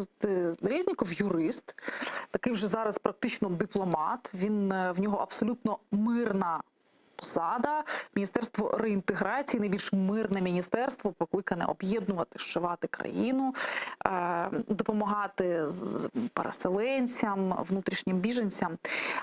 Який сигнал ми світу подаємо, коли будемо назначати, якщо будемо назначати на посаду міністра оборони, от, власне, таку людину миру, так, на міністерство, по суті, війни? Україна взяла на себе зобов'язання і поступово їх виконує по наближенню до стандартів НАТО, в тому числі і в побудові управлінської структури Міноборони, Генштабу та інших військових структур. Однією з умов є наявність цивільного міністра оборони. Як на мене, пан Резніков досить добре і формально юридично підходить під ці вимоги. І з того досвіду, який у нього є, з того досвіду і управлінського, і вже державної служби, він цілком здатен налагодити роботу міністерства так, аби міністерство врешті-решт почало працювати за тими стандартами, які прийняті у країнах НАТО і в світі. І це є демонстрація намірів України дотримуватися цього Так шляху за що ж виходить, інтеграції. що в нас буде міністр оборони в Мінській ТКГ переговорником, крім того всього? Це не конфлікт інтересів? На сьогоднішній день ми ще не знаємо, яким чином буде переформатована група. Звичайно ж, вона потребує переформатування, і це буде питання, я впевнений, вирішено поступово. Але, відверто кажучи, ефективність, на превеликий жаль, роботи цієї групи досить низька. На сьогоднішній день ми зосередили зусилля на тому, аби вести діалог про звільнення полонених. Група буде працювати, і, звичайно ж, пан Резніков буде виконувати свої зобов'язання як член цієї групи. Ну, а в подальшому будемо, звичайно ж, робити все можливе для того, аби підвищити ефективність роботи цієї групи. А от пані Верещук на посаді Мінреінтеграції, людина з Західної України, вона була мером Прави Руської. Може, переселенці не зрозуміють, я не знаю, таке призначення? Я впевнений, що будь-яке призначення, яке має на меті підсилити роботу міністерства, буде сприйнято всіма, як це прийнято говорити, стейкхолдерами, всіма зацікавленими в цьому. Я вважаю роботу Олексія Резнікова на посту міністра досить ефективною. Ми бачили прогрес, ми бачили досить активну роботу в напрацюванні такого важливого документу, як стратегія реінтеграції. І він в хорошому стані буде передавати це міністерство будь-якому новому очільнику цього міністерства. Пані Ірина має досвід, дуже важливий досвід роботи в місцевих органах самоврядування. Вона добре розуміється на тому, як організовується саме ця робота. А тут якраз дуже багато є необхідність в тому, аби напрацювати шляхи вирішення отієї проблеми, яка дуже болюча на Донбасі, яким чином організовувати управління місцевими органами влади в таких надзвичайно складних умовах, де все зараз працює через військові цивільні адміністрації, де, ми знаємо, є певна напруга через те, що не було проведено вибори в ряді таких місць цього регіону. Тому її досвід, цей досвід, життєвий досвід, її досвід роботи в парламенті. І, звичайно ж, вона буде мати підтримку колег-депутатів. Вона наша, вона може завжди сподіватися на те, що ми підставимо плече, ми знайдемо способи вирішення тих питань, які перед нею будуть стояти у випадку. Які ще кандидатури з фракції проговорювались? Можливо, от на такі важливі посади. Да? Міноборони – це одне з найважливіших міністерств зараз. Так? Мінреінтеграції теж важливо, до речі. Можливо, хтось іще хотів, чи можливо, от яка ця лава запасних, наскільки вона довга у президента Зеленського і у вашій фракції в монобільшості? Багато колег говорять про те, що відчувають в собі сили і бажання йти працювати у виконавчу владу. Вони жартома навіть говорять про те, що настав час самому подивитися, як працюють ті закони, які ми поприймали, що працює, що не дуже добре працює, що варто міняти. А тому ця лава запасних, як ви кажете, у нас досить довга. Ми впевнено в тому, що зможемо запропонувати багато кандидатур на різні посади, тому що колеги за 2 роки роботи у Верховній Раді в різних комітетах, досить добре зараз є обізнаними з тим, як працює та чи інша сфера. Хто ще міг би? Резніков, да, по суті? Я не хочу називати зараз імен, бо можу когось образити, не назвавши їх імена, але, звичайно ж, ми про це говоримо. Ми бачимо багато, реально багато достойних людей в нашій фракції, депутатів, які мають і професійні навички, і бажання, і основне, як я вже сказав, вони будуть мати величезну підтримку. Справді, ось Євгенія Кравчук, ваша колега, вже офіційно підтвердила, що відбудуться ротації вівторок в другій половині дня, відповідні в уряді. В другій половині тижня, даруйте. Я правильно розумію, що йдеться все-таки про не просто Міноборони і Мінрегіон, а йдеться про 4 посади. І про такі важливі, там, Уруський, віце-прем'єр, так, міністр екології, зрозуміло. За вашою інформацією, хто на місце Уруського? Хто це може бути? Як я вже сказав, я не хотів би називати імена, аби не образити тих, хто хотів би почути їх імена, наприклад. Ну і на сьогоднішній день це ще йде процес. На сьогоднішній день проходять співбесіду потенційні кандидати, і не прийнято говорити, в всякому разі, для нас, для членів фракції. Ми взяли на себе зобов'язання один перед одним, що ми не будемо використовувати трибуну для того, аби просто продемонструвати свою обізнаність в тих чи інших процесах. Все-таки дійсно треба дочекатися, поки різні кандидати пройдуть цю співбесіду. Ми зараз обговорюємо, ми вже мали нагоду деяких кандидатів вислухати, побачити їх. Тобто вже були якісь там зустрічі навіть на рівні фракції? Так, вже були зустрічі з потенційними кандидатами, і, звичайно ж, основною темою цієї зустрічі було, що ви бачите як стратегічно важливим для змін в міністерстві, для того, аби досягти тих результатів, які ми декларуємо. Тому так, це процес... То співбесіди не лише в Офісі Президента на Банковій? Звичайно ж, це завжди було так. Все-таки ми, як фракція, номінуємо кандидата, ми голосуємо за кандидата, тому, звичайно ж, на ранніх стадіях фракція долучається до цієї роботи по відбору кандидатів. Раніше говорили про те, що міністр соцполітики пані Лазебна теж одна з тих, хто на вихід, але серед тих прізвищ, які зараз обговорюються у ЗМІ і які підтверджують ваші колеги по фракції, це прізвище зникло, да, серед цих 4, кого будуть спочатку звільняти, потім ще когось призначати, так, немає цього прізвища. Чим пані Лазебна довела свою ефективність за цей, що в жовтні активно заговорили про її відставку. Що такого було зроблено в галузі Мінсоцу для того, щоб зникли будь-які там бажання її звільняти? Надзвичайно складна сфера і надзвичайно важлива, торкається життя кожного українця. І ми знаємо про проблеми, накопичені у цій сфері, і вирішити ці проблеми одним махом нереально за якийсь такий короткий строк часу. А тому, звичайно ж, будь-який міністр на цій посаді повинен мати достатньо часу для того, аби продемонструвати, як та чи інша стратегія, яку він обрав, працює чи не працює, і наскільки ефективно цей міністр формує політику, змінює цю політику, аби запрацювало те, що не працювало. Є великий спротив реформам. Ми розуміємо, що для людей це дуже складно. Ми знаємо про потребу в підвищенні пенсій, в підвищенні соціальних виплат. Але ми розуміємо і обмеження, які є. Тому той бюджет, який приймається на сьогоднішній день, він в першу чергу націлений на те, аби вирішувати отакі соціальні питання, але в той же час ми розуміємо, що не можна просто взяти і, як досить часто опозиція пропонує, виступаючи з трибуни Верховної Ради, просто взяти і роздати гроші. Заберіть у поліції і віддайте дітям, вони говорять.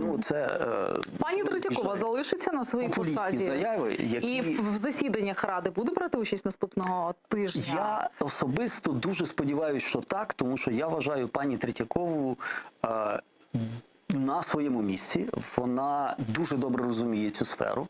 У неї є ідеї, як реформувати, а основне, у неї є те, що називається політична воля.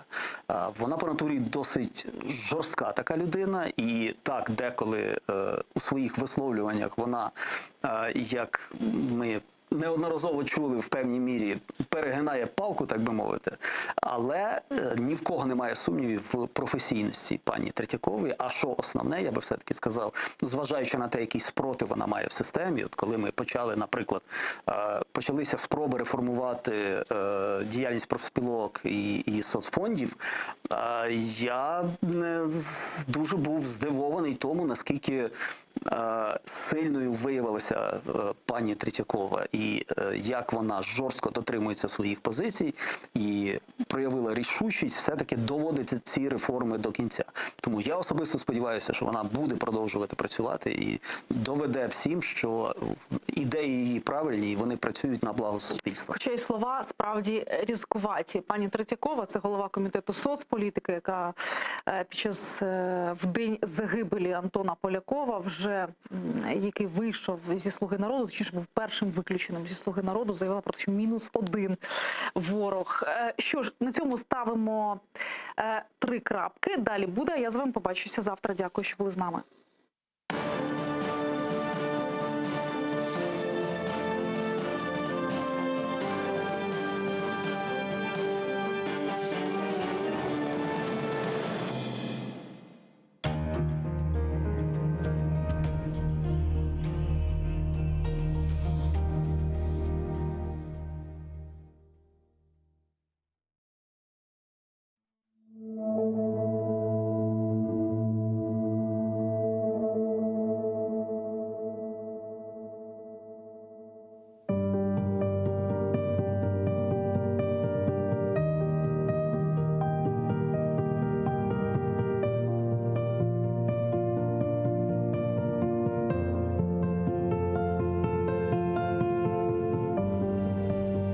Кырым татарым, бу буюк бір ғұрурымдыр. Кырым татарым, қатырам эждадымдан мирас олған ғайрет. Кырым татарым, ақ жесүр қалқым, көргенсін сен неже беля ве фелакет. Көрдің үжрет, ақаретлер, амма йықылмай. Баш эгмей, әршіге қаршы тұрдым. Намусына ифтиралар төктілер. Ләкин теміз ве пактыр. Кырым татар адым. Кырым татарым. Юрегім күнештір. Бұлыт ортсе біле, севем қалқымызны. Қорқу білмес, сав көңіллі, жесаретлісіз. Мен теменна етем оғымызде. Сорары семенден бірі. Сен кімсің? Сөйле қалқын тәртіп низам ве адетні. Айтырым. Бұ бұйық бір ғұрырымдыр. Шүкір. Кырым татардыр. Миллетім.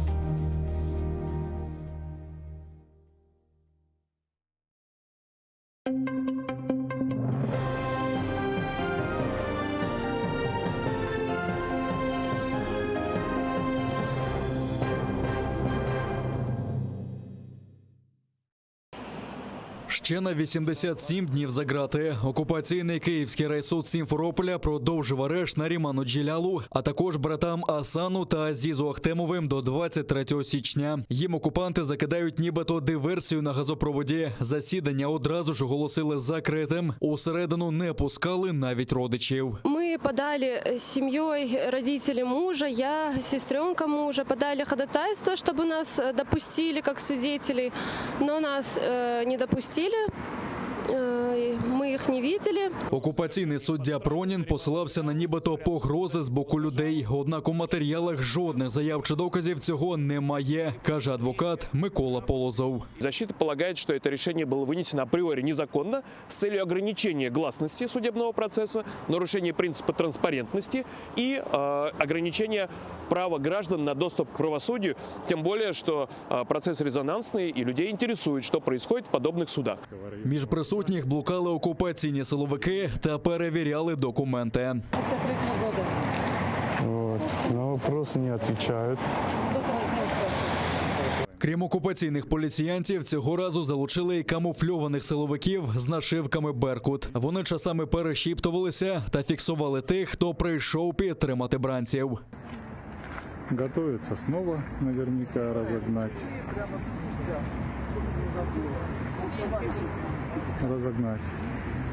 Ну, говорит, снимите вот этого товарища, который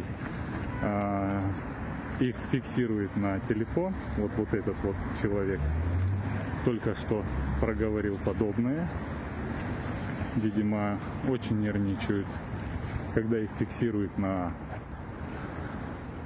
Самого Нарімана Джеляла на судилище не доставили. Нині він перебуває на незаконній психіатричній експертизі. На думку адвокатів, окупанти просто не хочуть, щоб бранець заявив на судилищі свою думку. Захист клопотав про звільнення Джеляла з-під варти та переведення бодай під домашній арешт. Але окупанти наводили абсурдні твердження. Мы говорили о наличии оснований, в том числе 6 иждивенцев, это 4 малолетних детей и 2 престарелых родителей у Наримана Джелялова, об наличии у него устойчивых социальных связей. Следователь возражал, говорил о том, что якобы имеются 2 гражданства, на что защита ответила, что в Крыму вообще-то у 95% населения 2 гражданства как минимум. И этот аргумент, в принципе, может быть, в другом каком-то регионе и имел бы значение. Здесь он выглядит смехотворным. Засідання щодо братів Ахтемових також було закритим. Їх також триматимуть під вартою щонайменше до 23 січня наступного року. Захисникам вдалося передати кілька листів від родичів. Адвокат Іслам Віліляєв розповів, що Азіз Ахтемов почувається упевненіше та відстоює свою невинуватість. Після затримання його разом з братом Асаном нещадно катували окупанти. Чувствует себя намного увереннее,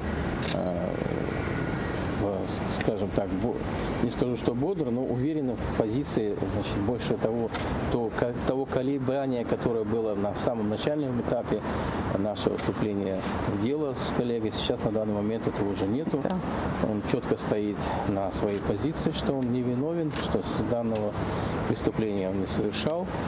И говорит о том, что его преступление, которое его обвиняют, оно является политизированным. Першого заступника голови Меджлісу Нарімана Джеляла затримали разом з братами Асаном та Азізом Ахтемовими. Їх безпідставно звинуватили у диверсії на газопроводі у селі Перевальне під Сімферополем. Спочатку Нарімана звинуватили у підбурюванні до диверсії, згодом звинуватили у вчиненні підриву та нібито незаконному зберіганні вибухівки. У Меджлісі цю сфабриковану справу називають помстою окупантів за саміт Кримської платформи, який відбувся у Києві 23 серпня, де серед інших брав участь і Наріман Джелял. Там упевнені, що таким чином Росія планує визнати представницький орган терористичною організацією та розпочати ще масштабніші репресії проти кримських татар.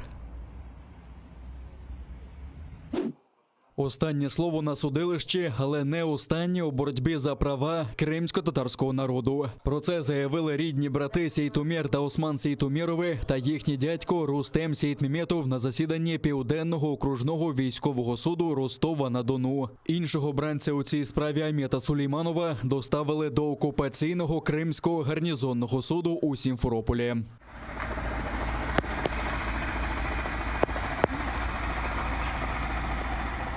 В судилищі він брав участь відеозв'язком. Усіх звинуватили у тероризмі через нібито причетність до Хізбут Тахрір. І це фінальні виступи бранців перед вироком, який оголосять цієї п'ятниці. Вони заявили, що методи сучасних російських окупантів не відрізняються від їх попередників з НКВС. Мне очень запомнилась речь Османа, в котором он рассказывал о своем дедушке, имаме Тахталы Джами, который был расстрелян и приговорен к расстрелу тройкой НКВД.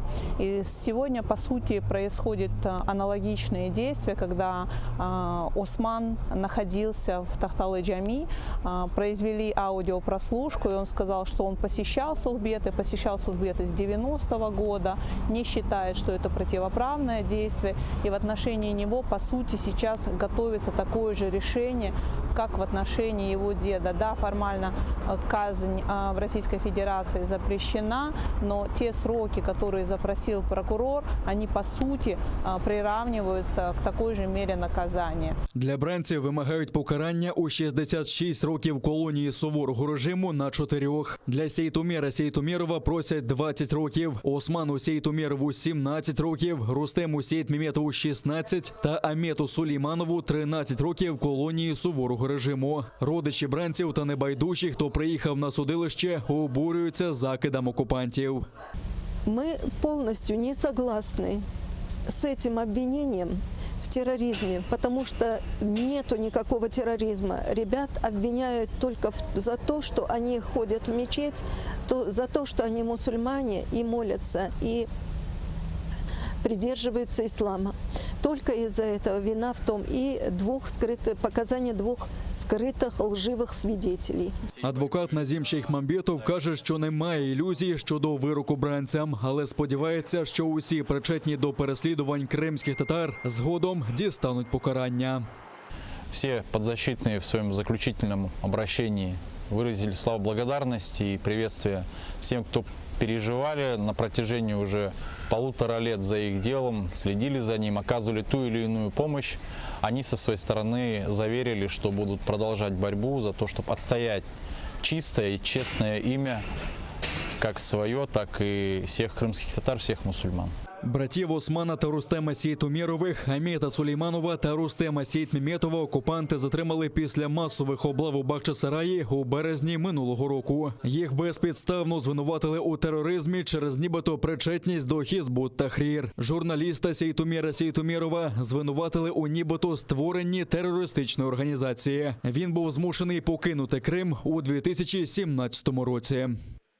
У Міжнародний день свободи віросповідання посольство США в Україні закликало російських окупантів у Криму та на Донбасі дозволити усім молитися без страху. На сторінці амбасади у Фейсбуці дипломати заявили, що США вітають толерантність та відкритість, які сприяють процвітанню свободи віросповідання по всій Україні. Ми закликаємо російські окупаційні сили в Криму та його довірених осіб на Донбасі дозволити кримським татарам, свідкам Єгови, Православної церкви України та всім іншим вільно богослужити без страху та впливу.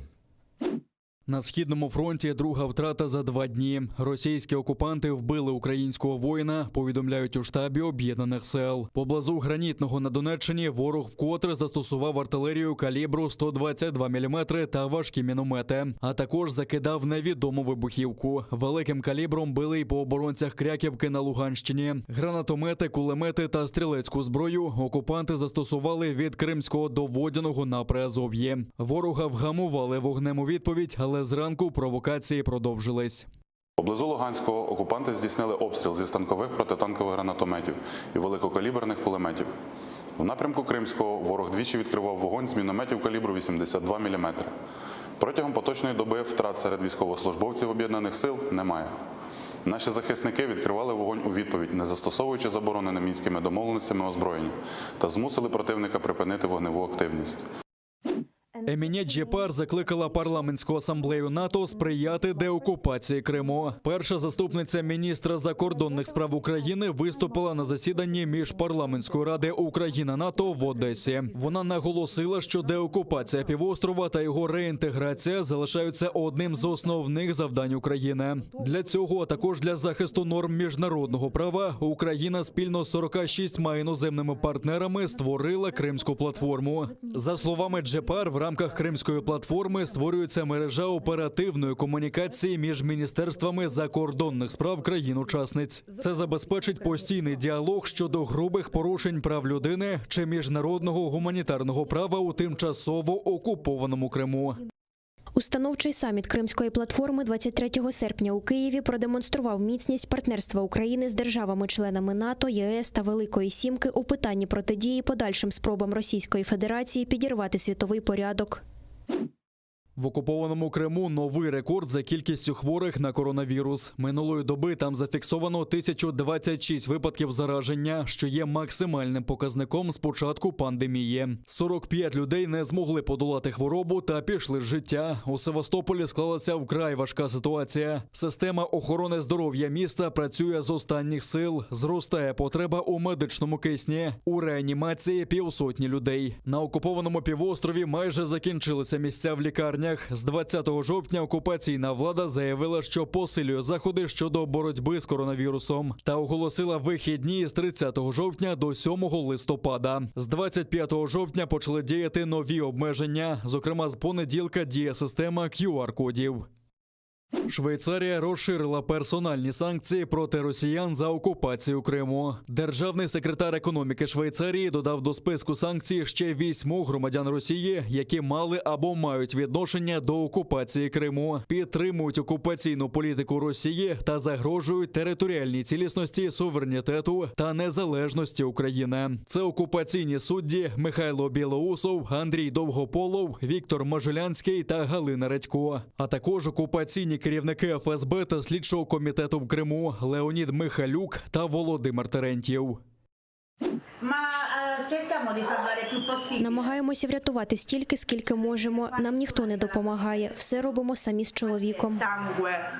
У сицилійському місті Катанія велике прибирання після розгулу стихії. Починаючи з вихідних на півдні Італії, кілька днів вирував сильний середземноморський шторм. Випала рекордна кількість опадів. За ці 2 дні мій будинок затопило. Підлога досі брудна. Не можемо вимити. Без жертв не обійшлося. Повідомляється, що найменше про 2 загиблих. І ще 1 людину продовжують шукати. Тримаючись за швабри, мешканці Катанії скаржаться на занедбану інфраструктуру. Проблема в тому, що якщо вони не збудують стіни вздовж каналу, вода постійно розливатиметься і так само з боку аеропорту. Вчора була катастрофа. Дороги повністю затопило. Їх взагалі не було видно. Ну як у такому місті, як Катанія, канали, з якими і так проблеми, можуть не ремонтувати. Вони говорять про глобальне потепління, але насправді просто не стежать за інфраструктурою. Канали треба чистити щороку, інакше наші будинки просто затоплять.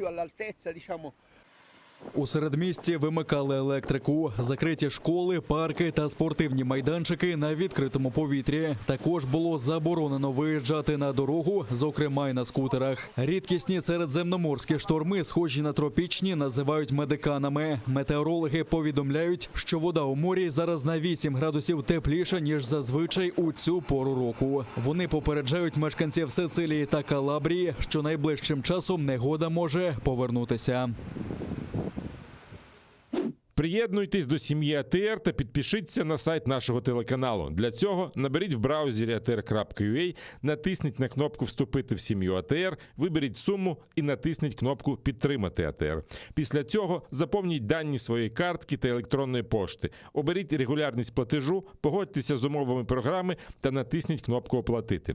Перший кримсько-татарський телеканал АТР – це максимальна та ексклюзивна інформація про Крим. Це єдиний осередок свободи слова для кримсько-татарського народу. Підписка на наш сайт – це підтримка нашої інформаційної боротьби та ваш внесок у повернення півострову додому, в Україну.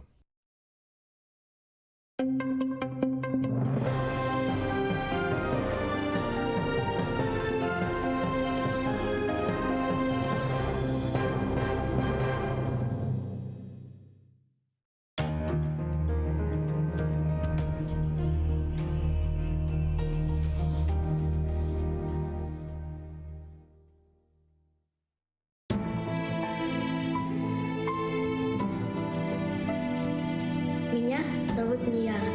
Моя семья вынуждена была покинуть Крым. Это было утро после дня рождения моего двоюродного брата. После этого мы с ним больше не виделись. Я хочу знать, когда я еще смогу поиграть со своими братьями и сестрами.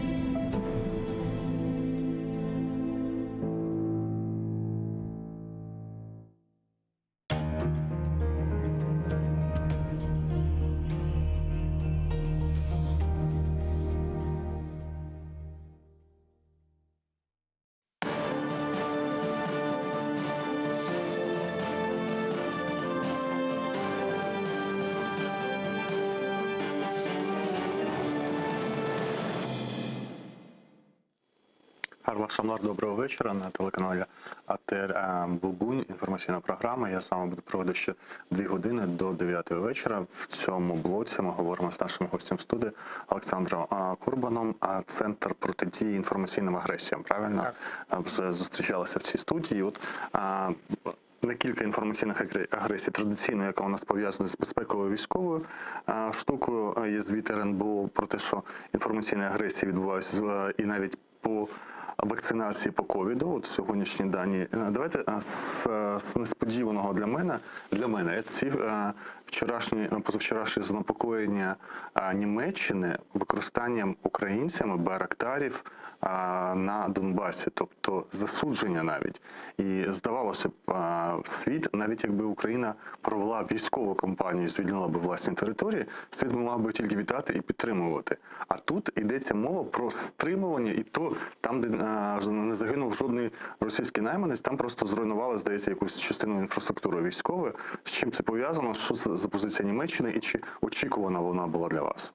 Ви знаєте, в принципі, це особливо ніколи не артикулювали, але за весь час цієї війни Європа не продала нам жодної артилерійської системи, жодних там видів озброєння і таке інше. Єдине, хто нам допомагав, там Литва нам боєзапаси ще старі радянські передавала і таке інше. Ані Франція, ані Німеччина і таке інше, вони не продавали нам новітні озброєння. Причому це робилося принципово, демонстративно, коли у німців... Я вас переб'ю. Одна справа країнам не продавати, і це можна пояснити, що вони посередники в нормандському форматі, да, і якби вони мають бути над схваткою. А тут йдеться мова про засудження України, яка на своїй території обороняється. Це взагалі що? Ну, це продовження цієї тези. Тобто спочатку не давати, а потім, відповідно, таким чином реагувати. Позиція європейських країн, зокрема Німеччини, в принципі і Франції, це максимально пригасити цей конфлікт, щоб не палало. А як воно там далі буде розвиватися, під килимом їх вже це не цікавить. Їм головне все це пригасити. І будь-яке застосування, будь-яка активізація, чи то українська сторона, скажімо так, це активізує, чи то російська сторона, для них це, так би мовити, серпом по горлу по мінському процесу. Для них це порушення, бо вони ж не тут, вони ж там з своєї колокольні все це бачать. І тому оце, що відбулося у зв'язку з атакою Байрактара, це для них це дійсно порушення мінських угод, нормандських угод і таке інше, бо починається новий етап активізації, бо в дійсності ми поки що не усвідомлюємо того, що сталося. Це дійсно переходить на новий етап конфлікту. Піднімаються ставки, піднімається рівень технологізації цієї війни, і це дуже важливий момент. Давайте спробуємо з точки зору все ж таки пропаганди інформаційних воєн, да, собі уявити. Як собі тоді та ж Німеччина уявляє позицію і вчинки України в разі, коли не Україна починає застосовувати силу? Тобто починається з того боку. Як має Україна діяти в цьому випадку? От просто перестати стріляти? Так. Справа в тому, що Німеччина свого часу в 20 столітті вона пережила дві страшні війни, які забрали значний відсоток населення. Але це було настільки давно, що вони вже про це забули. Якщо аналізувати зараз мілітарні настрої в тій же самій Німеччині, вони на дуже низькому рівні.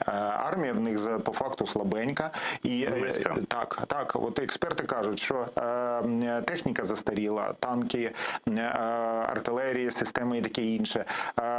Підготовка особистого складу теж вона дуже слабенька. Тобто вони розраховують на колективну безпеку, на НАТО, на Сполучені Штати Америки, на корпус, який там знаходиться. Продовжуємо на невеличкий. Переходимо на пряме включення. Просто Ольги Богомолець у нас на прямому зв'язку. Небагато часу для того, щоб включитися. Вона вже на зв'язку. Ольга Богомолець, народна депутатка України в попередньому скликанні і заслужена лікар України, відома лікарка. Пані Ольго. Всім доброго вечора і доброго здоров'я. Доброго вечора. Сьогодні з'явилося в інформаційних повідомленнях звіт українського РНБО про те, що кампанії по дискредитації вакцинації відбуваються з боку Російської Федерації по українських мережах, зокрема по телеграм-каналах. Як ви вважаєте, чи є прямий зв'язок між цими інформаційними атаками і низьким рівнем вакцинації в Україні? абсолютно однозначно можу сказати, що люди сьогодні, на жаль, готові вірити в будь-які нісенітниці. І те, що я чую як лікар, як мама 4 дітей, як вже перехворівша на ковід і вже вакцинована, мені просто на голову не налазить. Тому що коли дівчата молоді вірять в те, що якщо вони вакцинуються, вони потім не народять дітей, я хочу зараз скористатися цими хвилинами ефіру і сказати до всіх дівчат звернутися. Не вірте в нісенітниці, тому що вагітність абсолютно ніяким чином. Вакцинація не може вплинути на зачаття чи на вагітність. От інші речі можуть вплинути. І тютюнопаління, і алкоголь. Про це ніхто не згадує, всі чомусь бояться вакцинації. Такі черги на центрах стоять, і лікарі падають вже знесилені, тому що у них не вистачає ні сил, вже ні знаєте, життєвих навіть сил, не те що професійних, боротися з ковідом. Тому є вакцини. Будь ласка, вакцинуйтеся, не бійтеся. Щодо того, хто, власне, робить цю кампанію, мені складно сказати, бо я не відстежую, власне, звідки приходить інформація, але дуже рада тим, що 80% українських медиків, українських лікарів, вони вакциновані. І знаю багато антивакцинаторів, які нарешті змінили свою думку і вже вакцинувалися. І запрошую всіх зробити цей крок. Вакцина дає тимчасову дію. На що б вона не подіяла, навіть імунітет вона дає тимчасовий. Тому боятися, що вона зробить якусь шкоду вашому організму, абсолютно немає підстав. Пані Ольго, чи у вас є пояснення? Я не шукаю, не хочу почути від вас якихось раціональних. Можливо, у вас є пояснення до цих ірраціональної віри в те, що от ви навели приклад з вагітністю. Багато є інших аргументів, яких там один аргумент, що не досліджені вони досі, бо вони нещодавно з'явилися, вони свіжі. Є там і інша аргументація, що в країнах, де вакциновані, все одно є сплеск. Наводяться іноді якісь приклади статистики британські, які потім перевіряєш, а їх насправді не існує, і люди не бачать простих пропорцій, рівень захворюваності там, де вакциновані. Навіть у нас є в Україні хороший приклад Моршина, через що є багато фотожаб навіть в мережах, де 74% населення вакциновані, і нема сплеску, нема тяжких хворих, і нема шпиталізації. От з чим пов'язано загальне ставлення, таке містичне до вакцин?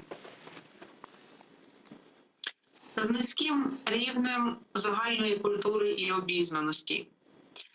На жаль, рівень загальної освіти в Україні, загальної освіти і культури, він не відповідає ніяким європейським стандартам.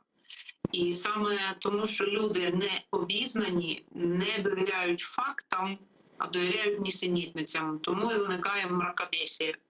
Мракобесія є там, де не вистачає фактичної інформації і довіри. Є оця віра в нісенітниці, плюс є недовіра до влади. І в комбінації вони дають такий, на жаль, дуже тяжкий результат, а платять за це люди своїм життям. І тут треба чітко для себе зрозуміти, що якщо ти будеш думати дуже довго, то можна до наступного дня народження не дожити або не побачити своїх онуків.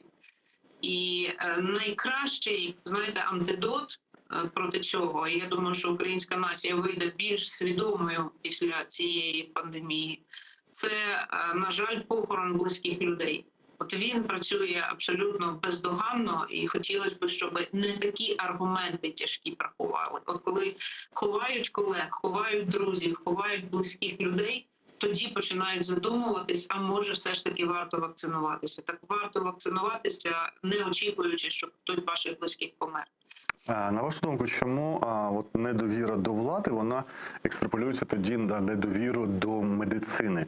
І чи пов'язано це ще оця недовіра з тим, що українці і самі знають, що не так важко, наприклад, знайти шляхи купівлі підробних сертифікатів вакцинації? Як взагалі ви дивитеся на цю проблему?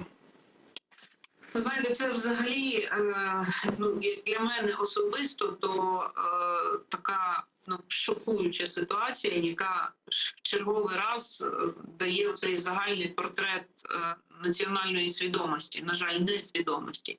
Тому що я стикалася з тим, коли мені на початку цього процесу телефонували мої знайомі і кажуть: слухай, ну ти ж в медицині все можеш, зроби нам фальшивий сертифікат.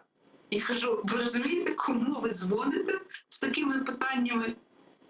Не кажучи про те, що ви шкодите собі. Це все одно, що зашморг собі, знаєте, самому на шиї зав'язувати. Але уявіть собі ситуацію, що ви все ж таки порозумнішали і змінили думку.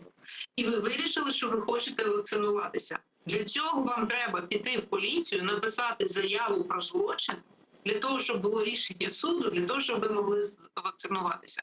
Тобто я не знаю, яка ще нація настільки несвідома до захисту власного здоров'я, у кого ще вистачає здорового глузду, не кажучи вже ще про людей відомих, робити фальшиві сертифікати.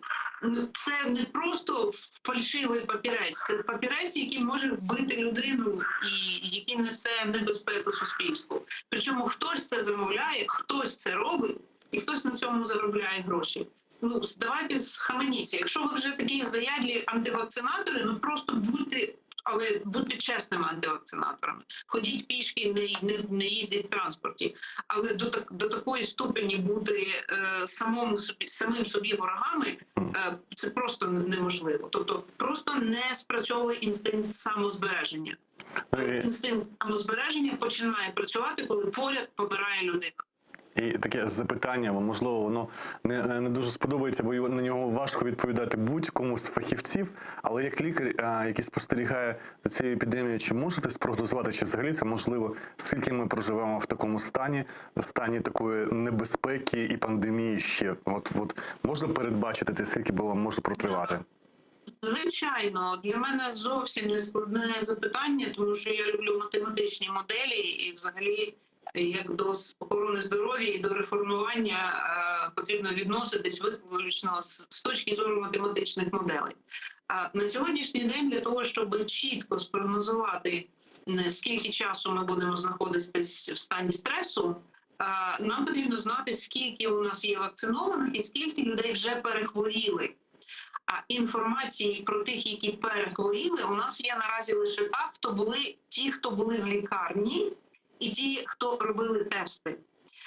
Якщо взяти загальну світову статистику, то серед інфікованих лише 20% попадають в лікарні. Тому серед тих людей, які були в лікарнях загальної кількості за час пандемії, нам потрібно помножити на 5, додати або вилучити, тобто додати тих, хто були вакциновані, але якщо вони не хворіли.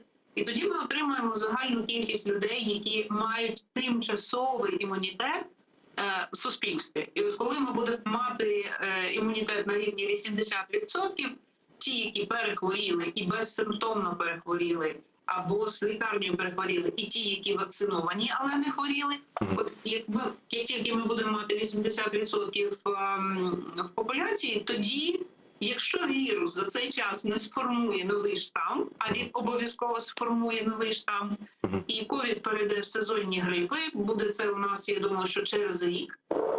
Тому ще наступний рік ми будемо продовжувати жити в таких самих умовах. І тут важливо відноситись до цього як до іншого виміру життєвого і навчитись співіснувати разом з вірусом.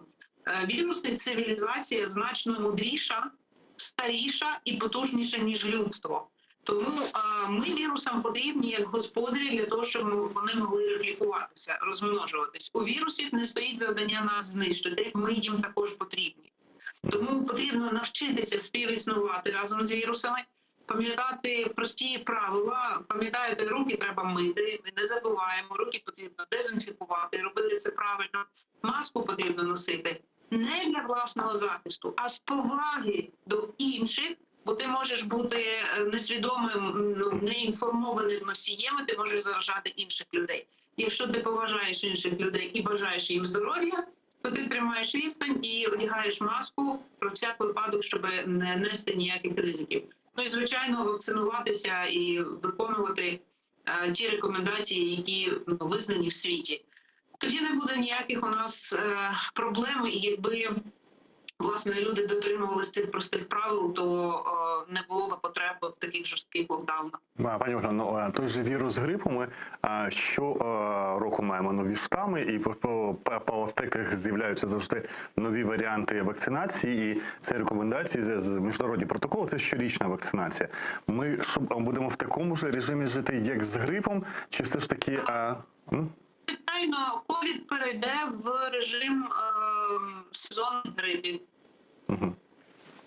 Дякую. Це була Ольга Богомолець, заслужена лікарка України і народна депутатка минулого скликання. Ми говоримо далі з Олександром Корбаном про протидію інформаційним безпекам. Давайте продовжимо цю тему, з якою зупинилася з пані Ольгою. Потім повернемося до Байрактарів. До речі, є новина про приєднання Франції до позиції Німеччини з засудження. А що робити з цими телеграм-каналами і розповсюджувачами фейкових новин? Ми бачимо всі нові транспорти доступу до фейкових новин. І іноді дивно чути від людини, яка може сказати, що вона не читає, взагалі не цікавиться політикою, у мене серед друзів так є, не дивиться ні телевізор, не читає інформаційних сайтів, але причому завжди цитуєш якийсь телеграм-канал, і це спотворює ще більше розуміння в голові людини того, що відбувається. Чи цьому не можна протидіяти? Це як ковід, і ми з цим будемо просто жити, і поступово кожна людина виробить для себе цю гігієну інформаційного, чи не виробить? Як це буде виглядати? Ну от ви самі того не розумієте, ви просто попали в 100% в центр мішені, порівнюючи ковід з пропагандою. Насправді пропаганда, вона діє так само, як і віруси. І навіть є таке поняття, як медіавіруси, як ментальні інформаційні віруси і таке інше. І боротися з цими, ганяючись за кожним окремим вірусом, розчавлюючи його, спростовуючи. Є неефективно, так? Є абсолютно неефективно. Це все одне, що з вітром боротися. Ми маємо боротися так само щепленням. А щеплення ми маємо щеплювати в себе інформаційну стійкість, медіаграмотність. Скажімо так, ми маємо розбиратися в цих. Ми маємо створити в нашій країні велику кількість альтернативних інформаційних джерел, щоб у нас було критичність мислення, щоб ми мали багато різних джерел і вибирали, аналізували і таке інше. Бо одними заборонами ми тимчасово ми можемо це зробити. А у випадку з соціальними мережами, з телеграм-каналами ми взагалі там нічого не можемо зробити. Телеграм-канали, якщо ми хочемо з ними боротися, їх треба просто блокувати телеграм-канал, тоді щось можна зробити. Окремо вважатися як Росії недемократичним. Це Росія любить через Роскомнадзор блокувати всі ресурси. Чи ви вважаєте цей спосіб задовільним і прийнятним для України? Тимчасово. На період якоїсь там гострої боротьби, протистояння, але в цілому треба будувати систему. З такими речами треба боротися системою, а не разовими заборонами. Бо разовими заборонами і такими ж самими методами боротися з росіянами, якими борються вони з нами, ми не потягнемо. У нас немає стільки грошей, у нас немає стільки армій, таких армій ботів, як вони роблять. Це ж проблема не сьогоднішнього дня, а в епоху відсутності мереж навіть інтернету в світі теж існували різні газети. І люди розуміли, наприклад, що Нью-Йорк Таймс була респектабельною газетою, яка друкує перевірену інформацію. А Нью-Йорк Пост – це така жовта газета, або Сан британський, це таблоїд, в якому не обов'язково може бути перевірена інформація, і там гонити за сенсацію. І для людей, які ухвалювали рішення, завжди було прийнято, на які джерела посилатися, і які сприймати, а на які ставитися як до розваги. З іншого боку, світ інтернету і мереж оцей кордон між споживачем інформації і створювачем, він його почав руйнувати, бо створювач може з'явитися звідки завгодно. Сам собі створюєш, в Тік-Току набрав мільйони підписників, і ти вже створювач контенту. І от тут з'являється вже така складність, як цю медіаграмотність прививати взагалі, як це має відбуватися, яка технологія. Це в школі ви з 1 класу проводите уроки медіаграмотності, хто їх проводить, до речі. Я думаю, що це ж проблема не українська тільки, а взагалі світова зараз. Тим більше ви були розповідали до ефіру на безпековому форумі. Я думаю, ця інформаційна складова є такою важливою частиною цієї гігієни. Як в світі запропонують боротися з цими вірусами? Варіантів дуже багато різних, бо ситуації не однакові. Ситуація з інформаційною безпекою в Україні і, скажімо, в Латвії, або в Естонії, або у Франції, в Німеччині, вони докорінно відрізняються. І тому в кожній країні треба окрему модель боротьби вибудовувати. Але основний алгоритм, він дуже простий. Потрібно, знову ж таки, формувати, прищеплювати населення. Прищеплювати треба з дитинства. Психологи, скажімо, проводять в школах навчання з медіаграмотності. Це в Сполучених Штатах Америки, в багатьох країнах Європи. У нас починається зараз, до речі, слава Богу, що воно почалося. Тобто це треба формувати культуру споживання медіа, культуру споживання інформації нормально. Бо ми зараз, знаєте, нагадуємо любителів фастфуду. Бо те, що зараз знаходиться в соціальних мережах, це такий інформаційний фастфуд, або є такий термін постправда. От ми зараз з вами споживаємо переважно більшості постправди. Це щось середнє між брехнею і правдою. Тобто це брехня, яка загорнута в дуже красиву обгортку, правдоподібну і таке інше, подається нам, і ми її споживаємо, не розуміючи, що ми ковтаємо отруту. Так от, треба, щоб у нас це розпізнавання було не скільки на ментальному рівні, скільки на підсвідомому. Щоб ми з самого початку розуміли, що якщо ми знайшли цю інформацію з такої газети, то це 90% що це неправда. Якщо ця інформація подається в дуже такому емоційному забарвленні, то це може бути, це перше пересторога, що це може бути неправдою. Якщо масово з'являється ця інформація, її там постять, тиражують і таке інше, то щось тут не те. І це треба виховувати. Це треба, знаєте, як свого часу боролися з неграмотністю. Курси, на це виділяти ресурси і таке інше, і боротися. Бо інших засобів, ніякі центри протидії, ніякі там заборони і таке інше, вони дають тільки тимчасовий ефект. Допоки ми не сформуємо в нашого населення культуру споживання інформації, цивілізовану західну культуру інформації, ми нічого не зможемо зробити. Ну, а як діти, є одна така теза, що раціональні аргументи погано діють там, де сприйняття є ірраціональне, там, де емоційно сприймається більше. І по різні речі ми можемо бачити, правда, останнім часом закид, якщо про вакцини, в бік прибічників вакцини, що вони дуже агресивно налаштовані до антивакцинаторської частини, але тут же йдеться мова, хтось пояснює це якимось магічним мисленням, такою дуже близькою до культури, довіри. Тут ще є поняття недовіри до влади, а довіри до там сусіда, або тому хтось сказав, і це пов'язано з тим, що українці ніколи не сприймали владу як власну, а завжди колонізаційну.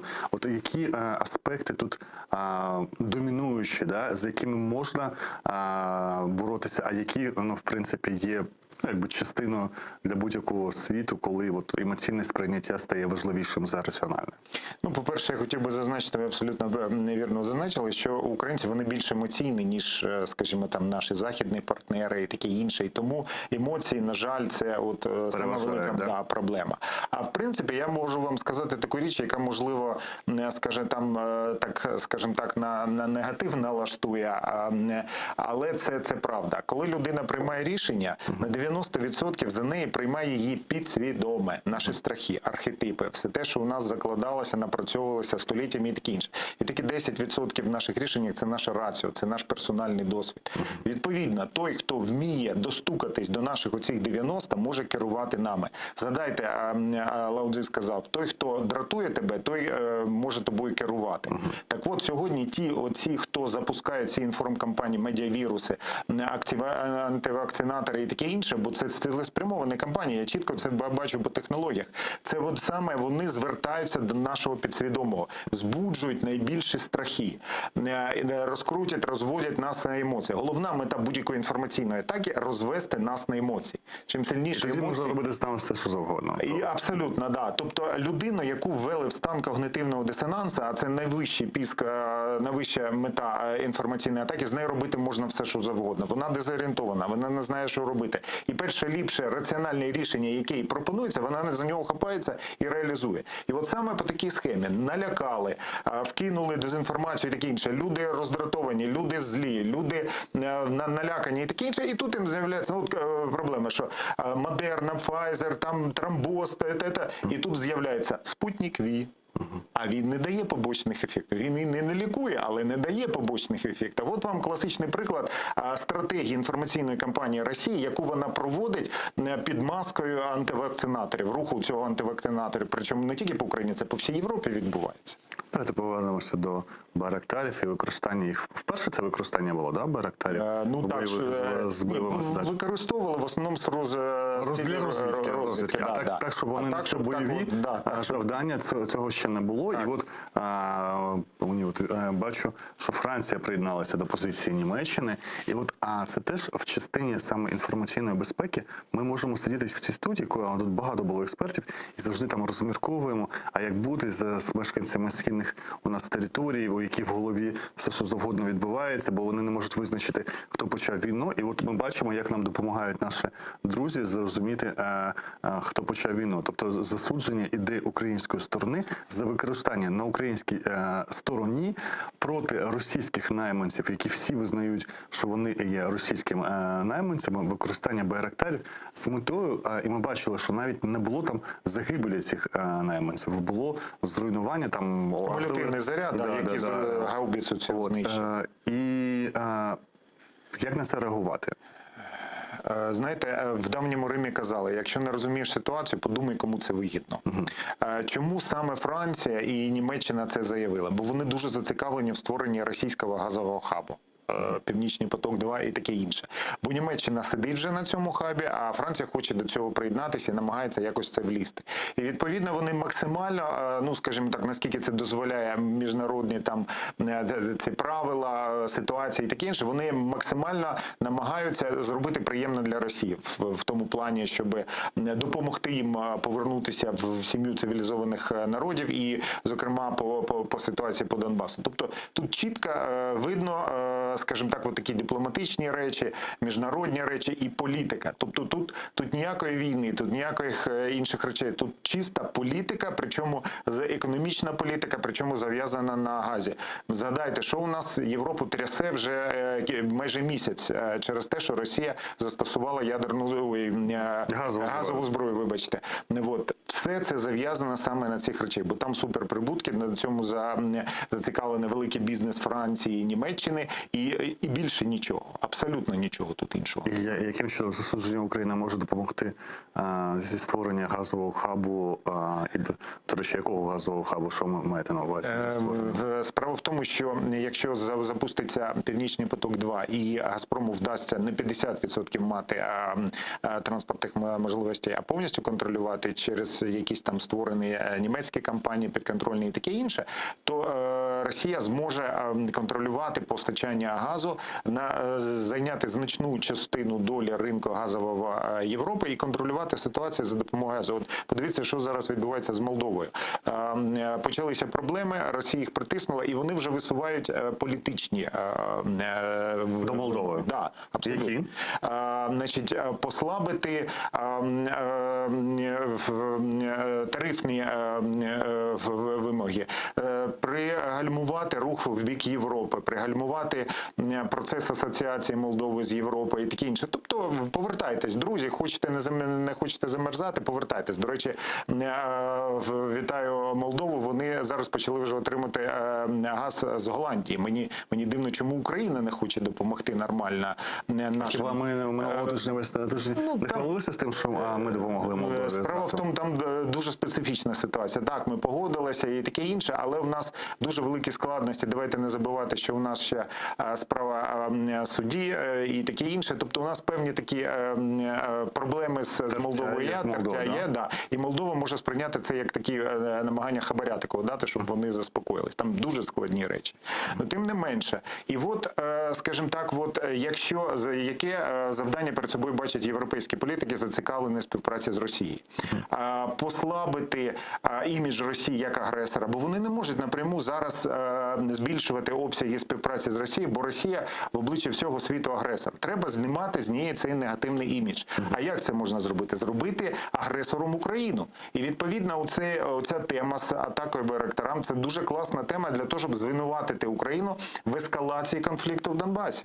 І от вони її намагаються використовувати. А в основі цього лежать, знову ж таки, економічні інтереси. Має було запитання. питання, яким чином має діяти Україна на ці реакції таких потужних партнерів, як Франція і Німеччина?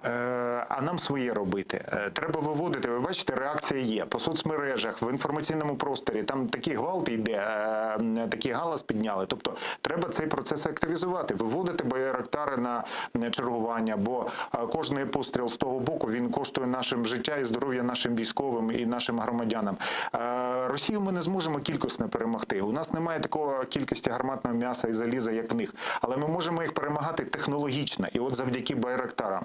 Згадаємо нещодавню війну в Карабасі, яка була виграна значною мірою за рахунок таких технологій зброї 5-6 покоління. Тобто це той крок, той шаг, той напрямок, за яким має зараз йти Україна. Не дивитися на те, що нам там каже Франція, Німеччина. Шановні, у нас є класна зброя, вона класно працює. Продовжуємо в цьому напрямку. Нам своє робити. У нас ворог до Франції, до Німеччини він не дійде. Нам його зупиняти. І тому ми не маємо на цьому зупинятися. Треба продовжувати, треба нарощувати дипломатичний тиск, інформаційний тиск на світовому рівні. От коли нас звинуватили в тому, що в нас байрактар долбанув по цій гаубиці російській, треба було підняти хайп нам. А що російська гаубиця там робила? А чому вона обстрілювала наші населені пункти?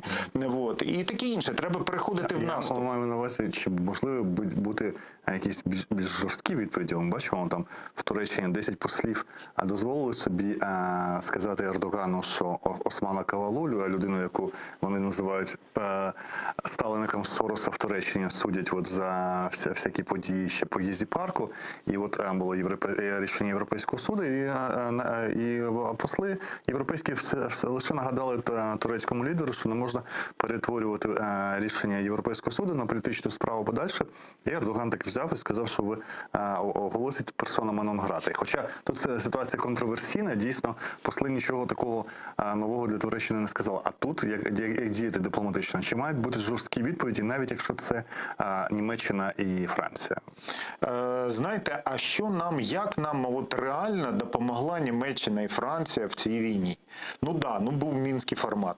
Меркель пару раз телефонувала Путіну, коли він вже був готовий запускати війська на територію України. Але це такі загальні речі, які вони просто зобов'язані були робити, бо вони геополітичні лідери цього регіону. Зброї вони нам не продавали і навіть хайп піднімали, коли ми отримали це діло, коли ми це застосували. Тобто, знаєте, це такі союзники, які, добре, що вони є, але якщо б їх не було, нічого б страшного не було. Тобто, ми маємо навчитися відстоювати свої інтереси. Якщо нас притискають, якщо нас вимагають якісь речі, ми маємо аргументувати і гнути своє. Як сказав свого часу один англійський прем'єр-міністр в 19 столітті, що немає постійних союзників, є постійні інтереси. От у нас є інтереси. І якщо вони співпадають з точкою зору там певних країн і таке інше, ми з ними дружимо, ми з ними співпрацюємо і таке інше. Якщо ні, шановні, вибачте, це ваша проблема. Ви можете висловлювати нам стурбованість, ви можете все, що завгодно нам говорити, нам своє робити. Ми воюємо з росіянами. У нас гинуть наші громадяни, а не ваші. Тому, вибачте, тримайте ваші рекомендації при собі. Так, але ви сказали, що це частина кампанії по зняттю з Росії іміджу агресора такого. І санкцій. І поступово санкцій. Це таке інформаційне тло, на якому має відбуватися. І якщо Німеччина і Франція свідомо включилися в цей процес, то хіба можливо цьому протистояти? І не можна сказати, що вся Німеччина, вся Франція свідомо включилася. Окремі. Це ж не якась частина там маргінальних французьких політиків, які їздять до Криму. Да? Це офіційні Міністерство закордонних справ. І це то дуже бентежить.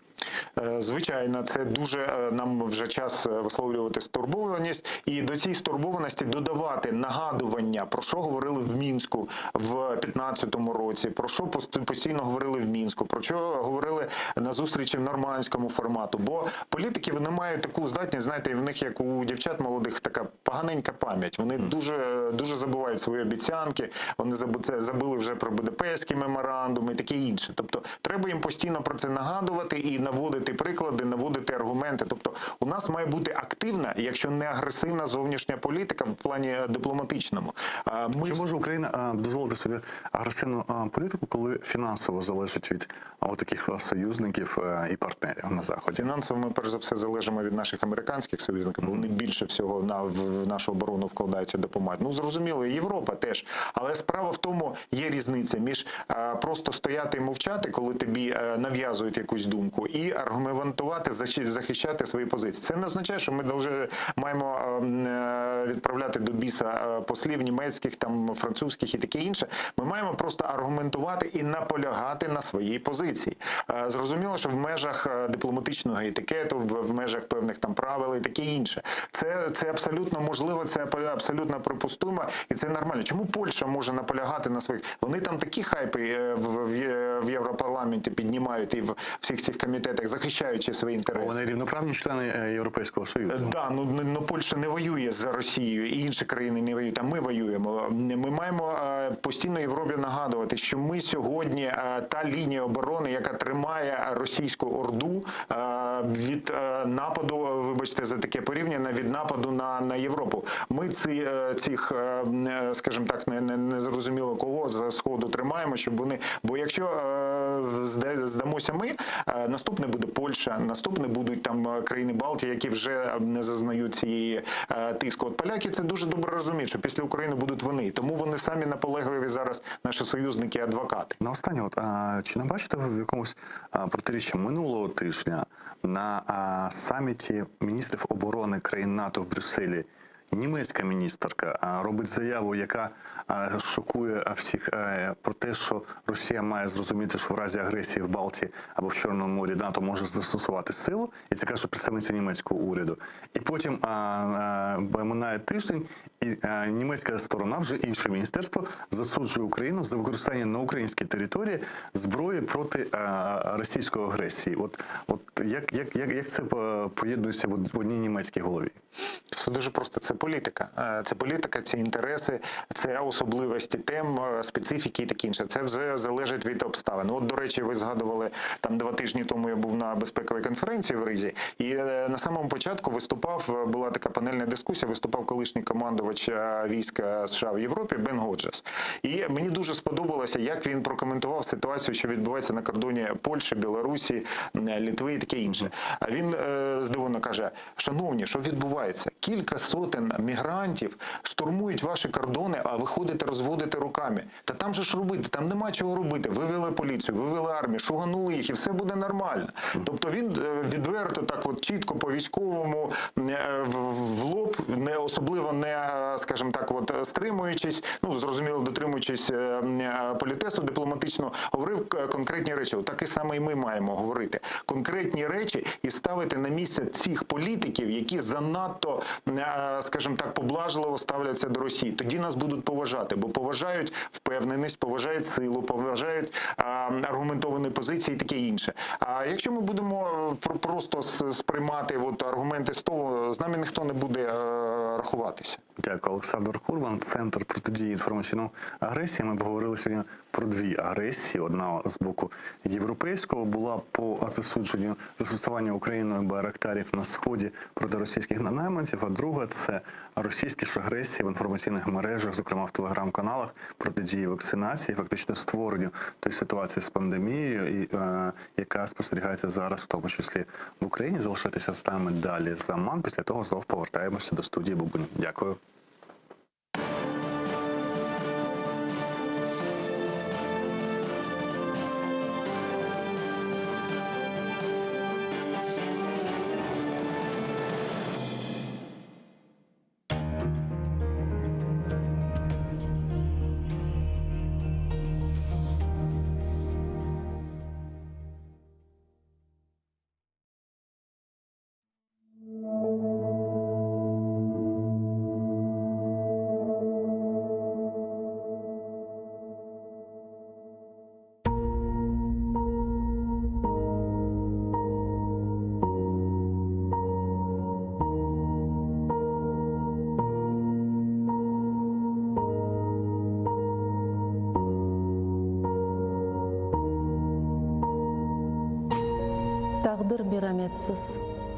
şefkatsiz kedi. İnsanı çok şeyden ayıra bile. Ama uğrar eken yürek teninde, algan nefeste anla dost ille. Seni unutmagan vatanın olsun. Taqdir koldan ayırır, dayanırsın. Baxtlı yoldan ayırır, dayanırsın. Dayanırsın, dayanırsın, dayanırsın. En ağır ehvalda umutmen tile. Seni unutmagan vatanın olsun.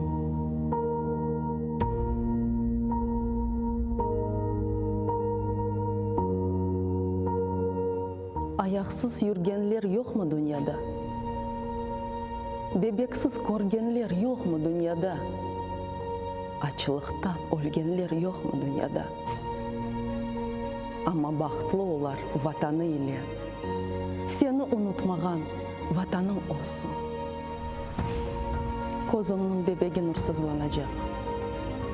Omur ne? Altın mı? Kırsızlanacak. Ebedi ne şöhret ne şan kalacak. Unutma kendini bilgenden bile. Seni unutmagan vatanın olsun.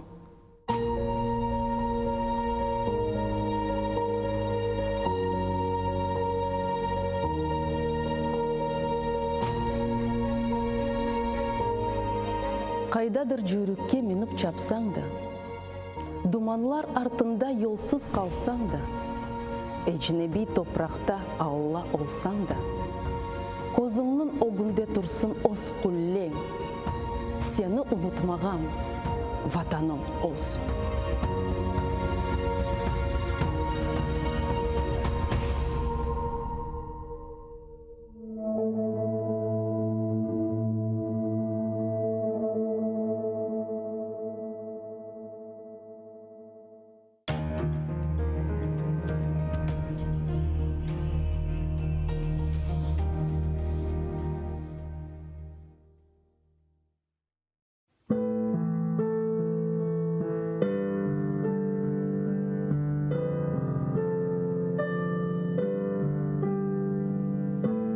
Басқаныңыз ерлерні топырақ деп кечмеңіз.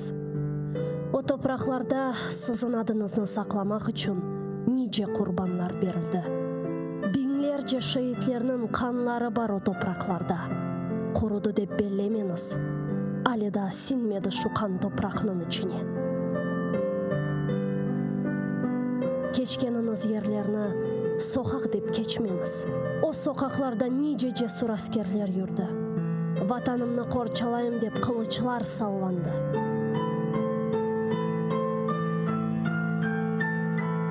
Жүргеніңіз аралықларда иханетлер де олды үлбет. Сапланды ханчерлер сыртларға. Көтергеніңіз байрақны тамғалы басма деп кечменіз. О байрақның үстінде шерефіңіз, намысыңыз, итибарыңыз бар.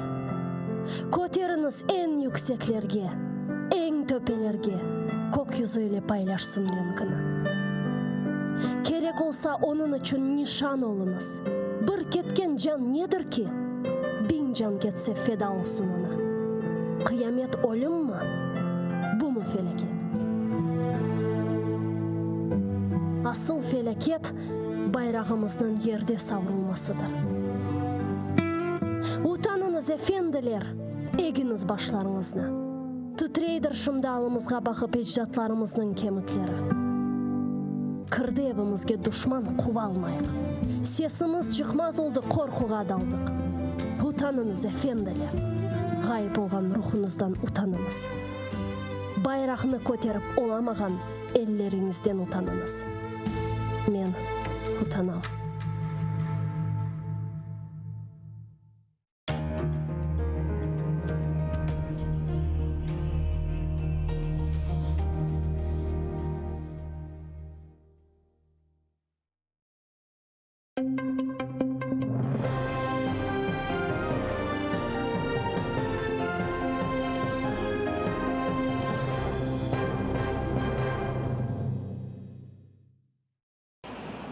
Ще на 87 днів за ґрати. Окупаційний Київський райсуд Сімферополя продовжив арешт Наріману Джелялу, а також братам Асану та Азізу Ахтемовим до 23 січня. Їм окупанти закидають нібито диверсію на газопроводі. Засідання одразу ж оголосили закритим. Усередину не пускали навіть родичів. Мы подали с семьей, родители мужа, я, сестренка мужа, подали ходатайство, чтобы нас допустили как свидетелей, но нас не допустили.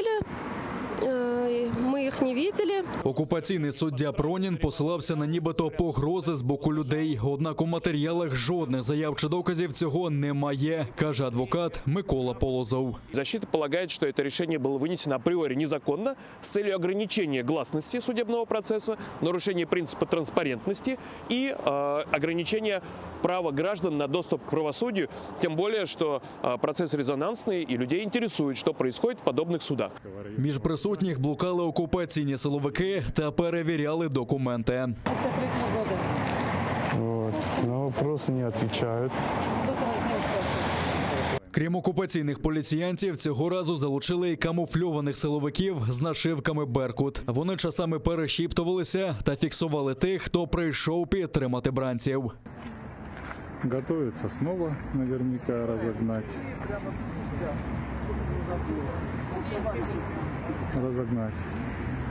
Ну, говорит, снимите вот этого товарища, который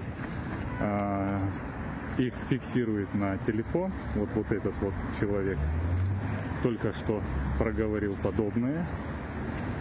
Видимо, очень нервничают, когда их фиксируют на відео. Самого Нарімана Джеляла на судилище не доставили. Нині він перебуває на незаконній психіатричній експертизі. На думку адвокатів, окупанти просто не хочуть, щоб бранець заявив на судилищі свою думку. Захист клопотав про звільнення Джеляла з-під варти та переведення бодай під домашній арешт. Але окупанти наводили абсурдні твердження. Мы говорили о наличии оснований, в том числе 6 иждивенцев, это 4 малолетних детей и 2 престарелых родителей у Наримана Джелялова, об наличии у него устойчивых социальных связей. Следователь возражал, говорил о том, что якобы имеются 2 гражданства, на что защита ответила, что в Крыму вообще-то у 95% населения 2 гражданства как минимум. И этот аргумент, в принципе, может быть, в другом каком-то регионе и имел бы значение. Здесь он выглядит смехотворным. Засідання щодо братів Ахтемових також було закритим. Їх також триматимуть під вартою щонайменше до 23 січня наступного року. Захисникам вдалося передати кілька листів від родичів. Адвокат Іслям Віліляєв розповів, що Азіз Ахтемов почувається упевненіше та відстоює свою невинуватість. Після затримання його разом з братом Асаном нещадно катували окупанти. Чувствует себя намного увереннее, скажем так, не скажу, что бодро, но уверенно в позиции, значит, больше того колебания, которое было на самом начальном этапе нашего вступления в дело с коллегой. Сейчас на данный момент этого уже нету. Да. Он четко стоит на своей позиции, что он не виновен, что данного преступления он не совершал.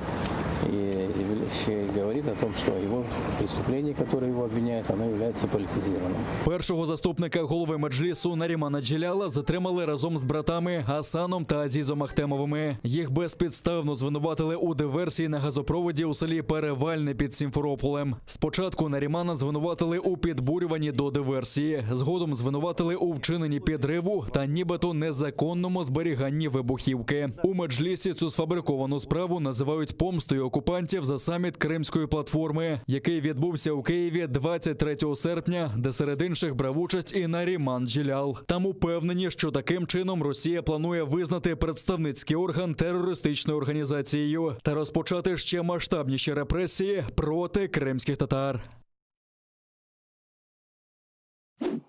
Останнє слово на судилищі, але не останнє у боротьбі за права кримсько-татарського народу. Про це заявили рідні брати Сейтумір та Осман Сейтумірови та їхній дядько Рустем Сейтмеметов на засіданні Південного окружного військового суду Ростова-на-Дону. Іншого бранця у цій справі Амета Сулейманова доставили до окупаційного Кримського гарнізонного суду у Сімферополі.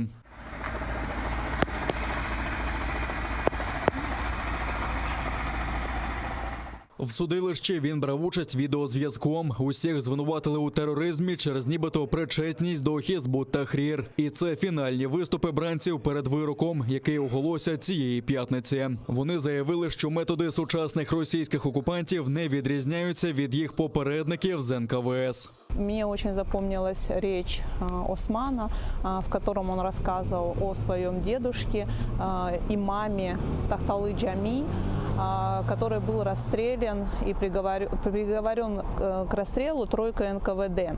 И сегодня, по сути, происходят аналогичные действия, когда Осман находился в Тахталы Джами, произвели аудиопрослушку, и он сказал, что он посещал Сухбеты с 90-го года, не считает, что это противоправное действие, и в отношении него, по сути, сейчас готовится такое же решение, как в отношении его деда. Да, формально казнь в Российской Федерации запрещена, но те сроки, которые запросил прокурор, они по сути приравниваются к такой же мере наказания. Для бранців вимагають покарання у 66 років колонії суворого режиму на 4. Для Сейтумера Сейтумерова просять 20 років, Осману Сейтумерову 17 років, Рустему Сейтмеметову 16 та Амету Сулейманову 13 років колонії суворого режиму. Родичі бранців та небайдужі, хто приїхав на судилище, обурюються закидам окупантів. Мы полностью не согласны с этим обвинением в терроризме, потому что нету никакого терроризма. Ребят обвиняют только за то, что они ходят в мечеть, за то, что они мусульмане и молятся, и придерживаются ислама. Только из-за этого вина в том и показания двух скрытых лживых свидетелей. Адвокат Назім Шейхмамбетов каже, що немає ілюзій щодо вироку бранцям, але сподівається, що усі причетні до переслідувань кримських татар згодом дістануть покарання. Все подзащитные в своем заключительном обращении выразили славу благодарности и приветствие всем, кто переживали на протяжении уже 1,5 лет за их делом, следили за ним, оказывали ту или иную помощь. Они со своей стороны заверили, что будут продолжать борьбу за то, чтобы отстоять чистое и честное имя, как свое, так и всех крымских татар, всех мусульман. Братів Османа та Рустема Сейтумерових, Амета Сулейманова та Рустема Сейтмеметова окупанти затримали після масових облав у Бахчисараї у березні минулого року. Їх безпідставно звинуватили у тероризмі через нібито причетність до Хізбут Тахрір. Журналіста Сейтумера Сейтумерова звинуватили у нібито створенні терористичної організації. Він був змушений покинути Крим у 2017 році. У Міжнародний день свободи віросповідання посольство США в Україні закликало російських окупантів у Криму та на Донбасі дозволити усім молитися без страху. На сторінці амбасади у Фейсбуці дипломати заявили, що США вітають толерантність та відкритість, які сприяють процвітанню свободи віросповідання по всій Україні. Ми закликаємо російські окупаційні сили в Криму та його довірених осіб на Донбасі дозволити кримським татарам, свідкам Єгови, Православної церкви України та всім іншим вільно богослужити без страху та впливу. На Східному фронті друга втрата за 2 дні. Російські окупанти вбили українського воїна, повідомляють у штабі Об'єднаних сил. Поблизу Гранітного на Донеччині ворог вкотре застосував артилерію калібру 122 мм та важкі міномети, а також закидав невідому вибухівку. Великим калібром били й по оборонцях Кряківки на Луганщині. Гранатомети, кулемети та стрілецьку зброю окупанти застосували від Кримського до Водяного на Приазов'ї. Ворога вгамували вогнем у відповідь, але зранку провокації продовжились. Поблизу Луганського окупанти здійснили обстріл зі станкових протитанкових гранатометів і великокаліберних кулеметів. У напрямку Кримського ворог двічі відкривав вогонь з мінометів калібру 82 мм. Протягом поточної доби втрат серед військовослужбовців Об'єднаних сил немає. Наші захисники відкривали вогонь у відповідь, не застосовуючи заборонене мінськими домовленостями озброєння, та змусили противника припинити вогневу активність. Еміне Джепар закликала парламентську асамблею НАТО сприяти деокупації Криму. Перша заступниця міністра закордонних справ України виступила на засіданні міжпарламентської ради Україна-НАТО в Одесі. Вона наголосила, що деокупація півострова та його реінтеграція залишаються одним з основних завдань України. Для цього, а також для захисту норм міжнародного права, Україна спільно з 46 іноземними партнерами створила Кримську платформу. За словами Джепар, в рамках Кримської платформи створюється мережа оперативної комунікації між міністерствами закордонних справ країн-учасниць. Це забезпечить постійний діалог щодо грубих порушень прав людини чи міжнародного гуманітарного права у тимчасово окупованому Криму. Установчий саміт Кримської платформи 23 серпня у Києві продемонстрував міцність партнерства України з державами-членами НАТО, ЄС та Великої Сімки у питанні протидії подальшим спробам Російської Федерації підірвати світовий порядок. В окупованому Криму новий рекорд за кількістю хворих на коронавірус. Минулої доби там зафіксовано 1026 випадків зараження, що є максимальним показником з початку пандемії. 45 людей не змогли подолати хворобу та пішли з життя. У Севастополі склалася вкрай важка ситуація. Система охорони здоров'я міста працює з останніх сил. Зростає потреба у медичному кисні. У реанімації півсотні людей. На окупованому півострові майже закінчилися місця в лікарнях. З 20 жовтня окупаційна влада заявила, що посилює заходи щодо боротьби з коронавірусом та оголосила вихідні з 30 жовтня до 7 листопада. З 25 жовтня почали діяти нові обмеження, зокрема з понеділка діє система QR-кодів. Швейцарія розширила персональні санкції проти росіян за окупацію Криму. Державний секретар економіки Швейцарії додав до списку санкцій ще 8 громадян Росії, які мали або мають відношення до окупації Криму, підтримують окупаційну політику Росії та загрожують територіальній цілісності, суверенітету та незалежності України. Це окупаційні судді Михайло Білоусов, Андрій Довгополов, Віктор Можелянський та Галина Редько, а також окупаційні керівники ФСБ та Слідчого комітету в Криму Леонід Михалюк та Володимир Терентьєв. Намагаємося врятувати стільки, скільки можемо. Нам ніхто не допомагає. Все робимо самі з чоловіком. У сицилійському місті Катанія велике прибирання після розгулу стихії. Починаючи з вихідних на півдні Італії, кілька днів вирував сильний середземноморський шторм. Випала рекордна кількість опадів. За ці 2 дні мій будинок затопило. Підлога досі брудна. Не можемо вимити. Без жертв не обійшлося. Повідомляється, що найменше про 2 загиблих. І ще 1 людину продовжують шукати. Тримаючись за швабри, мешканці Катанії скаржаться на занедбану інфраструктуру. Проблема в тому, що якщо вони не збудують стіни вздовж каналу, вода постійно розливатиметься і так само з боку аеропорту. Вчора була катастрофа. Дороги повністю затопило. Їх взагалі не було видно. Ну як у такому місті, як Катанія, канали, з якими і так проблеми, можуть не ремонтувати. Вони говорять про глобальне потепління, але насправді просто не стежать за інфраструктурою. Канали треба чистити щороку, інакше наші будинки просто затоплять. У середмісті вимикали електрику, закриті школи, парки та спортивні майданчики на відкритому повітрі. Також було заборонено виїжджати на дорогу, зокрема й на скутерах. Рідкісні середземноморські шторми, схожі на тропічні, називають медиканами. Метеорологи повідомляють, що вода у морі зараз на 8 градусів тепліша, ніж зазвичай у цю пору року. Вони попереджають мешканців Сицилії та Калабрії, що найближчим часом негода може повернутися.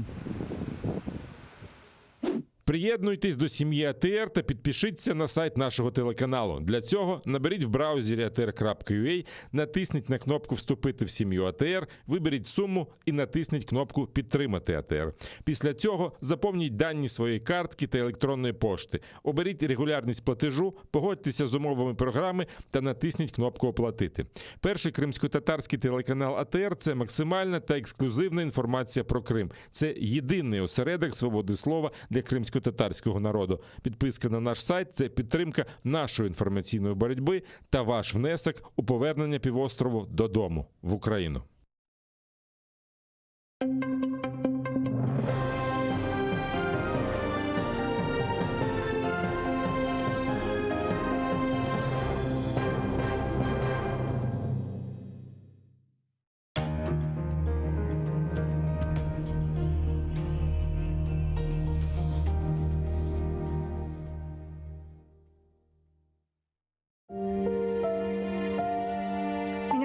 Анна.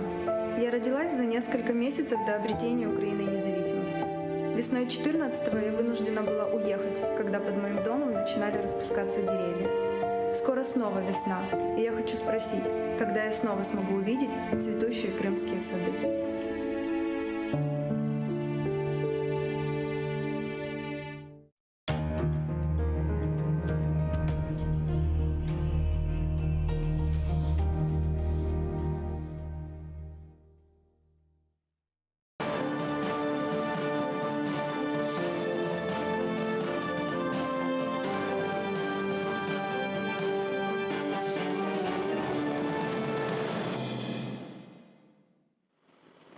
Hayırlı akşamlar. Bugün yayının bugünkü sonki saati, bu saatini Kırım'da alıp baracağız. Misafirimiz studiyada İskender Bariyev, Kırım Tatar Resurs Merkez'in reisi ve Kırım Tatar Milli Meclisi'nin azası. Ukraynaca'da, Rusça'da geçeceğiz çünkü Kırım'dan Mikola Polozov adliyeciyle bağlanacağız. Nariman Jilal işrahında hoş geldiniz. Hoş bulduk. İşte bakamız, göremiz Nariman Jilal'ın endi tutulğanı 3. ay gitti. Bugün karar çıkardılar. İki ayga keni 23. yanvargaca onlar anda olacaklar. Şimdilik endi ben bakıp görüyorum Kırım'da yaşayan faaller bile biraz böyle kullansam söz depresiyadalar çünkü hiçbir türlü cevap dünyadan güçlü cevap duyulmay gibi.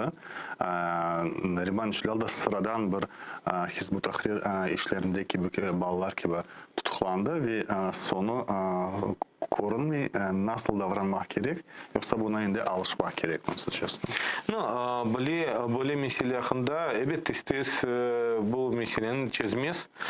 Çünkü biz bilemiz bu diplomatik meselesi son evet bu Kırımskaya platforma adından bir kararı yok. Çünkü bu Kırımskaya platforma da kurulmak gerek ve çalışmak gerek bu taraftan. İkinciden biz gördük mesela Koşma Ştatların, Amerikan devletlerinin, Birleşken Devletlerinin adından bir reaksiya oldu. Türkiye'den de reaksiya oldu. Avrupa memleketlerinden Bu reaksiyalar oldu. bitti gibi görünüyor. Bakınız bu diplomatiya tarafından bu şeylerin testis olmay. Onun için mesela Ahtem Çigoz'un bu hapishanede oturgan vaxtında evet kaç yıl geçti? 3 yıl geçti. 2 yıl 8 ay. Evet bu Ahtem Çigoz'un ve başka siyaset mabuslarının hakkında bizlerge her zaman, her vakit bu meselenin götürmeye gerek. Bütün meydanlarda, halkara meydanlarda, bütün olsun sokaklarda, olsun internette böyle kampanyalar alıp varmaya gerek. Çünkü her zaman göstermeye gerek. Kırım'da baskılar devam etti. Rusların işgalciler devam ettiler baskılarını. Onun için evet bizim partnerlarımız onlar düşünürler ne yapmaya mümkün. Ya da sanksiya devam etmek gerek ya da sansiyada kuvvetlenmeye gerek. Yakın zamanlarda buna şınçık olacak keni Birleşken Milletler'in rezolüsiya olacak. Evet hem Nariman hakkında hem başka simedeşlerimiz götürülecekler. Rezolüsiyada da adları geçecekler. Şınçık tırışalar. Ben belesem eğer Nariman Jilal'ın adı olsa bu çok güzel olacak çünkü bu bütün Birleşken Milletler'in sistemada, bürokratik sistemada o geçecek. Onun için bizlerge o şey pek gerek. Biraz bir teneffüs alarak çünkü canlı bağda bizde Mikola Polozov. Доброго вечора, пане Миколо. Чи чуєте ви мене, пане Микола? Добрий вечір. Сьогодні відбулося знову слухання по справі Нарімана Джелялова, і вже навіть ніхто не приховував, навіть у Зейросмідлі, здається, бачив, що називається справа про продовження терміну ув'язнення. Тому нічого, я так розумію, сюрпризу не було. Нарімана далі продовжують тримати. В якому стані? Чи бачили ви його? Розкажіть, будь ласка. Нет, Наримана мы не видели, на суд его не привезли. Следователь представил справку из 15-го отделения психиатрической больницы, где Нариман сейчас проходит стационарную экспертизу, что медики, эти эксперты считают, что проводить его на суд нецелесообразно. Поэтому суд проводился в отсутствие Наримана Джилялова. Он не смог выступить на суде, высказать свою позицию, был этому лишен. За него это сделали адвокаты.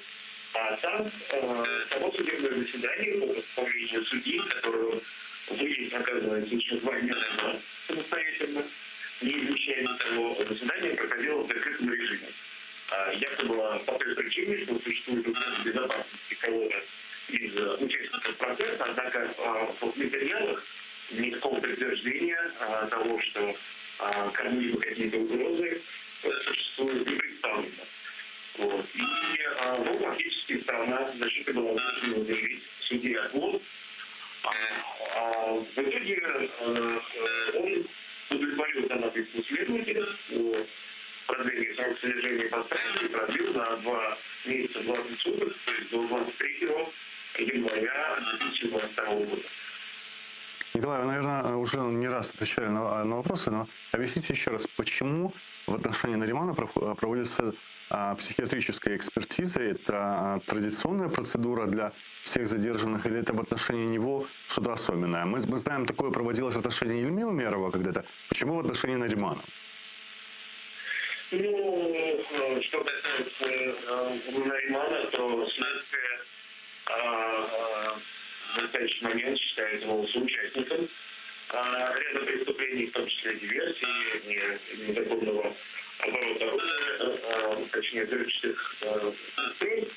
Но важно понимать, что, конечно же, преследование Наримана Джилялова осуществляется по политическим мотивам, за его активную политическую позицию, за то, в том числе, что он посетил саммит Крымской платформы. И, естественно, власти заинтересованы в том, что по поводу Наримана в такой ситуации не звучал. То есть поэтому его максимально прячут, не приходят и не показывают общественности. А дело Наримана и дальше будет проходить в закрытом режиме? Или это разовое решение российского суда по этому делу о продлении? Дело о продлении, оно не рассматривается судья просто существует. То есть в настоящий момент идет предварительное расследование, и только после его окончания дело будет передано в суд для рассмотрения по существу. Спасибо. Николай Полозов, адвокат Наримана Джилялова, с последними новостями из Крыма, где сегодня российский оккупационный суд продлил на 2 месяца и 20 дней до 23 января. Продолжен срок содержания Наримана Джилялова под стражей. Бахамыз көреміз. Бір яны бөлі сюрприз хаберлер пейда олмай. Беклегеніміз кебі Нариманы тұтықладылар. Ақтемулер ағақардашлар оларында акибеті белі дегел насыл алды. Оларды изоляцияда еділер қалба қабады. Асан Ақтемов 50 күн олды. Картер дегел карантинда олды. Аман бұл карантин дегенде о азбарға шықмады. Тек бұл одада отырды. Бет бұл бірінші сефер, қачке не қадар саясет мабуслерін бар, біз оны бақамыз, насыл проблемаларын оларда бар. Mesela bu Uzir Abdullayev ve Timur Abdullayev onlar şınçıq koloniyada oturarlar, ama onlarını çok bu şizoda tutarlar. Bu pek çok şınçıq bu göremiz Асан Ақтемов hakkında onu 50 gün tuttular bu karantin karantin rejiminde tuttular. Soracak şeyim de bu rezolüsiya yakında olacak. Yıl-yıldan biz görüyoruz ki Ukrayna rezolüsiyası Kırım'dan bağlı. Azlaşa rey bergen memleketlerin sayısı anlatalar bizge. Çünkü birçok memleket dünyada içeride o memleketlerinde insan haklarının bağlı problemleri yaşayan için Birleşmiş Milletler Teşkilatı'nda da pek kol tutulmaya böyle rezolüsiyalarda ne bekliyorsunuz? Daha azalacak mı memleket sayısı? Ne kadar memleket destekler? Bakınız, birinciden biz gördük bu Kırımska platformasında anda iştirak edildi 43 memleket ve 3 halkara teşkilatı.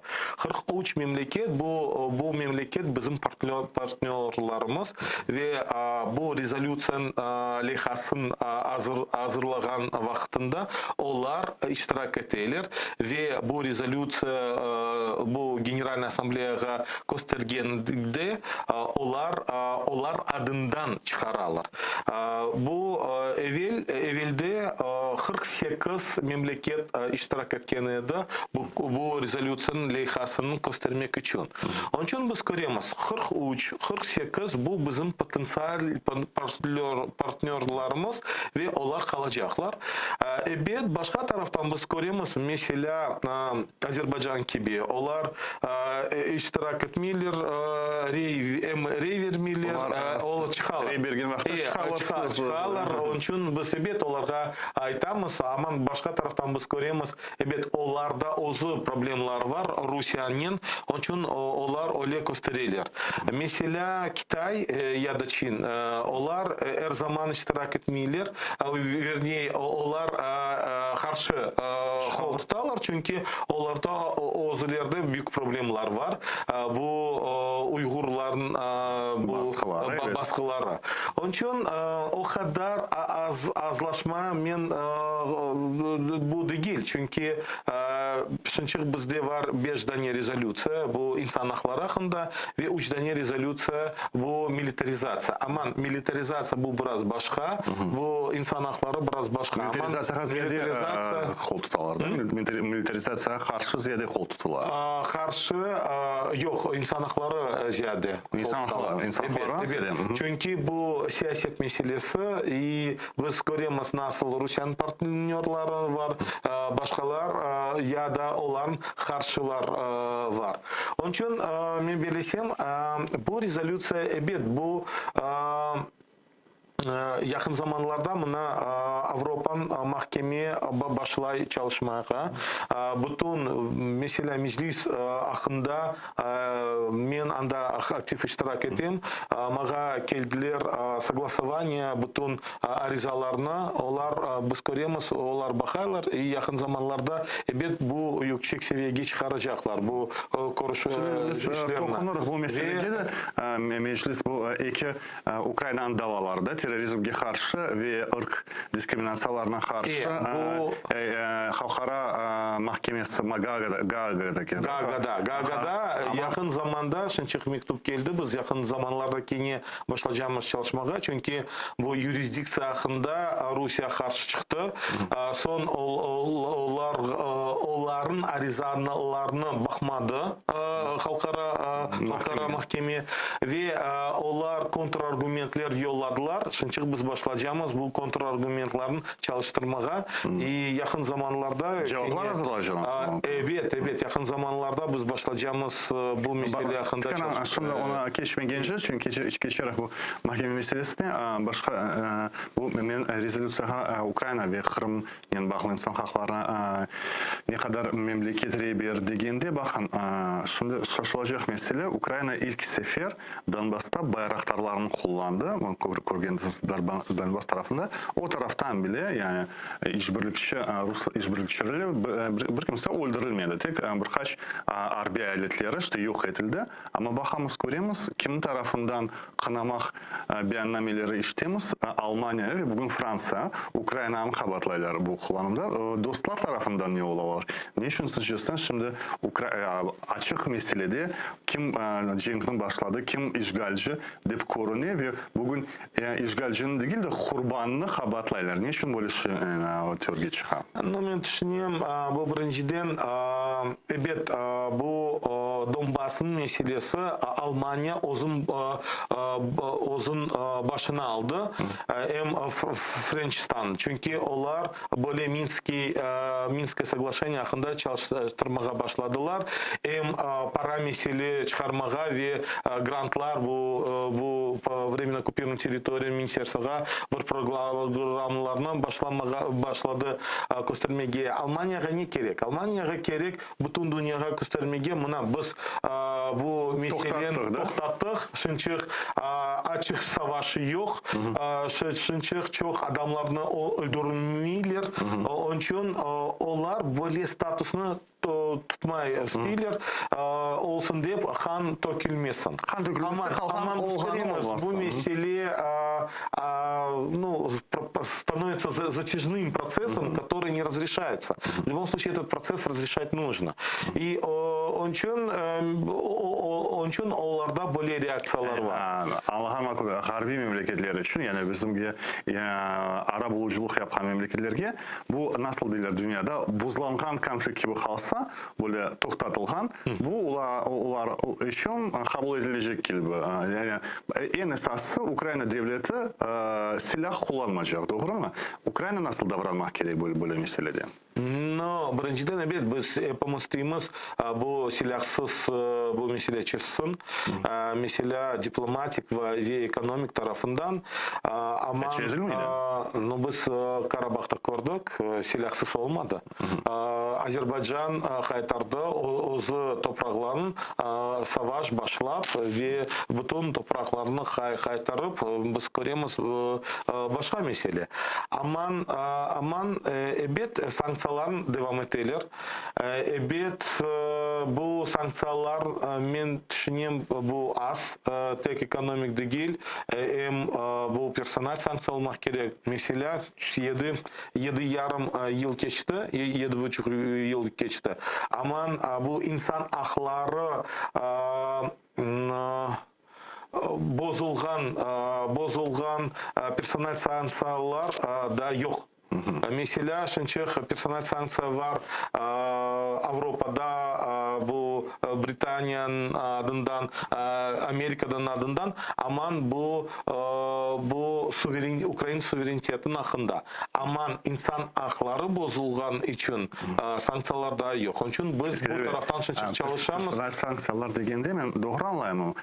Mahkeme kararlarını kabul etken insanlar ya da prokurorlar, tehkikatçılar, hücum etken insanlar onlara karşı ama çoksa bu insanlara bu yaptırımlardan, sanksiyalardan hiçbir belası yok ki çünkü onların da hesapları yok ki başka bu doğru değil. Evet çok adamlar öyle söylüyorlar. Mesela bakınız biz konuştuk bu Endonezya büyükelçiliğini. Ben bilesem Türkiye'nin hakkında hem yakın zamanlarda biz konuştuk bu Çekya'dan senatların azaları geldiler, senatörler geldiler. Biz Milli Meclis binasında konuşup yaptık. Evet çok Ruslar bu onlar beğeniler Bali'ye varmağa, rahatlamağa ya da bir şey ev çıkalmağa ya da toprak almağa. Onlar pek seviyorlar Avusturya'ya varmağa, bu Praga'ya varmağa, olan ballar anda okuyorlar. Evet ama o Bali'nin sahipleri de Praga'nın sahipleri onlar da Rusların seviyorlar akçaları için. Çünkü onların iktisadiyatına akça getirgen insanlar. Aman büyükelçisi Endonezya'nın büyükelçisi bizge ne söyledi? Eğer personel sanksiya insan hakları hakkında Amerika'da olsa bizde böyle sanksiya yapılırmız. Mesela ben bilesem eğer böyle personel sanksiya Avrupa'da ve Amerika'da olsa evet Türkiye'nin konuşmak mümkün olacak. Evet Эбет бу mahkemeler ya da bu hizmetçiler bu işgal hizmetinin iştirakçıları onlar da Türkiye'ye ratlamaya seviyorlar. Varamazlar değilsiniz. Ben bilesem onlarga yasak etseler hem Türkiye hem Endonezya hem başka memleketler hem Çekya ben bilesem evet bu sanksiya evet onlar görecekler onlar böyle kanunsuz böyle yaparlar kararları çıkarırlar evet и за это все нужно отвечать. Türkiye bile galiba Avrupa'nın yaptırımlarına hoş olmadı galiba yanılmazsam. Türkiye olgan yaptırımlara hoş olmuyor Türkiye çünkü Rusya'nın bayağı ticaret meseleleri var. Aman ticaret meseleleri var. Aman başka taraftan olsun Libya, olsun Azerbaycan, olsun Karabağ, olsun Suriye. Suriye'de, Libya'da Türkiye ve Rusya onlar karşılarlar. Anda da savaş var. Evet bu büyük siyaseti bir taraftan Türkiye bu regionda bir lideri olmak tırışa. Evet o Türkiye'de kuvveti var ve geleceği var bu lider olmak için. Aman anda Rusya var. Hem Suriye'de hem Libya'da. Evet Kırım hakkında prensipal pozisiya var Türkiye'de. Onlar aytalar Kırım bu Ukrayna'dır. Onlar işgal hakkında rezolüsiya her zaman kol tutarlar. Bu Kırımskaya platforma iştirak ederler.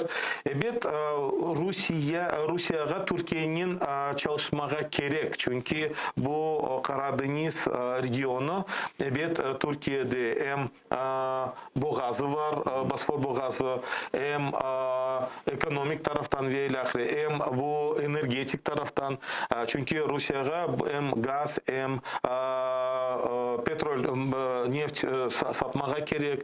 Onun için bu Южный поток hakkında biz görüyoruz. Türkiye başladı azça almaya Rusya'dan bu gazını almaya biz görüyoruz. Evet onlar tırışarlar çünkü onların ekonomik bu bağlı. Ama siz değilsiniz Türkiye bu bölgede, bu Karadeniz bölgesinde lider olmak için Rusya'nın nasıl işbirliği kalacak?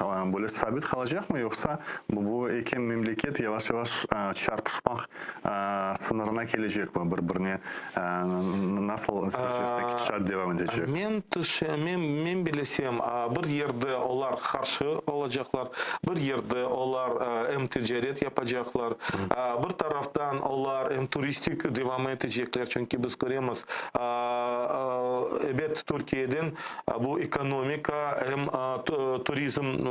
turizmden bağlı.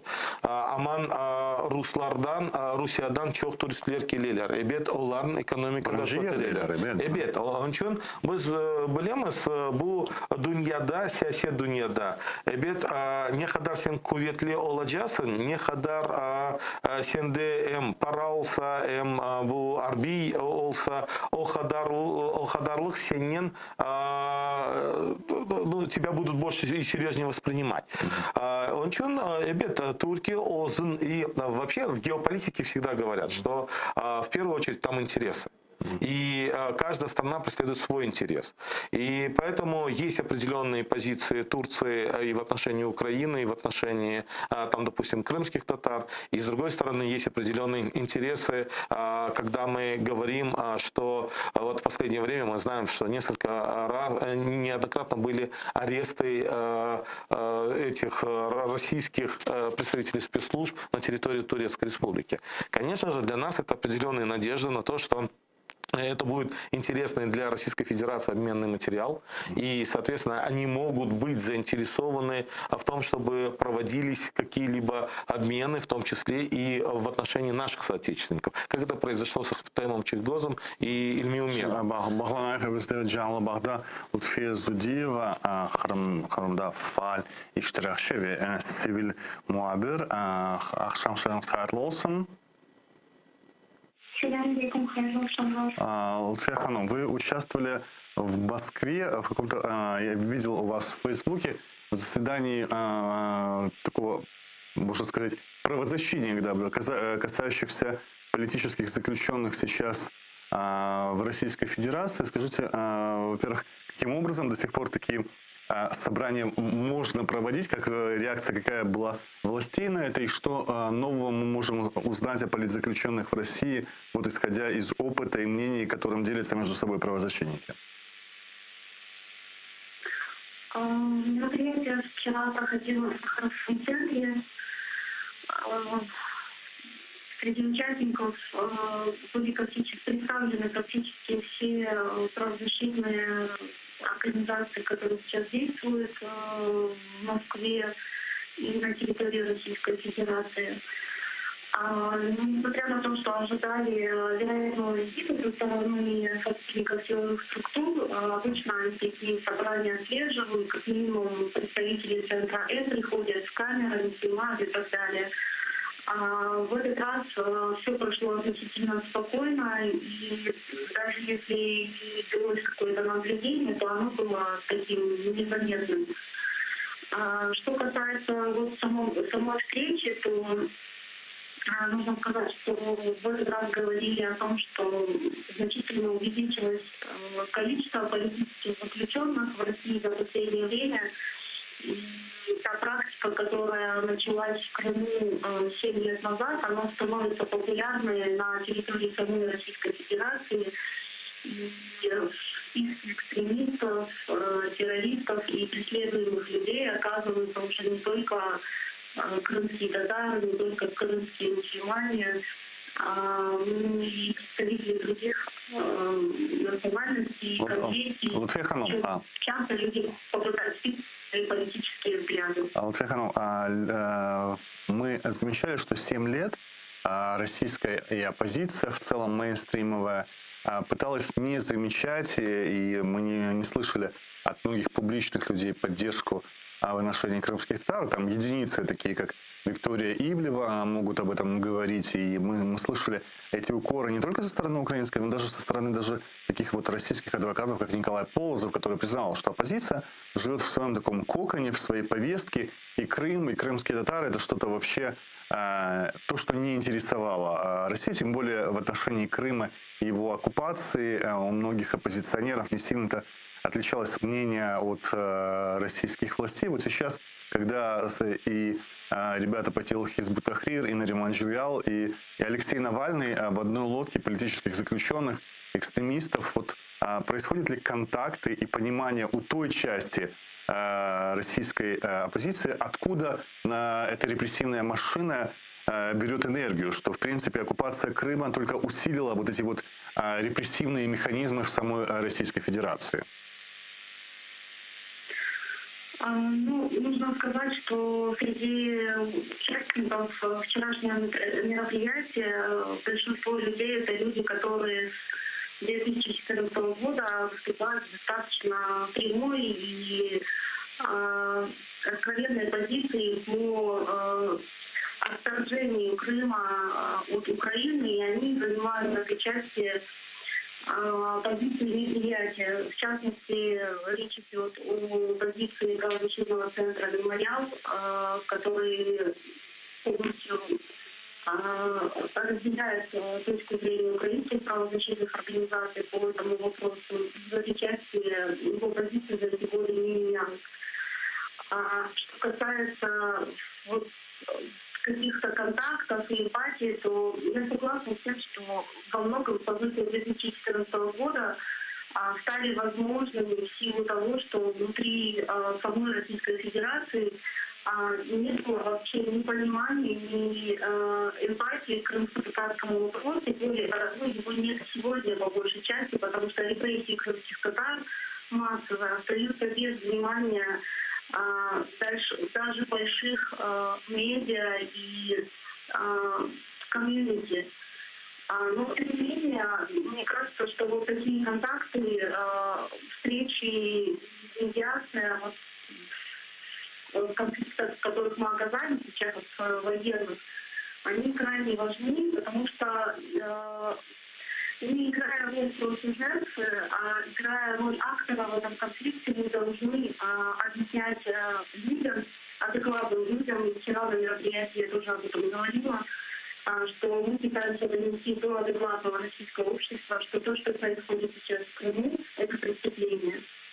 Лутфия, ну вы сказали, что в Сахаровском центре собрались в основном те, которые из 2014 года, их мнение совпадало с правозащитным мнением украинским. А вот и вопрос был в том, появились ли в Сахаровском центре и другие правозащитники или представители тех сил, которые вот сейчас в последнее время оказались вот как у Навального за решеткой, вот те представители либеральной российской демократии. Вот эти люди появляются ли с ними контакты, или Сахаровский центр живет отдельной жизнью, и это две разные тусовки политзаключенных? Нет, вчера в ходе мероприятия участвовали очень разные люди, в частности, представители оппозиционных политических блогов. Ну, в частности, речь идет о ближайшем соратнике Владимире Карамурза, и речь идет о деле российского политика Пивоварова, который тоже сейчас преследуется, и многие другие. То есть достаточно разные люди были и говорили о преследовании ингушей, и ингушском деле, тоже такое яркое политическое дело на территории Российской Федерации. То есть я думаю, что определенные изменения все-таки есть, и насколько они будут заметны, насколько они будут эффективными, зависит и от нас, в том числе, от уровня нашей коммуникации с этими людьми и от того, как мы доносим эту проблему. Потому что вчера вот, у меня был диалог с журналистом российского издания, и он сказал, что вот сегодня крымско-татарская проблема стала мне понятнее в разы, потому что я услышала от реального живого человека и прочувствовала вообще все, что происходит. Поэтому я думаю, что эту работу обязательно нужно проводить, общаться, разговаривать и доносить консультацию вопрос, так как это делали в прошлом наши предшественники в Советском Союзе, приезжая в Москву, составляя инициативных групп и добиваясь решения крымско-татарского вопроса. Çok sağ olun. Lütfiye Zudiyeva bizden Kırım'dan canlı bağdaydı. Lütfiye Zudiyeva Akperver, Moskva Sakharov merkezinde Akperverlerin toplaşımında iştirak etti. Sırcısına Eskender Bey bu Rus liberallerinden bakın destek beklemek gerek mi? Aslında bağlar kurmak gerek mi? Çünkü Lütfiye'nin aytqаны gibi 7 yıl devamında bu pek көрінмеді, яғни қырымтатарларға дестек, ama соңғы вақытлары олар да басқаларының көрінуге başladılar. Eskiden басқалар mesela devlet dumasına saylamasına engel көрсетілер, бүгін енді хапсілерге отырмаға başladılar. Сычесіне олардың бақ тұтмақ керек mi? Вельден, Россияда были вот такое даже понятие было, как системная оппозиция.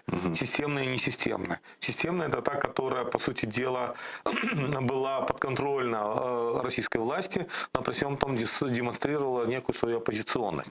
Понятно, что для такого государства, как Российская Федерация, им важно очень показывать, что есть плюрализм мнений, что у них есть и права человека, и что на самом деле они не будут запрещать вот подобные встречи правозащитников и так далее, для того, чтобы показать, что это демократическое государство, где не нарушаются права человека. Противовес тому, что мы пытаемся показать и продемонстрировать.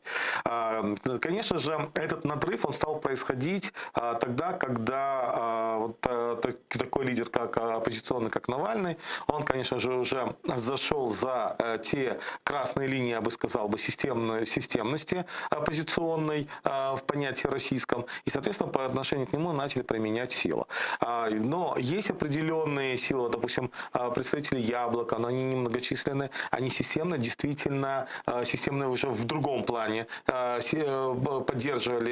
не поддерживали оккупацию Крыма, и, соответственно, многие из них активно проводят акции, кампании. И в рамках, вот опять же, стратегия 18, стратегия 20, это те активисты, те реальные правозащитники, которые не боятся, выходят на одиночные пикеты. И возьмем, давайте, ситуацию с Котовым, которого тоже арестовывали, он находился в тюрьме. Возьмем, скажем, других наших активистов, вернее, активистов российских в Питере и в Москве. И мы с ними поддерживаем контакты, и они не боятся, они выходят, они проводят одиночные пикеты. Но, к сожалению, их мало. К сожалению, в целом для российского общества эта тема, она как бы непонятна, я согласен с Лутфией Зудиевой. Но понятно, что если, опять же, сходить из опыта национального движения крымско-татарского, то здесь однозначно нужно работать не только с международными структурами, не только искать партнеров на Западе или в других регионах. Здесь нужно работать тоже в то же время и с крымским обществом.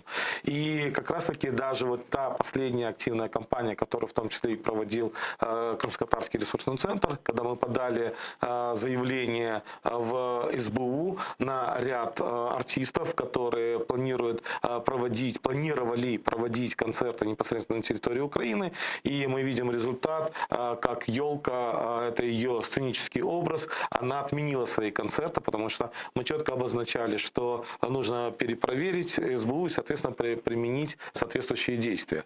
Поэтому... А «Елка» Храбхабарда? «Елка», по нашим данным, она была в Крыму. Мы же не говорим, что нужно преследовать «Елку». Мы говорим о том, что нужно перепроверить, насколько она нарушила украинское законодательство. И по нашим данным у нас есть информация, что она там была. И, соответственно, СБУ должна реагировать.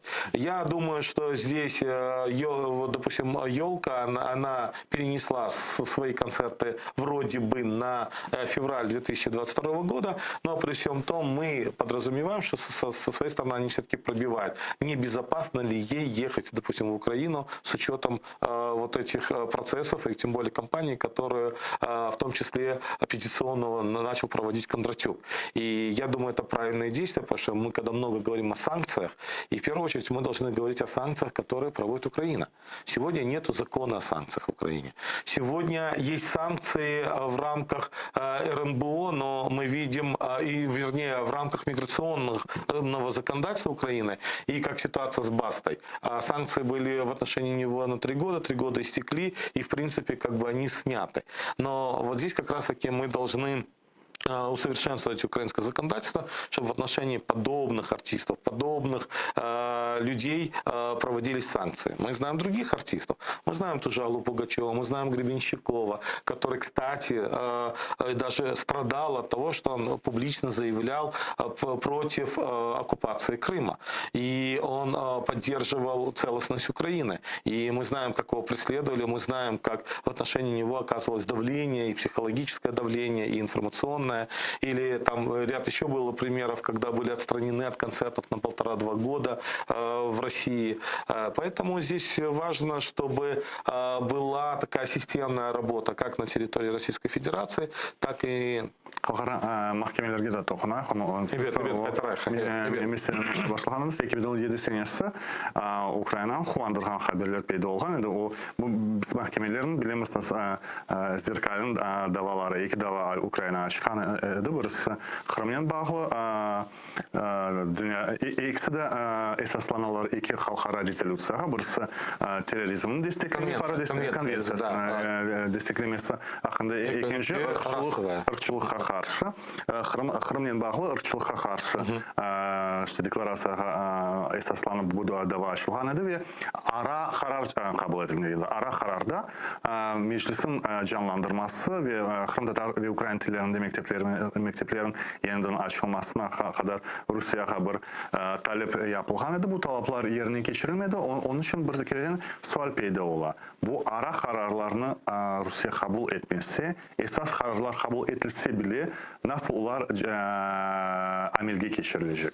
Ну, bu suvalga men более cevap vereceğim. Bakınız, bu Международный трибунал по морскому праву. Sizde aklında var, bu karar oldu 2019 senede. Onlar başladılar etmeye biz bu kararına не будем выполнять это решение. Помните, да? И были различные заявления, а это опять же было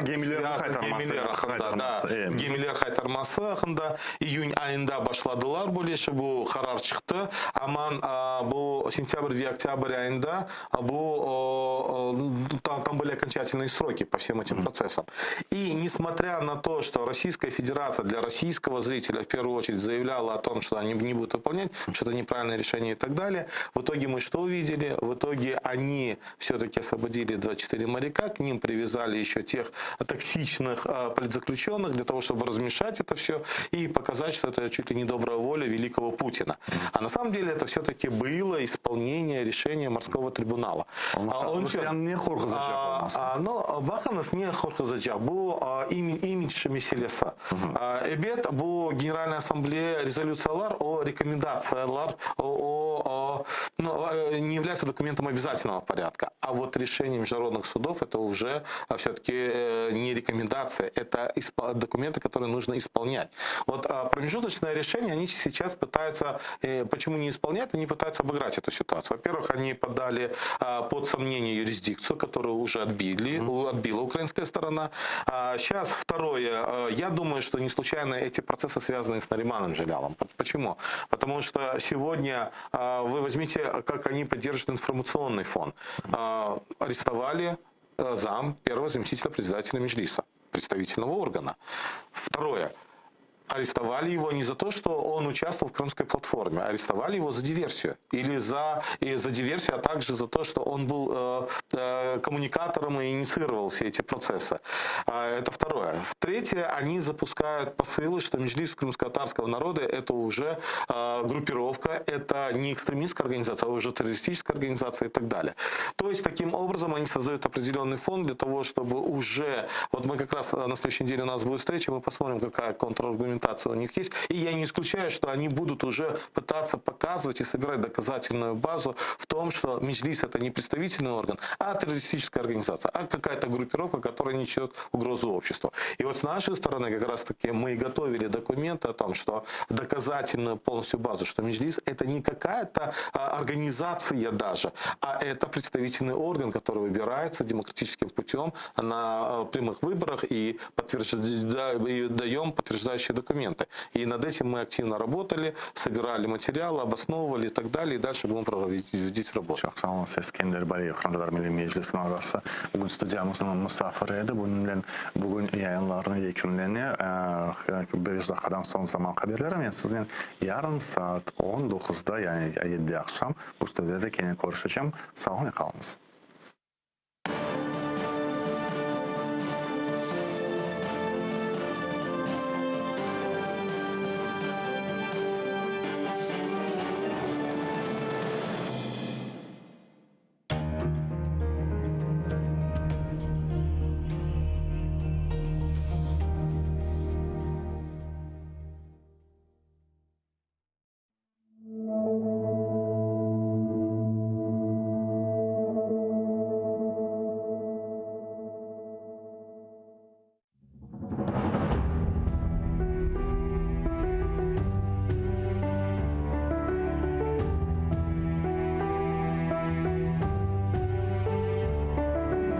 Dayan Kırım'ım. Biraz daha sabır eyle. İraden büyük. Kar tübünde algul olup açasın. Sel olup ufak tüfek taşını yoldan yuvasın. Dakkaya gibi susup dursan bile. Dayan. Tış sıkıp. Yumruklarını topla. Sevgine, dülberligin, çeberlikке тең yoktur. Тамырсыз құры құрай gibi кечкенлер çoqtur. Ketecekler. Tenine oz tikenin saplap. Savuşur yaran. Seni güzel bakça yaparız. Biz için bugün kara beyaz. Dost düşmanın bir yan oldu. O kara kalpler için de belki sayılı günler kaldı. Evladım, kartal kalkın, kanat yayarız.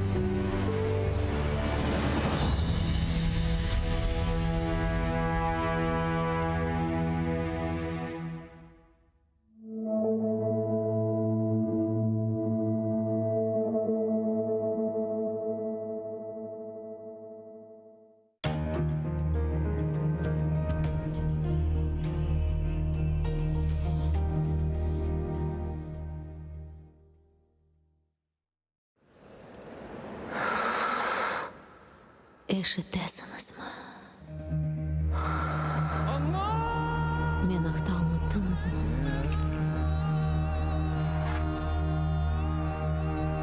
Мен мұндамын. Бұл менің топырағым. Менің қырымым.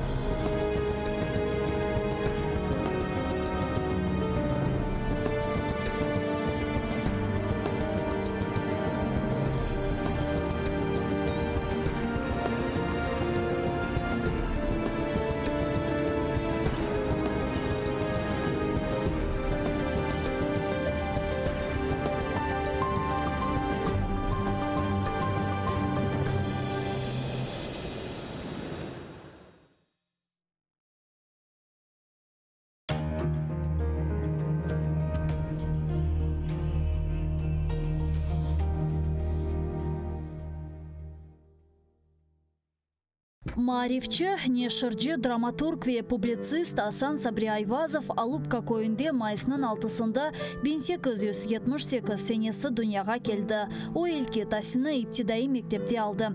Медреседе оқыды. Медреседе оқуыны бітіріп, мектеплерде муалlimlik yaptı. Sonra bilgi seviyesini yükseltmek maqsadıyla ketip, İstanbul ve Kayır üniversitetlerinde tahsil aldı. Асан Сабри Айвазов çetel memleketlerden qaytып kelgen son, başta Baku şehrinde neşir etilgen Hayat adlı gazetada muarir olup çalıştı. Sonra Karasu Bazar şehrinde Abdurashid Медиев ile beraberlikte Vetan Hadimi namında gazeta çıkardılar. Асан Сабри Айвазов Vetanı Kırımға avdet olgan son 1913 senesinden başlap Kadimi Bahçesaray'da İsmail Gaspralı tarafından çıkarılgan Tercüman gazetasında çalışa başladı.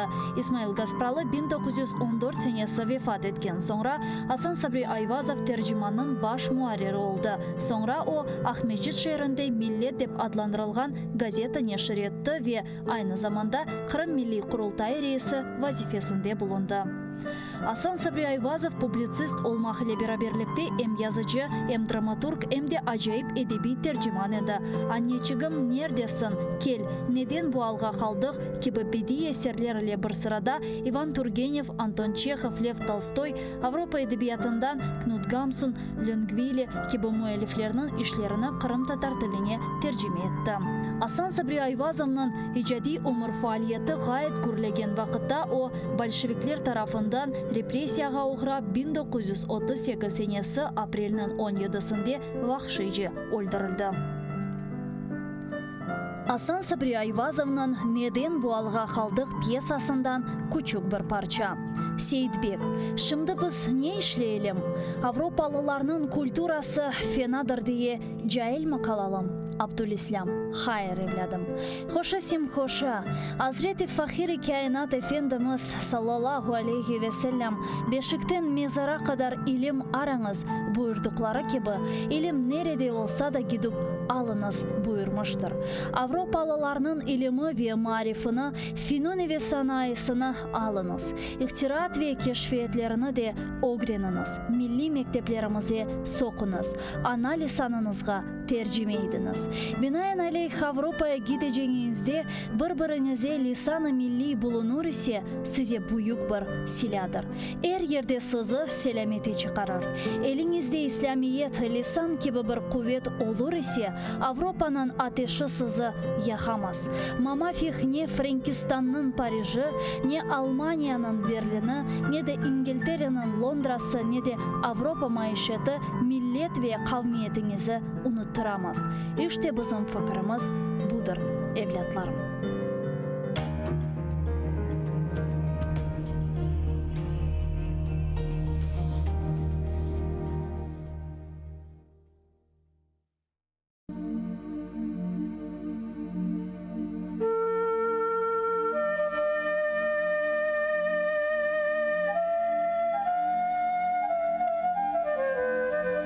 İster edim halkımны dağılmayıp birleşkenin. Aziz vatan toprağında bir kalmayıp yerleşkenin, bir yakadan baş çıkarıp vatan için kureşkenin, ecdadların toprağında serbestlikке erişkenin, bir-birinin utanmayıp öz tilinde laf etkenin, kartlarımız seçken yoldan gençlerimiz ketkenin, hareketini devam etip maksadına yetkenin, bir tutkan kuruşumuz neticeli bitkenin. Beğenmeyim savap işdep günahlarga batkanını, halk gayesini ret etip hep kenarga atkanını. Benim evim kenarında dep ayak sozup yatkanını, halk kureşin usulunu düşmanına satkanını. Pek isteyim yurtumuzda milletimnin artkanın, istemeyim herkes ozun arabasını tartkanın. Begenerim milletine iyi işler yapkanın, oz halkının paylaşkanın, ellallıkla tapkanını. İster edim halkımızını biz kırımız degenin, doğru yolunu terk etmeyip neticege kelgenin. Kokte uçkan semi deşne yerge ebed ergenin. Avam halkını doğru yolga kaytmasını bilgenin. Arzulayım milletimnin ayakka tez turganın. Kırım adlı vatanını milli devlet kurganın. Karşısına düşman çıksa onu derhal urganın. İstemeyin bazı barı yolunu çetke burganın. İstemem men icadımda boşluk ara olganın. Esli başlı icatkarının sararganın, solganın. Pek isteyim gelecekte çok icatkar doğganın. Hiç istemem bazı şahsılar gelecekini boğganın.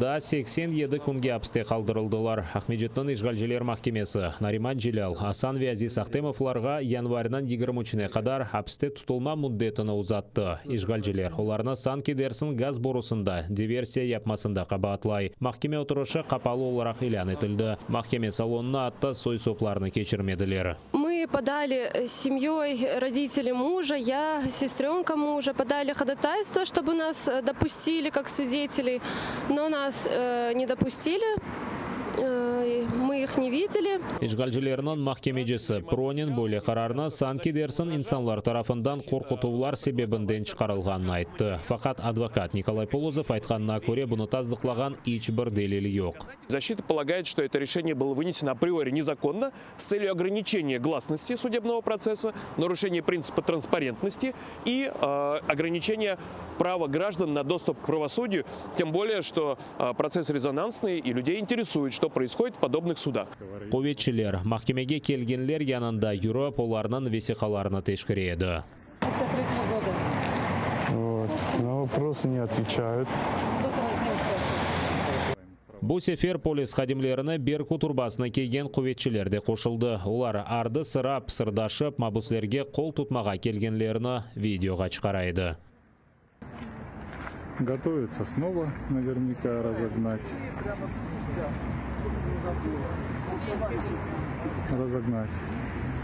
Ну, говорит, снимите вот этого товарища, который их фиксирует на телефон. Вот этот вот человек только что проговорил подобное. Видимо, очень нервничают, когда их фиксируют на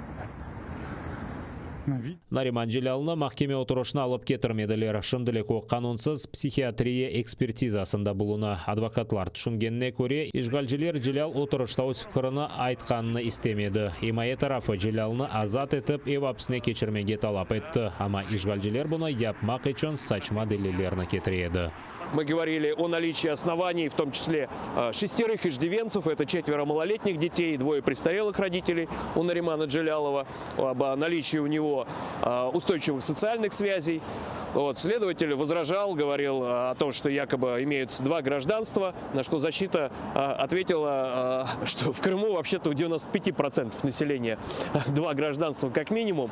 И этот аргумент, в принципе, может быть, в другом каком-то регионе и имел бы значение. Здесь он выглядит смехотворным. Аға Қардаш Ахтемовларының давасына дайыр махкеме отырышыда қапалы еді. Олар да апсты январынан 23-не қадар қалдырылды. Имайджілер мабуслерге оларынан сой сопларындан бір қач мектупны беріп oldu. Адвокат Ислам Велиляев айтқанына көре, Азиз Ахтемов өзіні да емінлікнен дуеп, өз қабатсызлығыны избатламаға тұрыша. Ишгалжілер оны ағасы Асаннен берабер тұтып, дешетлі азапларға чектірді. Чувствует себя намного увереннее, скажем так, не скажу, что бодро, но уверенно в позиции, значит, больше того колебания, которое было на самом начальном этапе нашего вступления в дело с коллегой. Сейчас на данный момент этого уже нету. Да. Он четко стоит на своей позиции, что он не виновен, что с данного преступления он не совершал. И говорит о том, что его преступление, которое его обвиняют, оно является политизированным.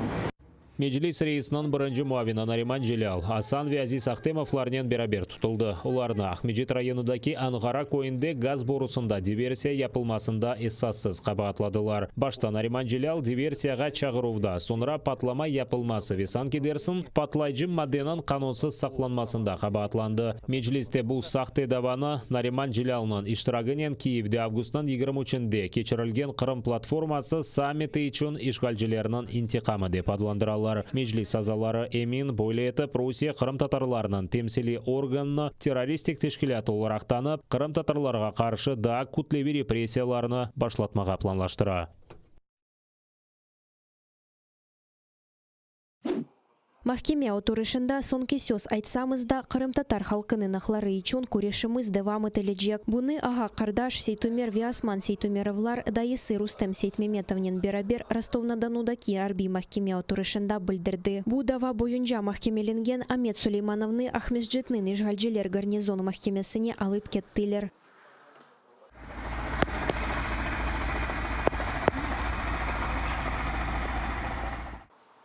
О махкеме отырышында видеобағы вастасынен иштирак етті. Бұ жұма күні чығарылажақ укумдені вельма бюслернің сонки сөзлері. Оларның білдіргеніне көре, рус ишгалжелерінің зиманеви усулары НКВД хадимлерінің эски усуларының ич фархланмай. Мне очень запомнилась речь Османа, в котором он рассказывал о своем дедушке, имаме Тахталы Джами, который был расстрелян и приговорен к расстрелу тройкой НКВД.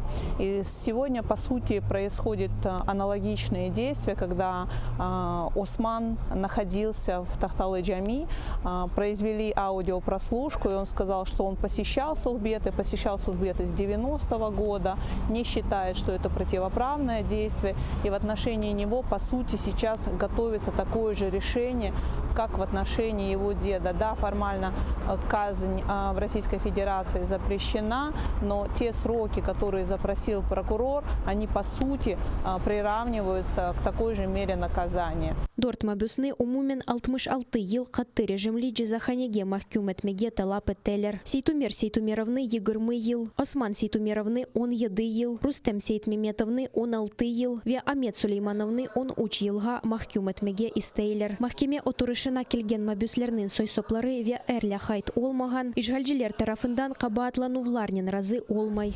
Мы полностью не согласны с этим обвинением в терроризме, потому что нету никакого терроризма. Ребят обвиняют только за то, что они ходят в мечеть, за то, что они мусульмане и молятся, и придерживаются ислама.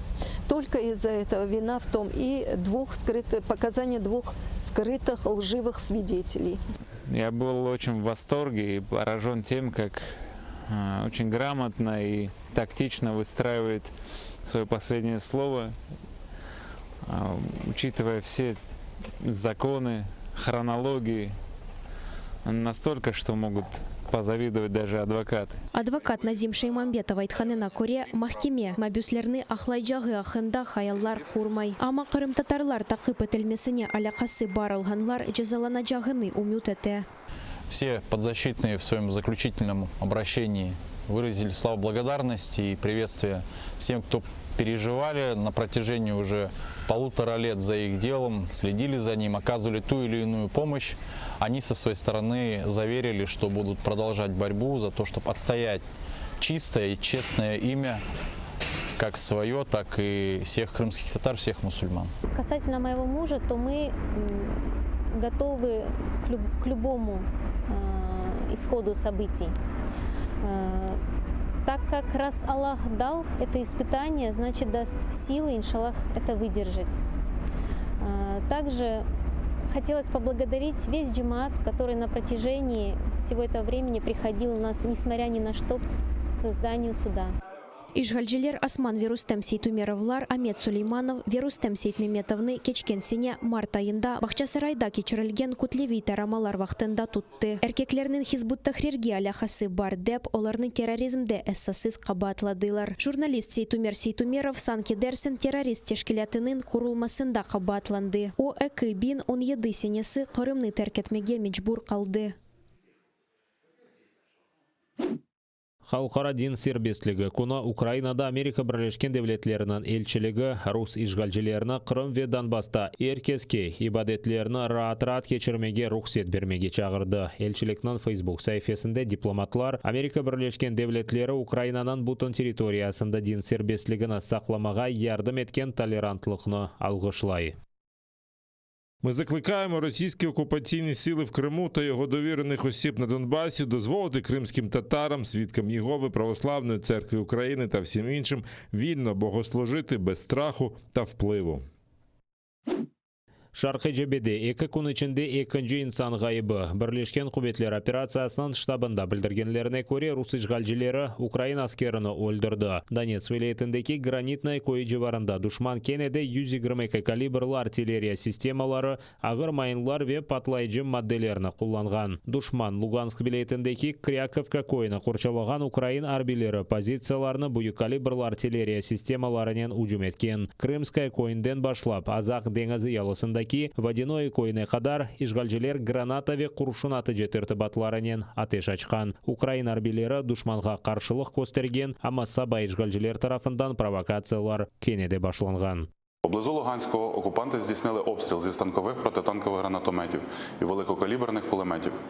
У напрямку Кримського ворог двічі відкривав вогонь з мінометів калібру 82 мм. Протягом поточної доби втрат серед військовослужбовців Об'єднаних сил немає. Наші захисники відкривали вогонь у відповідь, не застосовуючи заборонене мінськими домовленостями озброєння, та змусили противника припинити вогневу активність.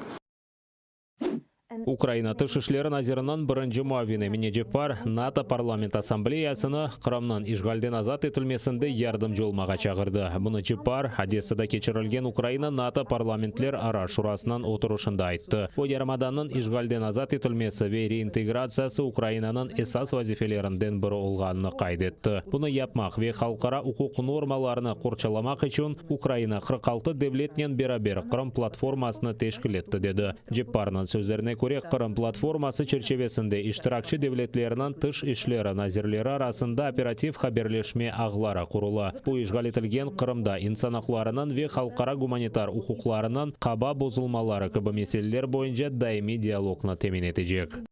Установчий саміт Кримської платформи 23 серпня у Києві продемонстрував міцність партнерства України з державами-членами НАТО, ЄС та Великої Сімки у питанні протидії подальшим спробам Російської Федерації підірвати світовий порядок.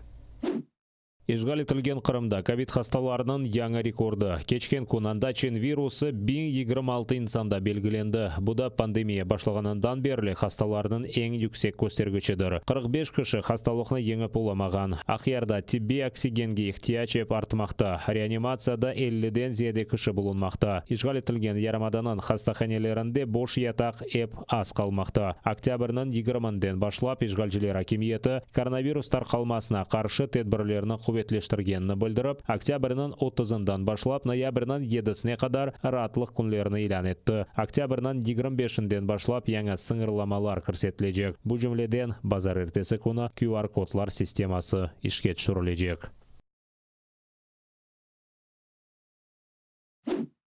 Исвечере Қырымнан ишгали үшін шақси санкциялар жедвеліне да чоқ русларына қошты. Исвечере иқтисадиятының девлет кәтебиеті. Қырымнан ишгаліне алақасы олған Русияның ишгалжелер сиясетіні дестеклеген, Украинаның бұтынлығы ве мұстақылығына телекеге түшірген да 8 Русия гражданына санкцияларына кірсетті. Бұл сөзде махкемежелер Михаил Белоусов, Андрей Долгополов, Виктор Мажелянский, Галина Редько, Қырымдаки ФСБ ве Тақиқат комитетінің ел басшылары Леонид Михалюк ве Владимир Терентьев. Телеканалымыздың сайтында абоне олып АТР қорантасына қошылыңыз. Бұның үшін браузерде atr.ua адресіне язып сайтқа кіре білесіңіз. Анда есе АТР қорантасына қошылмақ үшін АТРге қол тұтмақ догмені баса білесіңіз. Бұндан соң өз банк картаңыз ве электрон адрес аққанда мәліматыны толдырыңыз. Төлевлер насыл мұнтазам тарзда олажағыны қайдеті программаның шартларына қабыл етіп төлемек догмесіні басыңыз. Бұрынже ве екене Қырым Татар телеканалы бұл Қырымда олған Керчекні көстерген телеканалдыр. Қырым татар халқы үшін есе екене сербестлік мейданы. АТР сайтына абоне олып информацион күреште бізге ярдым етіп, ярамада ишгалжелерден азат етілмесі үшін өз иссеңізні қоша білесіңіз.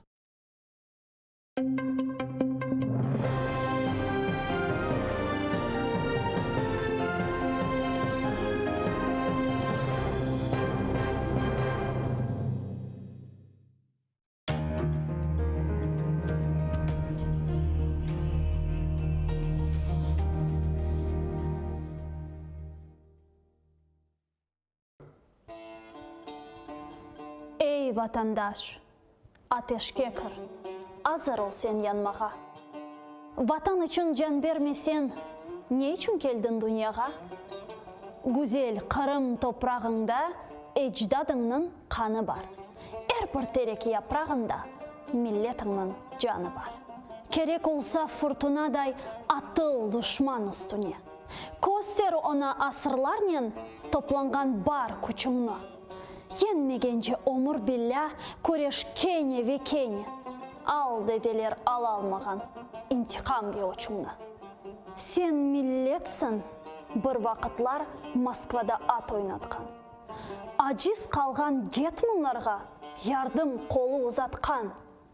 Бүгін не үшін андамында қорқып пысып жүресің. Өз юртында сұчлы кебі бойнын қысып жүресің.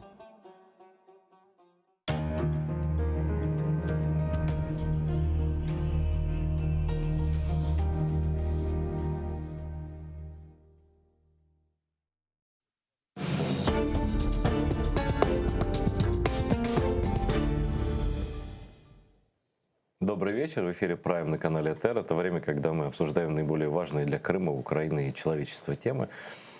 И встречаемся с людьми, которым всегда есть что сказать. Сегодня мой гость, который всегда рад видеть, с которым всегда приятно все обсудить, и с юморком, и серьезно, это Борис Тинзенгаузен. Привет. Привет. Борис, поздравляю тебя, в общем-то, с твоим временем года и с твоим профессиональным праздником. В каком-то смысле ты же у нас специалист по репутации. А у нас сейчас просто день жестянщика какой-то. Вот просто идет. Осень началась, и пошли биться наши политики с разных фракций. Вот. И такое творят. Я не знаю, как это комментировать, честно. Поэтому я тебя и позвал. Сейчас будем разбираться. Навалили много. Есть такое, да. Ну, начнем мы вот с чего. Начнем мы, чтобы по-серьезному все было. Мы же серьезные люди. Начнем с президентских рейтингов, не с президентских, с партийных рейтингов сначала, которые тут же все начали трактовать по-своему. Это как, знаешь, это смотрят на одно и то же яйцо, но сбоку разный вид. Значит, высшие рейтинги КМИС, в которых, значит, ежемесячно, насколько я понимаю, в которых по сравнению с предыдущим, ну, короче, сравнение не помню, в общем, на 0,2% у европейской солидарности больше, чем у «Слуг народа». Это вызвало, конечно, огромное кипение говна в соцсетях и везде, и на всяких ток-шоу. Эти начали, значит, из европейской солидарности говорить, что вот, наконец, мы их уделали. Те из «Слуг народа» начали говорить, что это все ерунда, там похибка, погрешность 2,7%, а вы тут нам 0,2 предъявляете. В общем, как-то в итоге все остались и довольны, и недовольны. А как на самом деле, как трактовать вот эти итоги? Ну, во-первых, партийные рейтинги — это особая история, то есть нужно всегда смотреть методологию.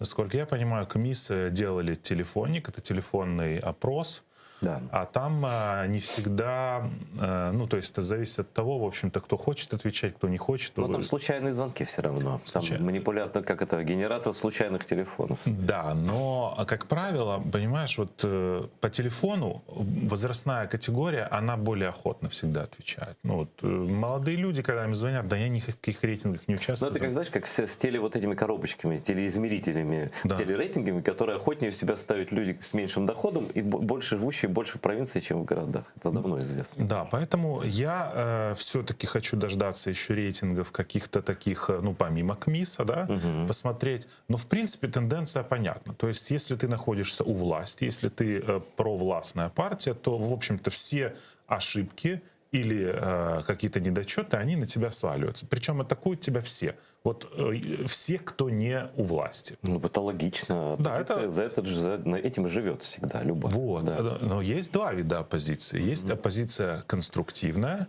а есть оппозиция деструктивная. Вот что такое деструктивная оппозиция?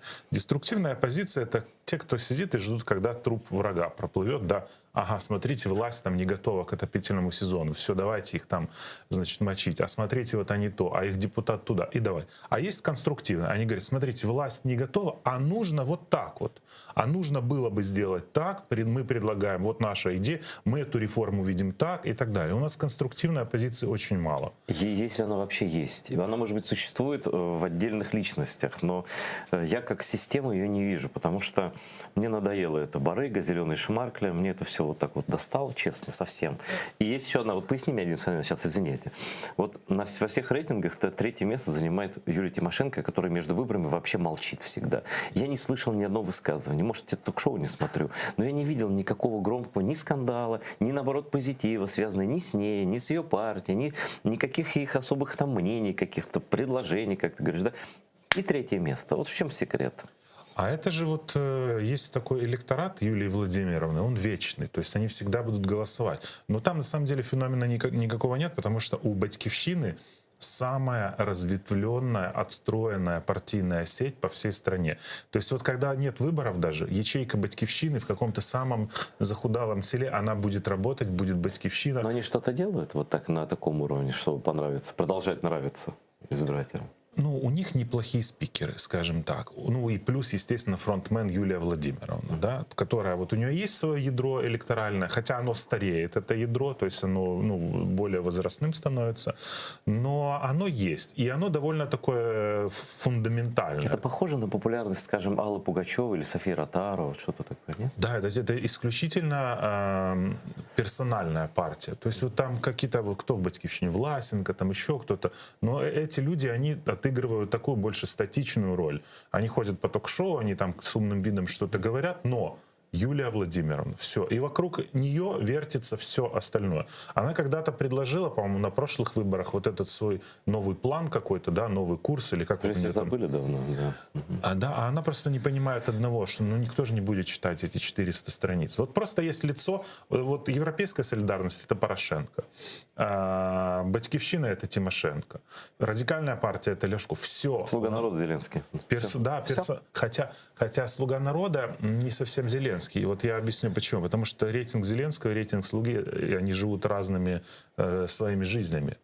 То есть рейтинг Зеленского до недавнего времени держался практически на том же самом уровне, на котором он был в первом туре выборов.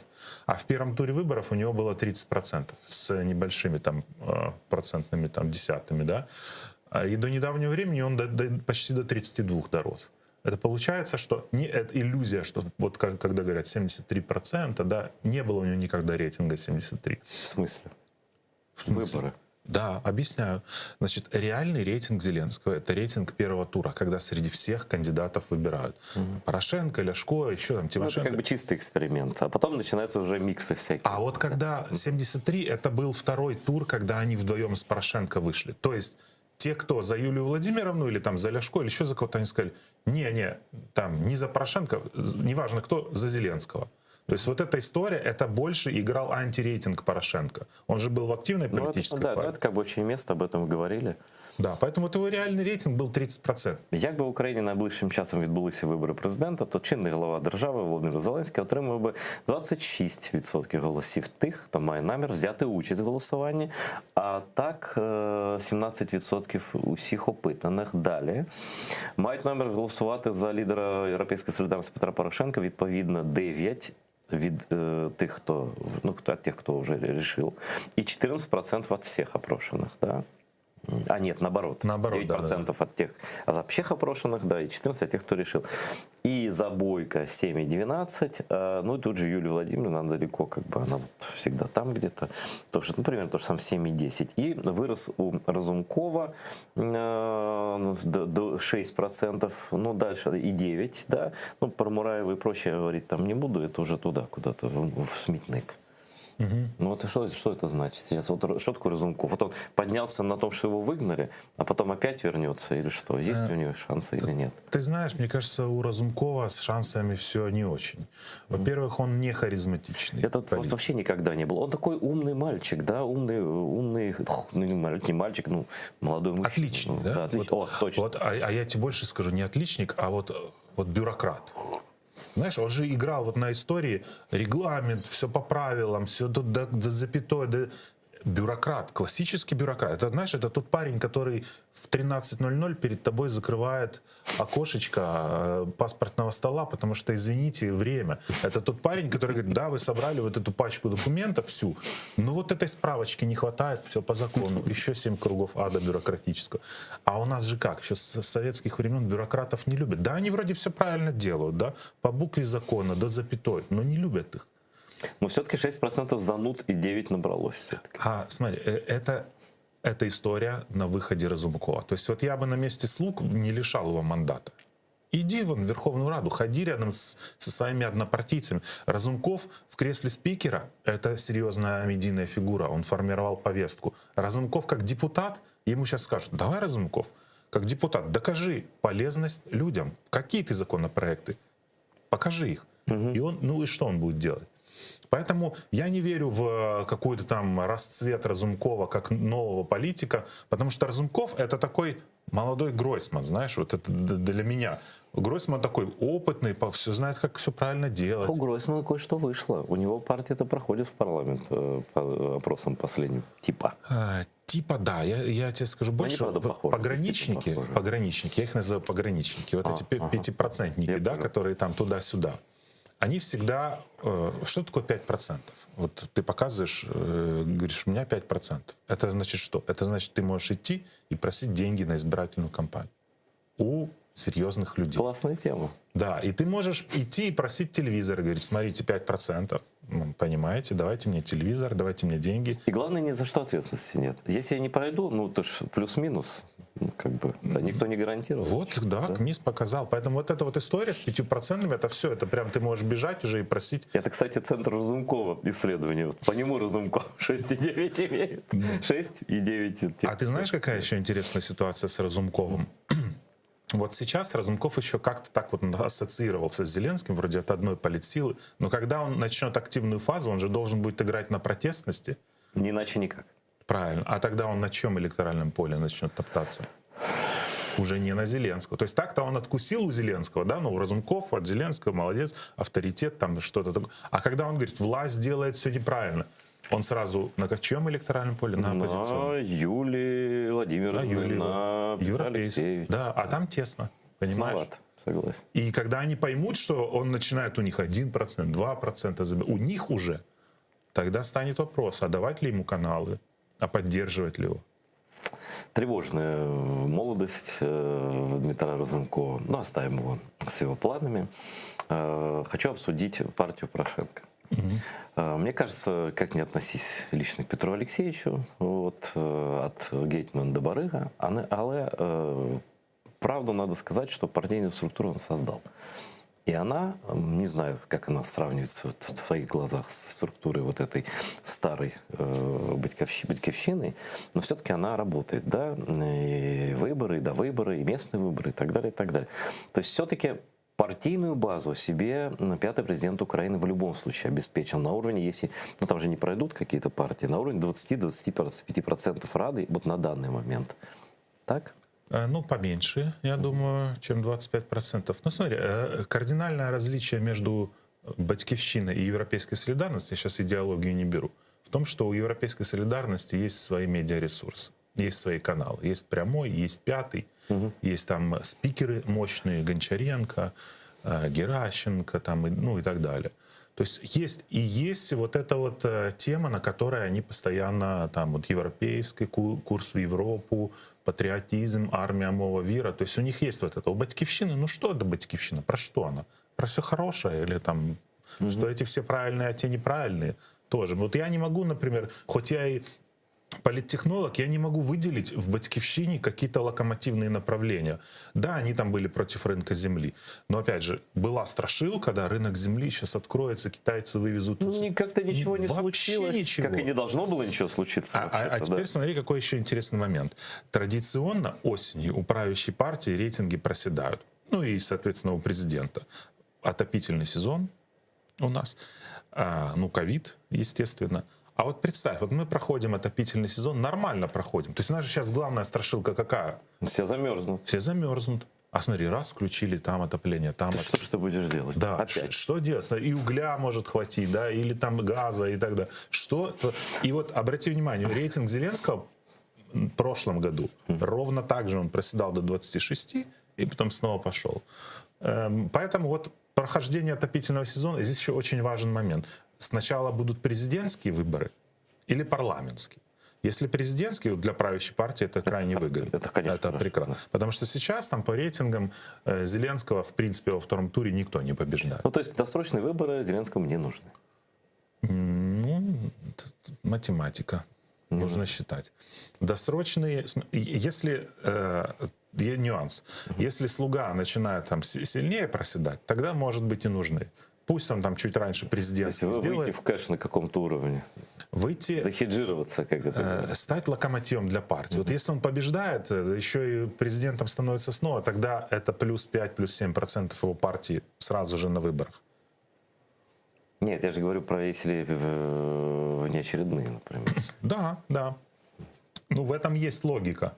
Поэтому вот про Петра Алексеевича молодец, хорошо строит, хороший спикер. Он реально пашет просто. Вот знаешь, вот как-то на него навешали, что он такой типа барин, да?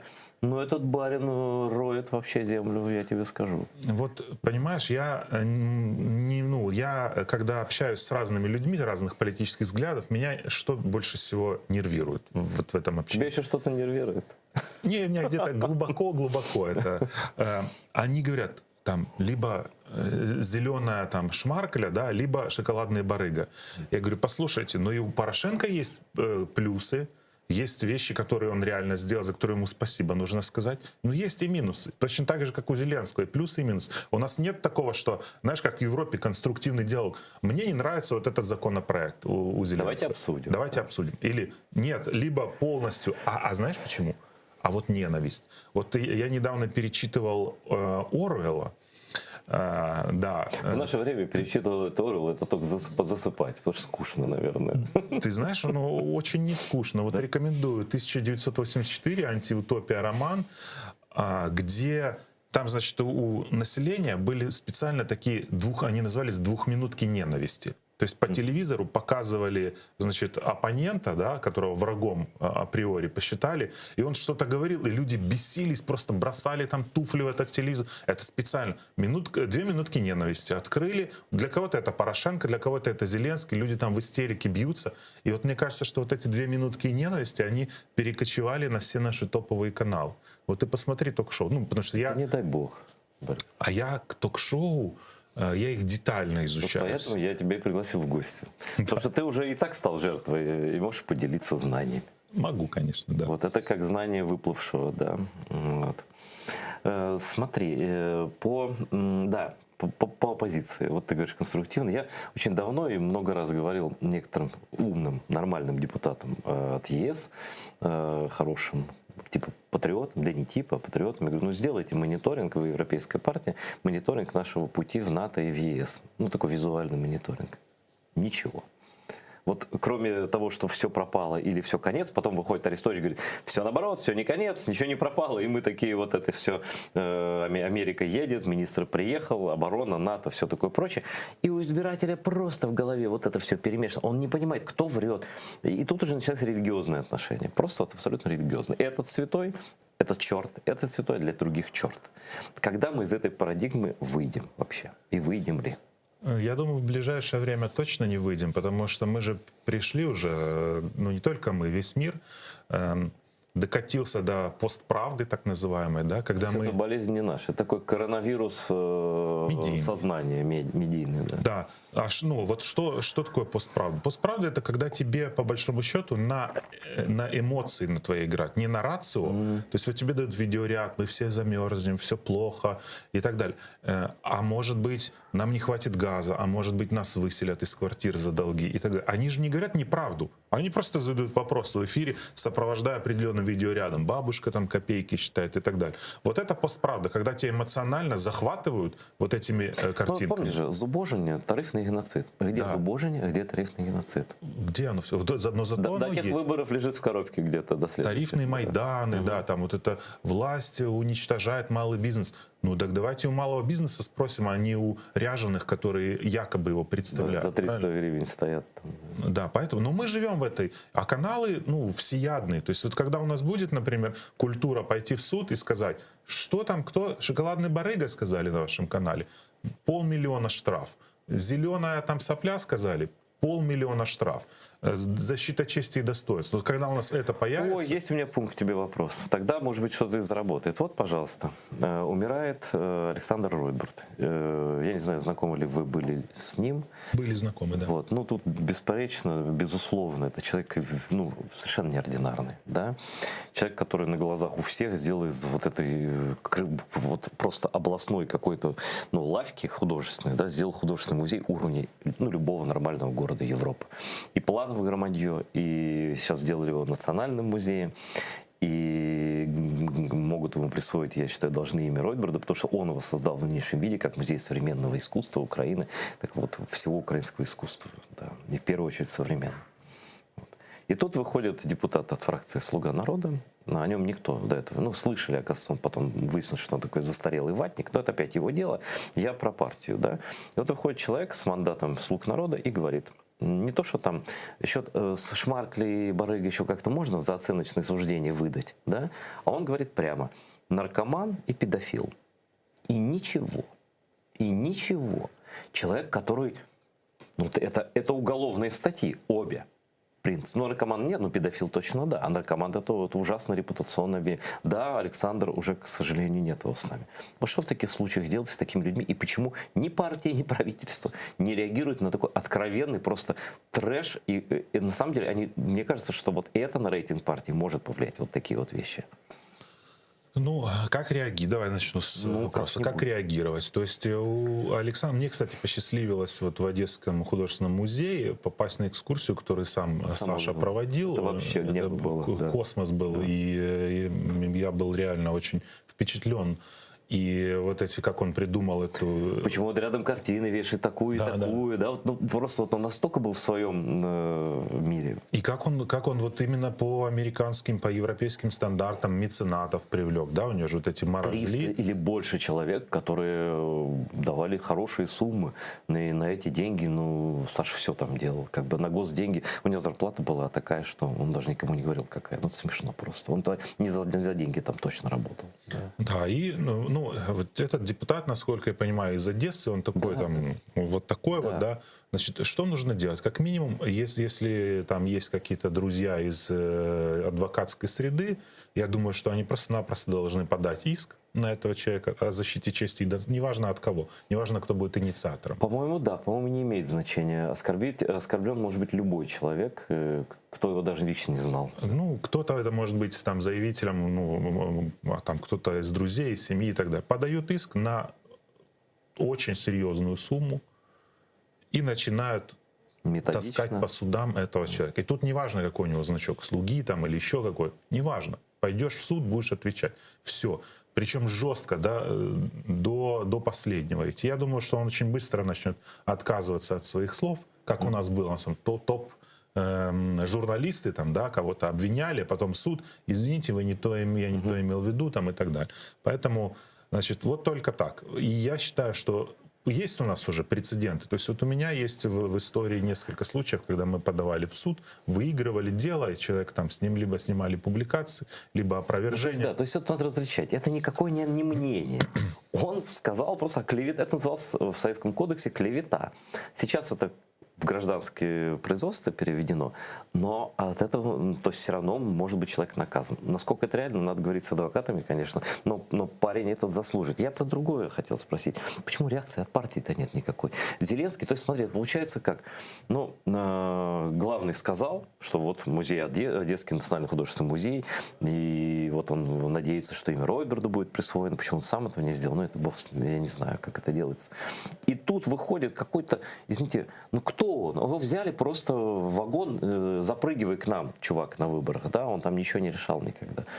Почему ни от партии, ни от фракции, ни от коллег, ни от одного я не услышал этого? Ну, осуждения, хотя я морально. думаю, знаешь, что, ну, во-первых, Зеленский не должен извиняться за всех. Не извиняться, на место поставить, сказать, это кто там рот открыл? Ну, здесь вопрос. То есть, может, он нам и позвонил, и поставил. Тут вопрос, может, там глава фракции это сделал. Я помню, когда Третьякова сделала вот это странное заявление по Полякову. Давид Арахамия вышел от лица фракции, извинился. Если она не хочет, я извинюсь. Ну, это нормальный поступок, да? Да. Для нее нет, для него да. Для него да. То есть вот так можно было поступить. Я считаю, что с этим человеком как минимум нужно там проводить беседу. И в принципе, вот, например, что меня устраивает сейчас, что исключают из фракции людей за определенные вещи, да, там за Юрченко исключили, там Дубинского исключили, Скороход исключили, Полякова исключили, Шевченко исключили. Ну вот это просто просится. Следующий. Просится, но иногда, знаешь, проще человеку мозги вставить, ну, потому что вот я общаюсь, ну, я в Верховной Раде там раз или два раза в неделю, бывает, с разными депутатами общаюсь. Они несут там периодически какую-то ахинею. Я не знаю, откуда они вообще берут информацию. Причем это всех депутатов касается. То тому коронавирус еще до сих пор не существует, тому еще там что-то. Тот сидит на эфире, фашистами всех обзывает. Ну, это что же ненормально? Поэтому, вот, к сожалению, если бы были приучены наши депутаты, что вот ты только ляпнул что-то нам на эфире, в суд пойдешь, побежишь, и ты, и канал, причем, который тебя показал, вот тогда они бы очень совершенно бы по-другому риторику свою строили.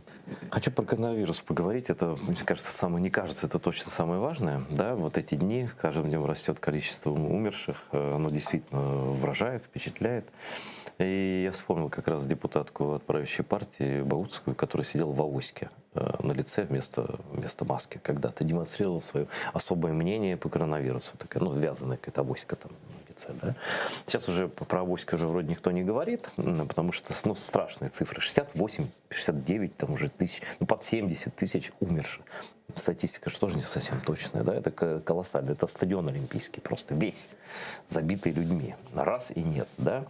Вот почему так произошло? Почему мы имеем вакцины в свободном пользовании с мая или с апреля? И ты идешь мимо в магазине, вакцинируйся. Идешь там что-то еще где-то. Сейчас, мне кажется, уже проще, гораздо сложнее не вакцинироваться, пройти мимо. Почему? И сейчас такой очередь. В чем этот феномен? Я просто расскажу, как я чуть-чуть вижу. Я видел ботов, конечно. Я видел ботов, обвешанных украинской символикой, где никаких там, не живой человек, который рассказывает, вот, весь коллектив привился Pfizer, а потом все заболели, все в тяжкой форме. То есть такие, знаешь, есть прямая тупая, типа, не перебивайтесь, у вас там 5G, а есть типа для сомневающихся вот это, да. Я абсолютно уверен, что к этому и Россия тоже причастна, и полезный идет, и все-все-все вместе. Но я хочу, чтобы ты сам, вот как человек, анализирующий общественное сознание, вот этот феномен описал, и чем это все закончится, и когда. Ну, и скажу больше, суточная смертность, да, больше 700 человек за вчера. Да. Это вот BBC, по-моему, сказал, представьте, что в Украине каждый день разбивается Боинг, полный людей. Самый большой Боинг. Да, самый большой Боинг, да. А все равно людям. А я объясню, смотри, про Россию ты правильно сказал. Не так давно служба безопасности где-то там в Харькове, по-моему, ботаферму схлопнула мощностью в 3 или в 5 тысяч аккаунтов, которая работала четко по срыву общенациональной программы вакцинации. Вот то, что ты говоришь. Заходили, а у меня у соседки там сын вакцинировался. Ну и что, и умер, да. Да, да. И, ну, то есть вот эта история была. Для чего, мы все понимаем, да, нагрузка на систему здравоохранения, там новые локдауны, нагрузка на экономику. То есть это прямой, вот эта деятельность информационная ведет к прямому ослаблению украинской экономики и, в принципе, к подрыву национальной... К ухудшению жизни всех людей, даже вот материальной. И, но смотри, вот хочу уточнить немножко вопрос. Вот есть вот эти тролли, боты, всякая фигня, а есть удачный эксперимент, который еще прошел весной в городе Дрогобыч, моим любимым, где было экспериментально привито 75%, то есть на уровне высших европейских стандартов. И что же мы имеем сейчас в разгар смертей, эпидемий и так далее? В Дрогобыче 22 человека на самоизоляции дома и 0 смертей. А почему об этом вот я вспомнил?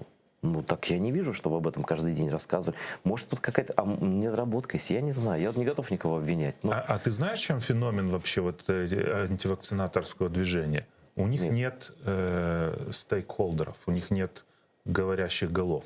Это низовое распространение. Именно вот так. Слухи, это комментарии. Это по советским лекалам делается. Да. Все. А вот представь, ну вот раньше это делали по-другому. Вот еще я помню избирательные периоды, когда тебе нужно было запустить в 50-тысячный город 50 человек, они бы катались в транспорте вот так с телефоном и говорят, да представь, у тети Гали там дочка умерла, они бы громко это говорили во всех точках скопления. Через сутки весь город был бы уже там на ушах, и все были бы, обсуждали бы эту историю. То же самое сейчас делается через соцсети. Поэтому почему люди не хотят вакцинироваться?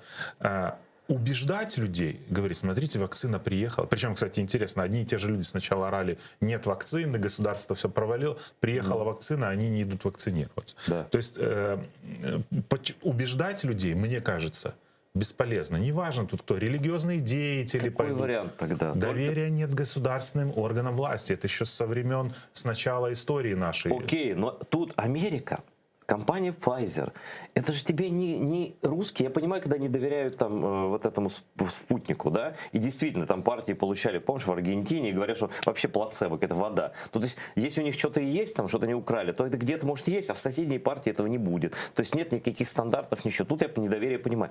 Но американская компания Pfizer, американский медицина, кто-нибудь, покажи пальцем. Ты веришь в американскую медицину? Да, это лучшая медицина в мире. В израильскую веришь? Да, это лучшая медицина в мире. Ты будешь эту американскую вакцину, которую вакцинировался весь Израиль? Нет, это 5G. Ну где тут логика? Так вот, суть-то в том, что отсутствие каких-то фундаментальных базовых знаний, да, как работает вакцина. То есть никто же не говорит, что вакцина, да, вам это 20%, грубо говоря, раствор вируса этого вкалывают, ты чуть-чуть болеешь, там, чуть-чуть, да, на следующий день, и как бы все. И тяжелое заболевание, навряд ли тебя тяжелая форма коснется. 95% сейчас тяжелых в больницах лежит невакцинированных людей. И невакцинированных, и некоторые из них купили, как опять же бывшая депутатка Савченко, это вообще клиника, это просто вот реальная клиника. Вот из-за таких людей вот у нас сейчас ездят скорые и забиты крематории просто. А я вот тебе скажу больше, что те меры, которые там Кабмин сейчас вводит, что обязательные профессии к вакцинации, которые обязательны. Я был буквально пару дней назад в Европе. При мне, я могу показать фотку, полиция ходит на летних площадках, сидят там же, знаешь, старички-пенсионеры. И выборочно проверяет. И говорит, покажите. Во всех метро маску надень, 135 евро штраф. Не наденешь. То есть моментально тебя... И люди, как казалось, да, мы же и в Европу, там же все цивилизуют, да там столько же этих антивакцинаторов, просто государство гайки прикрутило немножечко, и все. Еще, знаешь, я заметил, антивакцинаторские группы преимущественно говорят на одном языке. В Израиле, в Америке, в Латвии, где исключительно среди русскоязычного населения эта вот пропаганда сработала. Да? А сейчас факт про Украину, который мне сказал мой просто товарищ, буквально прошлыми выходными было какое-то кулинарное мероприятие для профессионалов типа рестораторов, немцы проводили. Ну, понятно, это какая-то презентация своих каких-то там товаров, продуктов, услуг. Ну и наши пришли туда. Все в масках, все такие приличные, культурные. И даже вот у нас тут QR-код, тест. Говорит, нет. Немцы говорят, не-не-не. Этот ваш тест можно купить у вас в любом интернет-магазине. Поэтому вот здесь вот палаточка на улице, и 500 человек пошли экспресс-тесты делать. То есть вот главное это что? Не то, что там... Главное, что не доверяют уже документам. Поддельные ДИИ, вот это все... У меня вопрос, глупый советский вопрос, куда смотрит милиция, точнее полиция. Это же реальное преступление. Это же так влияет на власть сильно. На самом деле сильно влияет. Значит, вы ничего не контролируете, а народ скажет, ну вас ничего не контролируете, зачем нам нужны такие? У нас, если бы мы жили в нормальном, я имею в виду в экономическом нормальном состоянии, да, там у людей были нормальные пенсии, зарплаты у врачей, врач бы боялся, что не дай бог он внесет там куда-то. Да, и на всю жизнь изгой. Тюрьма и лишение лицензии. Тюрьма и лишение лицензии. Вот тогда, есть логика, да. Да. А так у нас врач сидит, ну он там, ну внесу, не внесу, там потом кто так. Он же реальные данные вносит, понимаешь? Да, просто раз вот так в сторону иголочку, пшик.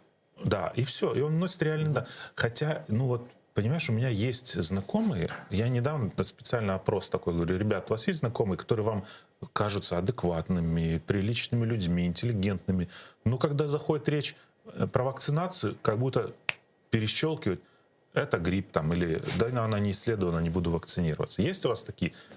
Куча людей поставили, плюс есть. Понимаешь, он сидит, он разговаривает на все темы нормально, а тут перещелкивает. И это феномен информационного поля в том числе. Вспомни американский Пиццагейт. Сколько людей в Америке поверили, что там демократы в каком-то этом сидят, насилуют младенцев в этом ресторане. Сколько людей... Процентов 30, говорят, среди избирателей республиканской партии, по крайней мере. Ты представь, это миллионы, да. Жителей не Замбии, там, где половина неграмотных там. Поэтому, а вот на страхе, на конспирологии, вот, а в нее очень легко и хочется верить многим. Ну, слушай, мы в Советском Союзе с тобой, к сожалению, родились. Мы помним, что государству никто не верил, а кому верили? Слуху. Поэтому, когда нужно было даже манипулировать обществом, вот если партия что-то скажет, все скажут, да ну это брехня, да пошли они к черту, кстати, Брежневы все, да, уже никто не верил в СССР. Но если через КГБ запускало через бабушек, все, доверие было абсолютно полное. И вот мы в 2021 году живем, в общем, там же. Ничего не поменялось. Абсолютно. Вопрос только в другом, что мы стали в десятки, в сотни раз больше информации в день через себя пропускать. Мы перестали анализировать, вообще перестали. Не задерживается. Да, ну вот как раньше, да, было 3 канала там или сколько-то, посидел, подумал, там какие-то книги, почти все равно верили, конечно, этой пропаганде и так далее. Сейчас вот написал какой-то лидер мнений, что так и так, мол, они, значит, привезли там что-то некачественное, да. Ну, написал, сказал. Вспомни, как известный персонаж сказал, говно привезли. Да, было такое? Было. Такое, да. Вот это тоже же влияет, понимаешь? Конечно, влияет. Да, и поэтому... Тут так надо следить за словами. Тут каждое слово может как бы привести к кладбищу. Любое вообще.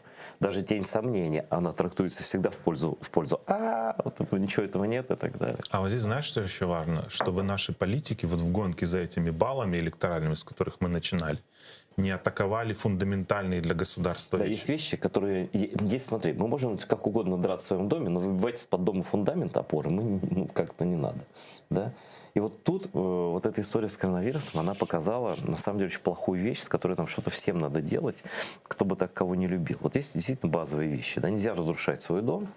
Да, нельзя потакать агрессору, потому что он хочет разрушить свой дом. И коронавирус тоже хочет разрушить твой дом. И агрессор с этим солидарен, как бы, да, и он этому помогает.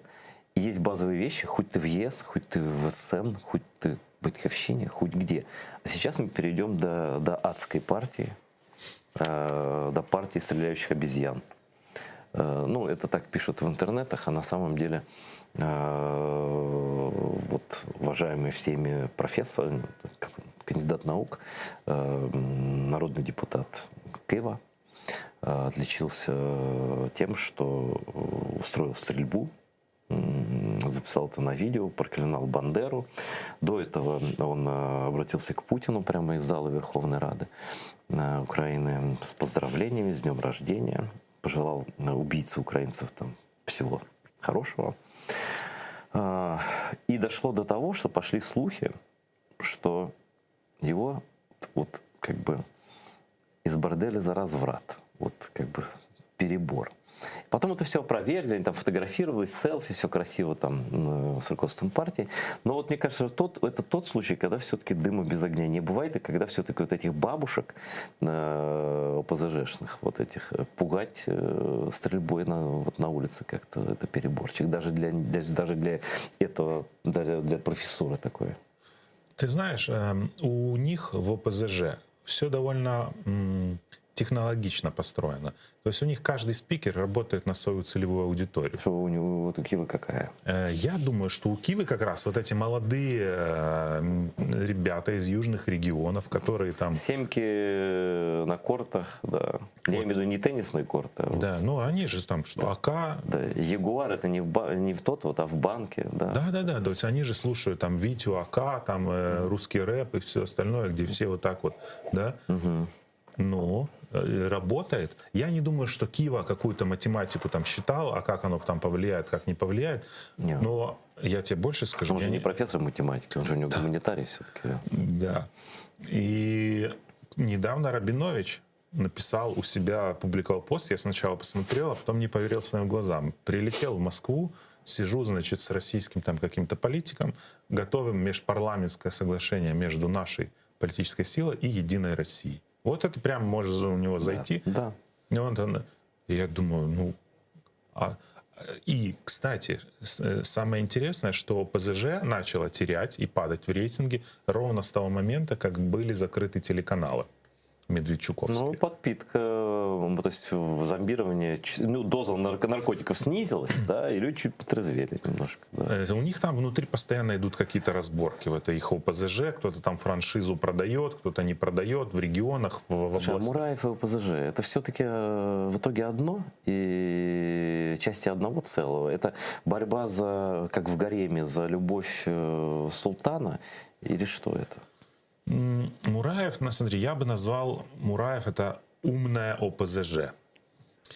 Почему? Потому что вот я сейчас тебе два варианта риторики приведу, и ты поймешь, в чем там фундаментальное различие. Значит, ОПЗЖ классическая. С Россией нужно дружить, значит, это наш братский народ, влияние там, значит, внешнее управление и так далее, и так далее. Мураев. Дорогие украинцы. Это наша земля. Да, это наша земля. Почему мы не можем купить газ у России напрямую, и вы будете платить меньше за коммунальные услуги? Мы ведь это можем сделать. Чувствуешь разницу? Он прямо снизу проходит избирателя, с желудка заходит и говорит правильные, понимаешь, говорит вещи, которые, в принципе, их как-то сложно. Он говорит, почему мы с Россией там торгуем, а вот здесь мы не можем дешевый газ у них купить? Давайте покупать. Не заботиться же о бабушках. Да, я же не через... Это же, знаешь, история, Байден же со своей доктриной выступил в сентябре и сказал, что теперь все проблемы Соединенных Штатов внешнеполитические мы решаем только через призму благосостояния вот этого среднего класса американского. Мураев такой посмотрел, говорит, через призму, значит, наших граждан решаем. Вот нашим гражданам хорошо, чтобы Северный поток построился? Не знаю. Американским хорошо? Нормально. Будет построен, значит. Понимаешь. И вот Мураев — это умный ОПЗЖ. И он же там, ты же видишь, он уже там технологически все это делается. Причем очень хитро, очень умно, и канал есть свой. Но есть у Мураева там пара ахиллесовых как бы пят, да. Во-первых, он сейчас начинает откусывать у классического ОПЗЖ. Это не всем нравится. Вот. Ну, посмотрим. Ну, он тоже пограничник. Ему же тоже там нарисовали 5 Да, или 7%. Да. Но в целом, если смотреть с точки зрения пророссийского интереса, это нормально, если пройдут и те, им только плюс, как бы, в принципе. Даже не так. Если они еще распачкуются, да, разделятся еще на 2 каких-то этих и не пройдут вообще никто, потому что они оттянут друг у друга и будут у них по 4,5. Вот это неплохая история. Но там не будет. Там же под конец, когда уже и финальная социология выходит, там принимают решение объединяться. Да, то есть все-таки это управляемая история такая, ну как бы это не хаос, да, как в партии «Голос», которая уже, мне кажется, до молекул разложилась. А вот просто многие действительно крымские татары и люди, которые там в оккупации живут, они, ну, все-таки думали, что это партия такая вот новая, молодая партия, которая и встряхнет это болото, и как-то, да, и как-то эта молодая красивая партия, вот как такая лягушка простреленная, Иванушка, она как-то плюх, и все. И как бы ничего из нее не вышло. Мало того, что они перегрызлись внутри своей собственной вот этой партии. Громко перегрызлись. Ну и продолжают. А понимаешь, когда, например, Вакарчук заводит их в Верховную Раду, или когда Притула заводит их в Киевсовет, ну все должны понимать, что они сами не заходили туда, да? Эффект Зеленского, на самом деле, такой же. Эффект лидера, да? Ну, в принципе, у нас же все партии практически лидерского типа. То есть, если, например, Порошенко уйдет из европейской солидарности и скажет, вот у меня есть теперь своя партия, а европейская солидарность живет своей жизнью, я не думаю, что она вообще пройдет. Нет, конечно. Поэтому это не... Ну, здесь есть 2 момента. Первый момент — это реалии украинской политики. Если ты не будешь в некотором роде такой гнидой там, да, не будешь выгрызать место, не будешь там биться со своими, которые чего-то так решили субъектность показать, то ты не будешь в этой политике. Мне в «Голосе» импонирует буквально там несколько человек. Есть там такие умники, которые ходят, постоянно рассказывают, как страну из кризиса выводить, хотя по большому счету ничего они сами-то и не сделали. Ну вот это меня немножечко раздражает. Они такие немножко есть там тщеславные персонажи. Ну такие немножко искусственные люди, да. Да. Что бы еще хотелось обсудить? Но есть и хорошие новости у нашем колгоспе.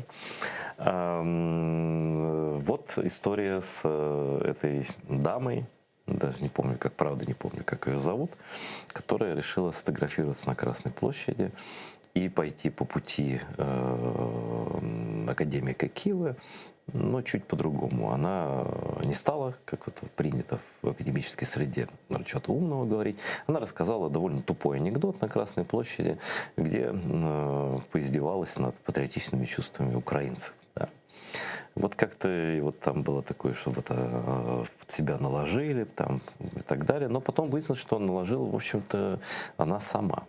Кейс интересный, ты же знаешь, да, все до конца, вот этот кейс. Вот расскажи мне, что произошло, и можно ли сказать, что в Украине хотя бы по бизнесу начал работать немножко институт репутации?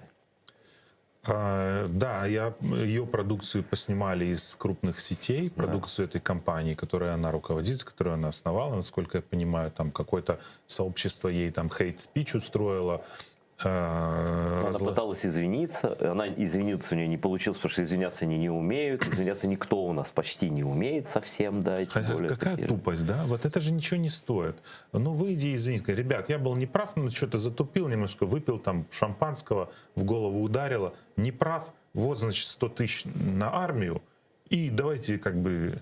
Ну, даже на такую логическую цепочку не хватает. Не хватает, да. То есть, кого обидел, тому и выделяй деньги, да, или детским домам отдай. Тогда оно бы нормально бы звучало все. Объясню, вот для бизнеса как раз репутация работает. Потому что такое потеря репутации в бизнесе? Это всего 2 момента. Либо когда ты начинаешь терять связи не только клиентские, но и партнерские, вот это потеря репутации. Либо когда начинаешь терять деньги.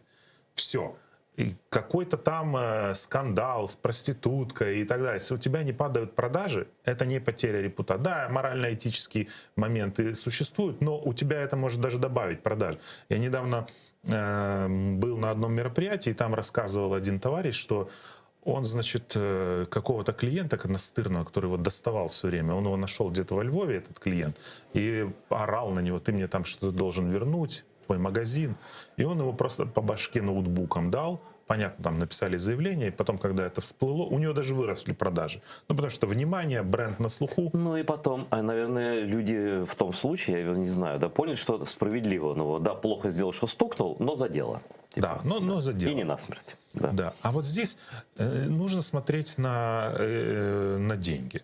То есть, ну, вывели ее из сетей, больно это ей или нет? Сделает она ребрендинг завтра, назовет там по-другому свой товар и скажет, давайте зайдем, сойдут. У нас же и гипермаркеты от известных сетей работают, и в Крыму работали, да, и торгуют у нас с Россией. Ну да, это не история про принципы в чистом виде, да, конечно же, да. Ну, в бедной стране, в принципе, на 10-м, значит, месте находится. Ой, бедная страна. В магазинах полок свободных нет. На стоянках, я не знаю, стыдно смотреть на это зубожение и тарифный геноцид. Ну, слушай. Согласен, но это же вот за Киев, если выехать, там немножечко другая. Но это все-таки история про города. Это история про... Это секторальный продукт. Вот эти экологические всякие там, ну, типа некалорийные диетические продукты. Это вообще городская практически полностью история, да? Хипстерская, да. Да, даже вот не наши с тобой. Мы как старые, так сказать, вот эти... Мы как... Возросшенные советским общепитом, мы не знаем слов любви к таким продуктам. Но, опять же, теряет она что-то экономически. Ну, где-то из сетей ее вывели, может терять, зайдет в другие сети. То есть у нас же слушай, и сеть розетка — это огромная сеть. Ну, огромная. Огромная. Да, и еще пара огромных сетей. Может быть, потом ты действительно говоришь, что там можно и ребрендинг сделать, как бы за это никто не расстреляет. Это уже как ты будешь выкручиваться. Но судя по умственной активности вот в процессе вот этого скандала, ну, возможно, этого не получится. Да, в принципе, мне и все равно. Я просто хочу, чтобы оценил это как эффект общественный. Вот что такой вывод какой-то общества, не она, бог с ней. Другие, ее коллеги, кто-то что-то, какой-то хоть вывод для себя сделали и какой? Во-первых, нужно понимать, что смотреть там, сколько она там продавала через эти сети, да? Ну, да. Ну никто же это не считал. Правильно. А вот теперь вопрос номер 2. У нас и Adidas, и Coca-Cola попадали в скандалы. Тот карту без Крыма нарисовал, тот еще там что-то, я уже не помню там конкретно. Тот наоборот там, вот. Ну и что в итоге? Что меньше покупать стали? Нет, они извинились. Ну, они не повели себя как идиоты. Извинились. Как правило, нужно там покарали там менеджера, там неправильно нарисовали там и так далее. И все. На самом деле, вот этой девочке, у нее одна проблема случилась. Она попала в просев информационного поля. Не было новостей тогда каких-то вот, которые у нас, помнишь, летом шли одна за одной там у нас. Может, и правда, надо посмотреть, ну, как бы это, да, надо посмотреть, что было в тот момент. Но как-то люди хорошо это подхватили, и мне было приятно смотреть, что хотя бы люди указывают вот таким, ну, не будем их никак оценивать, просто, что, чувиха, ты живешь в Украине, давай-ка это самое, сдерживай свои вот эти естественные потребности. Наверное, это кто-то все-таки услышал. Как ты думаешь, все-таки что-то? Я думаю, что услышат, и уже услышали. То есть я у себя видел несколько там от своих знакомых, таких довольно охватных лидеров мнений, которые все, я там больше не покупаю, я больше там не беру и так далее. Но 90% вала и делают люди, которым вообще плевать, чего надо там. У нас, извини меня, вон сидит Рабинович с «Единой Россией» подписывает, и все равно голосуют за ОПЗЖ. Сейчас еще как бы к ней не притек этот электорат, который, вот ты девочка молодец какая, да? Будем ее знать. Ну, там другой электорат. Кстати. А слушай, а имеют ли электоральные перспективы, на твой взгляд, такие люди, как вот эта девочка, условно говоря, а давайте ее переведем в мальчика и назовем ее Усик? Примерно же, ну, примерно похоже что-то. Там, значит, вообще другая история. То есть Усика можно его там обыгрывать как-то. У нас же есть уже пример боксера мэра, да? Неважно, какой он плохой или хороший. Боксер мэр не позволял себе высказывать, не сомневался в границах Украины никогда. Вот когда Усик победил, вот все, даже те, кто его там проклинал за какие-то ватные, там Усик, там Саша и так далее. Просто я тебе хочу сказать, что у нас вот ультрапатриотический электорат — это 1,5%. Это вот свобода. Да, она в рамках одного. Причем свобода? Но мне тоже не нравится, когда не знают, чей Крым. Смотри, если правильно, но если Усик пойдет на выборы сейчас, поверь мне, он еще и партию заведет в парламент. Потому что, да, вот эти штуки имеют, конечно, имеют.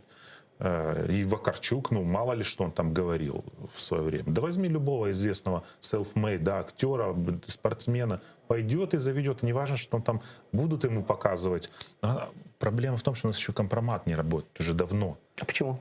Это как, знаешь, как после антибиотиков нельзя с антибиотиком перебирать, потому что потом не вылечишься, да? Потому что у нас привыкли ко всему. Да. У нас видели все. У нас настолько иммунитет к компромату, что ну, что человек хороший, ну, он страну представлял, ну, пойди ты побейся и с украинским флагом. Он же как бы не говорил, что Крым это там Россия, да? Он просто не сказал так, он флаг, вот видите, он пляшет, гопак. Ну, то есть каждый что-нибудь найдет, да. Оправдать мы, даже человек ничего делать не будет, найдутся люди, которые за него скажут, за него, так сказать.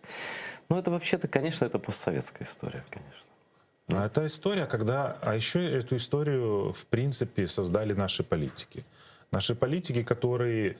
Удобно сейчас тебе быть красным, будешь красным. Синим, синим. По 5-7 раз переходили из разных... Тот в ОПЗЖ, там откуда-то еще, это из Свободы, этот из Европейской Союза. Ну, короче, нет у нас у нас партии не по идеологии построены, по большому счету. Ты вообще политика построена не по идеологии, в основном. Вот смотри, давай вот если так смешно, да, взять предвыборную программу Порошенко 2014 года и предвыборную кампанию Зеленского 2019. И там невыполнимые обещания. По войне, по крайней мере. Я думаю, по другим вопросам тоже. Тот Порошенко, которого мы имеем сейчас, имели в конце его срока, и тот Зеленский, которого мы имеем сейчас и будем иметь в конце его первого срока, люди абсолютно не те, которые... То есть им про эти обещания напомнишь, они скажут, ну, они найдут, что, наверное, сказать, у нас говорить умеют. Но понятно, что вот это приговор украинским политикам, в том числе кандидатам в президенты, надо обязательно врать и быть популистом. Давайте слово «врать» уберем, но обязательно говорить то, что хотят слышать, а не то, что в реальности может произойти. Ну, во-первых, большинство политиков тупо зеркалит социальные потребности. Просто смотрят опрос. Да, они смотрят, там, чего там вас там жители беспокоят, там, да? Цены на газ, тарифы, пенсии, значит, все, тарифы снижаю в программу. Закончим. Да, поэтому все программы так похожи. И это приговор, да. У нас не будет никаких династийных политиков, никаких идеологических партий.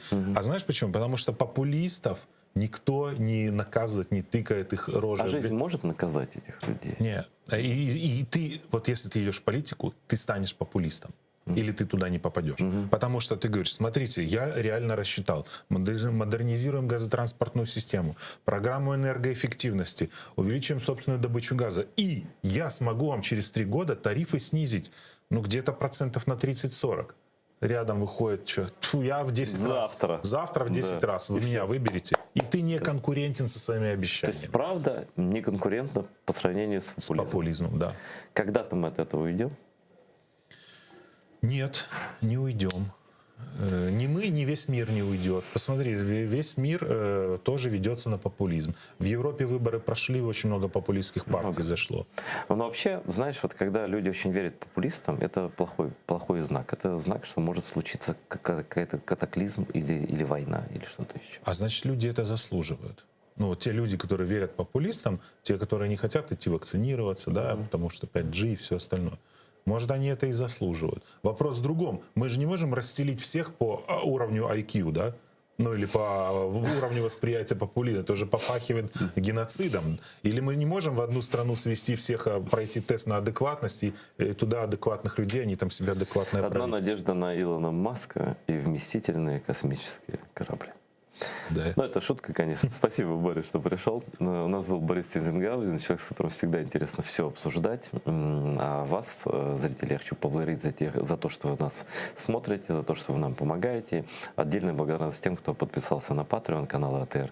Я прошу всех, кто нас смотрит, это не обременительно, но это факт вашей причастности к нашей работе и к нашей общей борьбе с нашим общим врагом, который, конечно же, будет побежден, но будет очень грустно, если без вашего участия. Всего доброго, смотрите АТР.